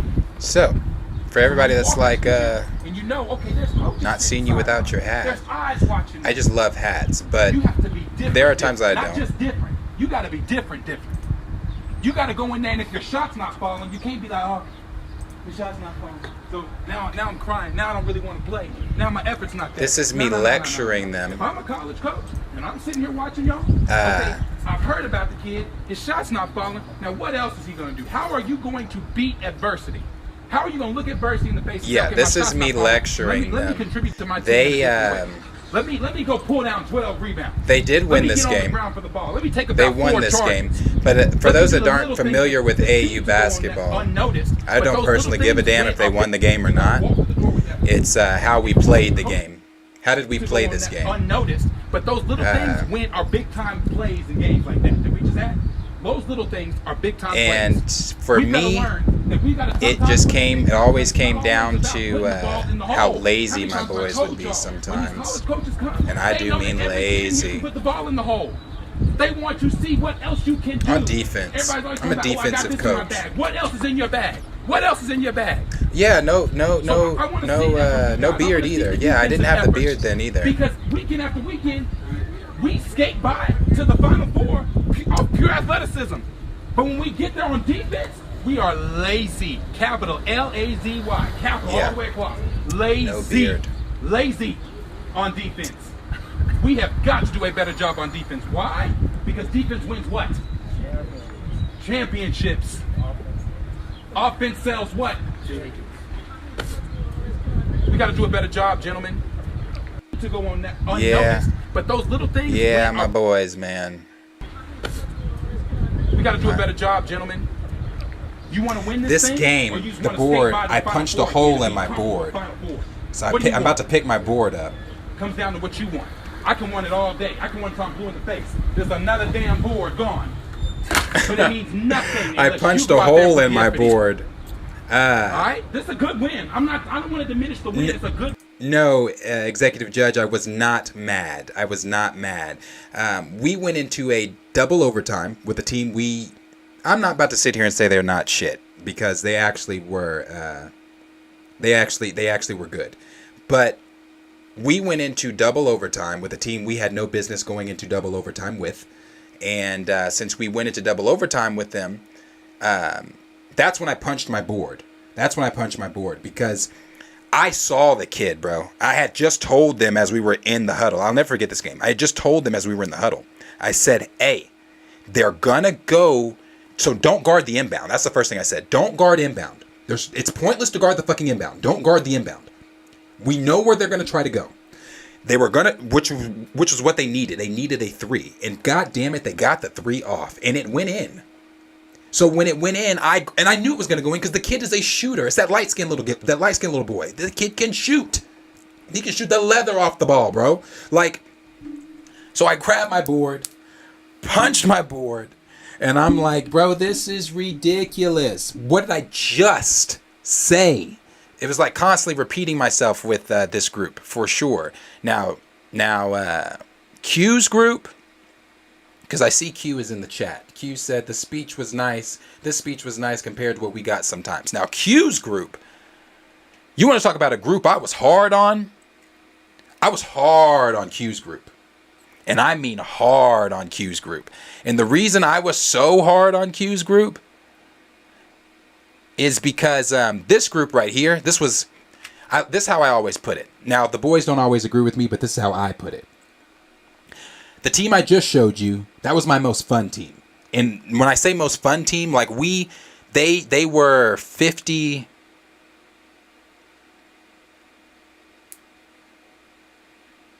55-13. They lost 13 games, won 55 of that season. The team before them, my cousin's team, that's, to me, again, the boys don't always agree with me, but it is what it is. That was my best team. They went 116 and something. No, not 116. They were like 89 and 89 and something. I forget what they were. But Q's team was my most successful team. Not only most successful, my most athletic team, I would even say. Those motherfuckers went 127-14. They won 127 games in an AAU season and lost 14. Lost 14 games in an AAU season. And in an AAU season, that shit is not easy. So my expectations for them were so much higher. I was so hard on this group. But yeah, bro. That's my that's the little group there. That's my boys. My boys. Loved my boys. Yeah, bro.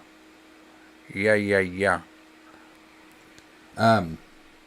Let me see. I'll touch these last ones here. Cornelia said that it's a variant, Darius. Yeah, that's definitely a variant me. I have not seen that me in a long time.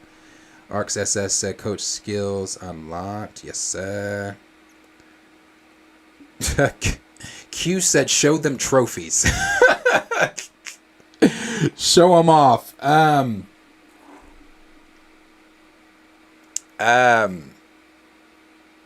have a trophy room, but I'll show you this. I'll show you this. These are some of the trophies here. These are 3 of my favorites for sure. These are glass crystal balls. Q's team.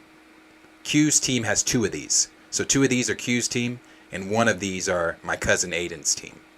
And then this one, this tall one back here, that's my cousin Aiden and his teams.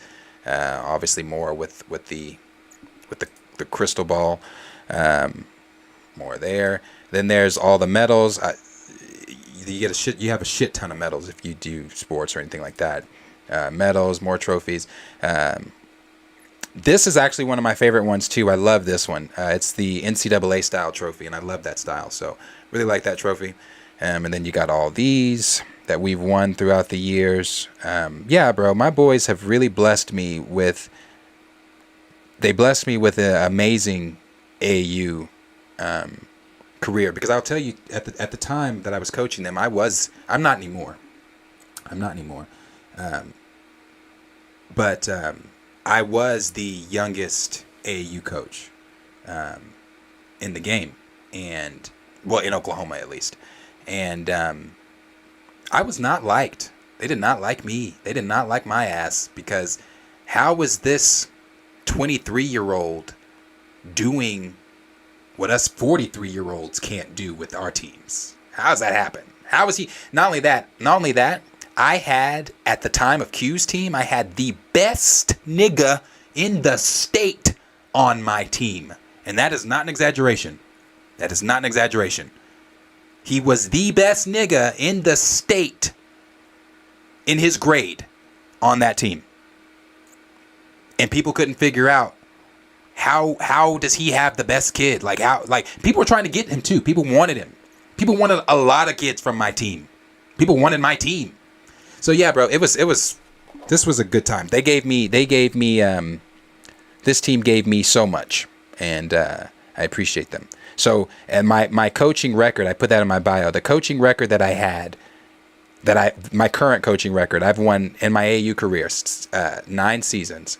I've won 541 games and lost 91. So I am extremely grateful and blessed to all of my boys that have come. So yeah. Yeah, that's another thing I'm watching. If nobody's watched that, if you guys, I don't know how big into sports everybody is, but Last Chance U, the basketball, the first season I really loved. The second season is really good too. I'm not done with it yet, but I'm watching it currently. So I would suggest if you have any big sports fans out there, get into Last Chance U. But yeah, guys, I'm not gonna. Cornelia said that's where the bougie comes from. Grace said Oklahoma needs to call you up, bruh. Listen, the Oklahoma Thunder, they need some milk. Yeah, I appreciate everybody being here tonight. Appreciate you guys hanging out and everything that we've been doing. Appreciate you guys listening to me go off the rails, talk about stuff that has nothing to do with the things that we discuss or anything like that. So yeah. I appreciate you guys being here for sure. I'm going to be back tomorrow to be myself and some of my co-hosts with me tomorrow.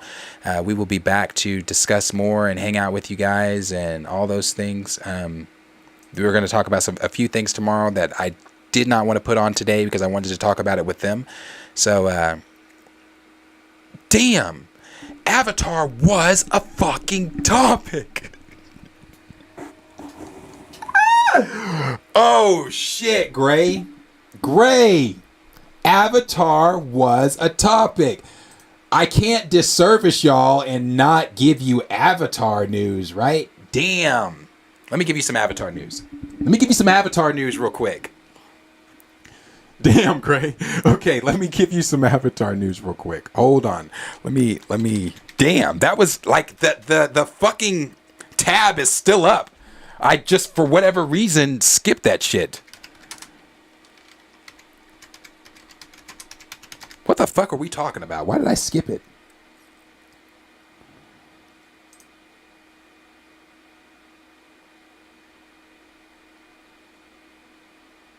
Okay.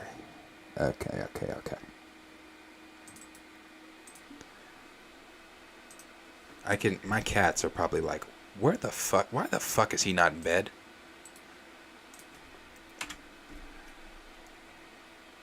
Okay, last thing, for real, Avatar news. Okay, fuck, how did I miss this shit?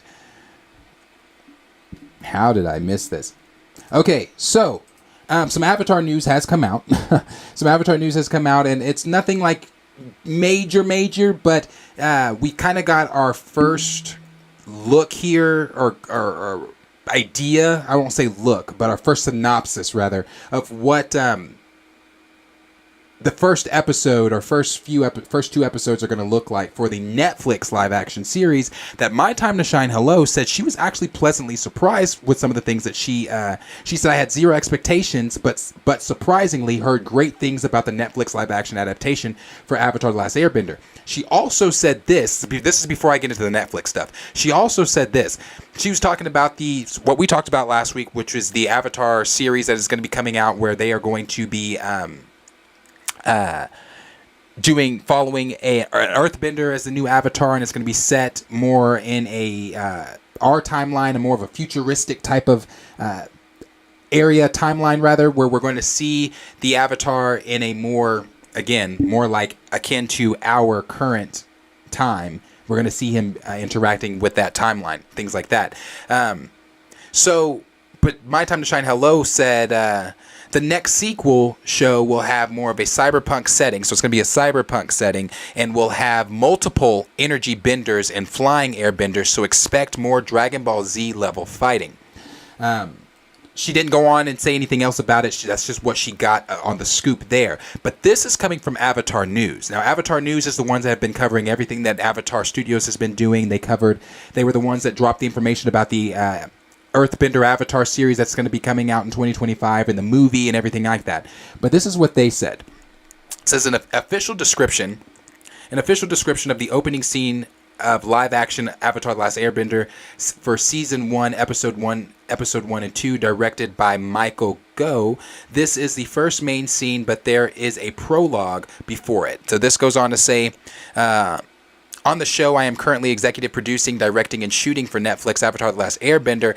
Much of the show is shot on a large virtual production stage in the world. The visual effects artists working on the volume, so they're using the volume.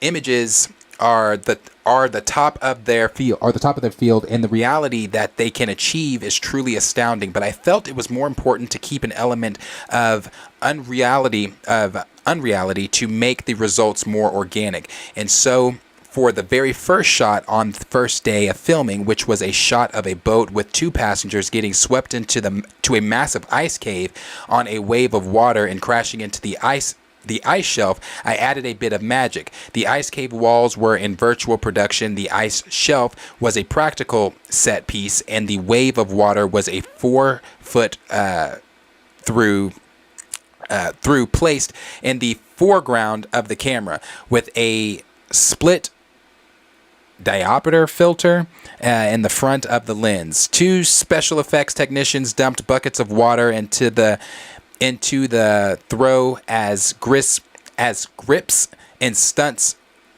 riggers. Okay, pulled the boat on cables across the floor. This resulting image combined the elements of different specialities to create a new reality that enhanced the fantasy of what was happening in the early production meetings. I proposed doing the shot this way with the assurance that I had done it before. I had never done it before. It just seemed like it would work in theory and seemed like it would be fun. Michael really didn't say a whole lot of shit there, but kind of just talking about what's going to be going on with the first 2 episodes there. So that's something that we've kind of wondered. So for those that are not aware, and I'll show this too. For those that are not aware,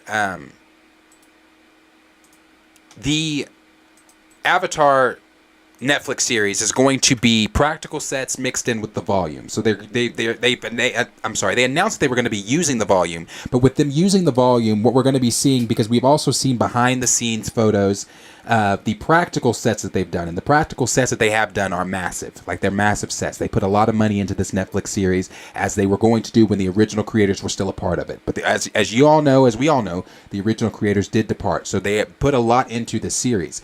So some of the things that we're going to be seeing are practical sets mixed with the volume, or mixed in with the volume. So we could be seeing a lot of really, like he said, magical, high-flying type of scenes and things like that. But I did want to show this for people that weren't aware.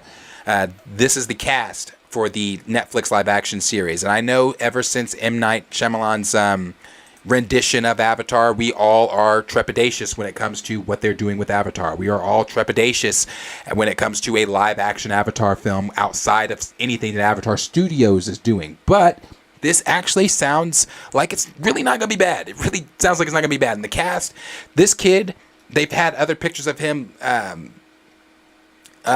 He hasn't taken the beanie off. So I wonder what, either he hasn't taken the beanie off because he doesn't like being bald, or he's got the arrow. Or maybe the arrow is going to be CGI. It's going to be VF effects on there. I'm not sure. But that's our Aang. Here is our Sokka. Let me zoom a little bit. This is who we've got playing Sokka. This is our Katara. And you know me in names. I'm not butchering anybody's name. This is our Zuko. This is our Uncle Iroh. This is our Commander Zhao. That's dude from X-Men and from Rush Hour, where he said, "Wipe yourself off, you're bleeding." That's that dude.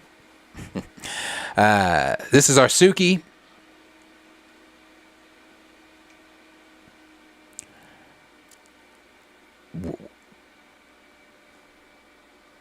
Okay. Our Azula. He's from Lost 2, Chill said. Here's our Azula. Here is our Ozai. And I think that might be it. No. Here's our Kyoshi. Here's our Grand Grand. They even got Grand Grand on there. Lieutenant. I don't remember him. He wasn't important.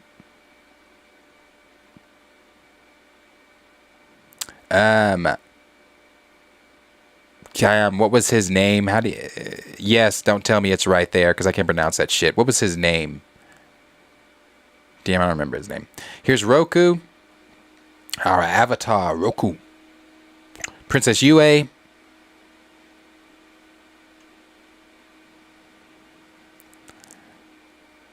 I forget how you pronounce his name too. Grand Grand's... the dude Grand Grand was supposed to marry. Yeah, nah. Damn, they even casted Han? What the hell? I didn't know that. I've only seen the core cast. I haven't seen some of these other cast ones. I didn't know they even casted a Han. Chief Arnuk, wasn't he he was Yue's father. Oh, they even did Avatar Karuk. Oh, really? June, the chick with the what was that thing? Basically like a, I don't know what that thing was. The thing that can smell real good. King Boomy. The Mechanist. I remember this came out a while ago. I remember when they said he was going to be playing the Mechanist. I remember that. Then there's the Cabbage Merchant. Ty Lee. Ty Lee was actually just recently cast, not too long ago. May. Firelord Sozin. Damn, they got everybody. Damn, they got the sages and everything. The Great Sage. They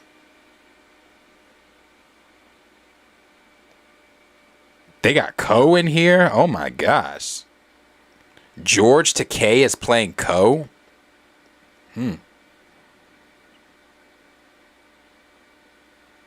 Are they really doing all this, bro? I'm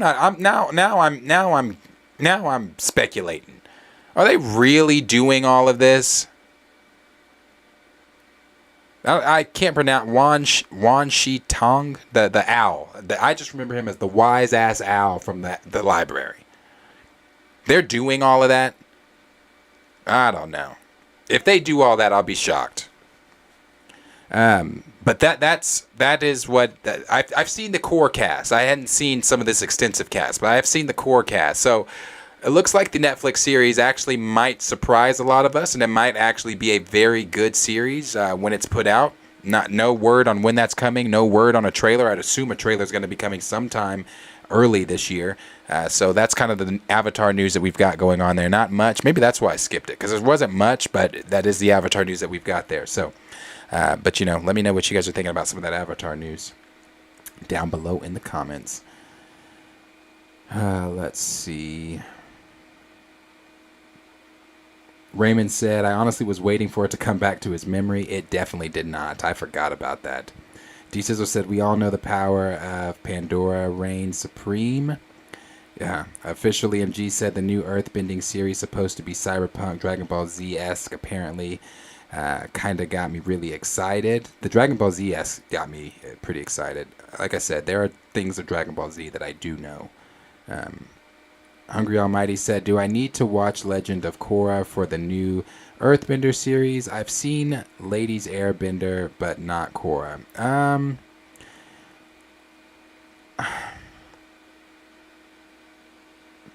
I'm gonna say yeah. And the only reason I'm gonna say yeah is just to establish yes and no. Yes, if you want to establish the connection to the wider Avatar universe and the lore and things like that, because undoubtedly Korra will be mentioned. So if you're wanting to, feel a connection to some of those stories, especially if they do, talk about certain things, then yes. But I would say with this being a brand new thing from Avatar Studios, and the first thing we're getting from Avatar Studios, it being a new a new avatar and everything, that's where I'm going to say no. Because I feel like this story is going to hold on its own. Yes, just like in House of Dragon, I didn't need to watch Game of Thrones before I watched House of Dragon. There were things in House of Dragon that, like the Lannisters, names that you heard that that you remembered from Game of Thrones, and I would say it probably would be the same thing with this new Avatar series. There's going to be things that for people that have watched the original ATLA and people that watched Korra, they're probably going to have things that are mentioned that us that have watched them be like, it will be the Leonardo DiCaprio meme, or we'll be pointing to the TV like, I remember that. So yeah, it could be maybe yes and no. Raymond said, now this Netflix series I can't wait for. I think they're going to knock this out of the park. I think they are too. I really do. Stamina said, casting looks good to me. It does. D Stizzle said, this could be good. On the flip side, Netflix doesn't have a good track record with adaptations. They don't. Gray said, so season 1 is book 1. I don't know, because they started naming motherfuckers not in season 1. So I don't, maybe, I'm not really sure. See, Gigi said Daniel Kim is from Lost 2, Chill said, D Stizzle said, studios taking forever to make this stuff nowadays. They are. It's taking a while, bro. We haven't heard. First time we heard about this series was a long time ago. Official MG said, I think it'll come between May and October. Damn. It's a long time. Raymond 2000 said, they've got everybody, and they definitely casted great people. I like the representation. I like what we saw in the cast, too. Raymond said, they got it. Raptor Cloak said, can't pronounce it, was Shredder and TMT Secret of the Ooze. Raymond said, I think the owl is going to be in the first season because remember it was shown in book 2 that General Zhao, oh yeah, that is true, went to him to search the waters. That is true. Interesting.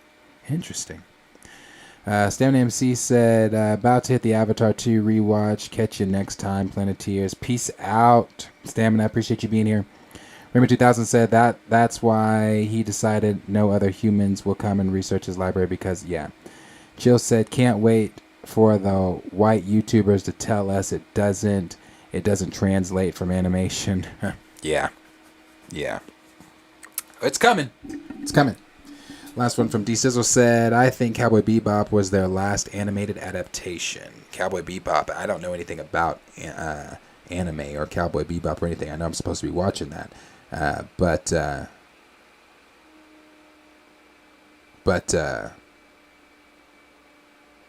know anime fans hated that shit. So, yeah, guys. Wow, I streamed for almost 5 hours. There's your extra hour, Cornelius. And I have to go to work in the morning. So I am going to see you guys tomorrow. Peace out. Love you guys so very much. Thank you guys for hanging out with me. Thank you guys for all the fun, the chat, the kind words, everything.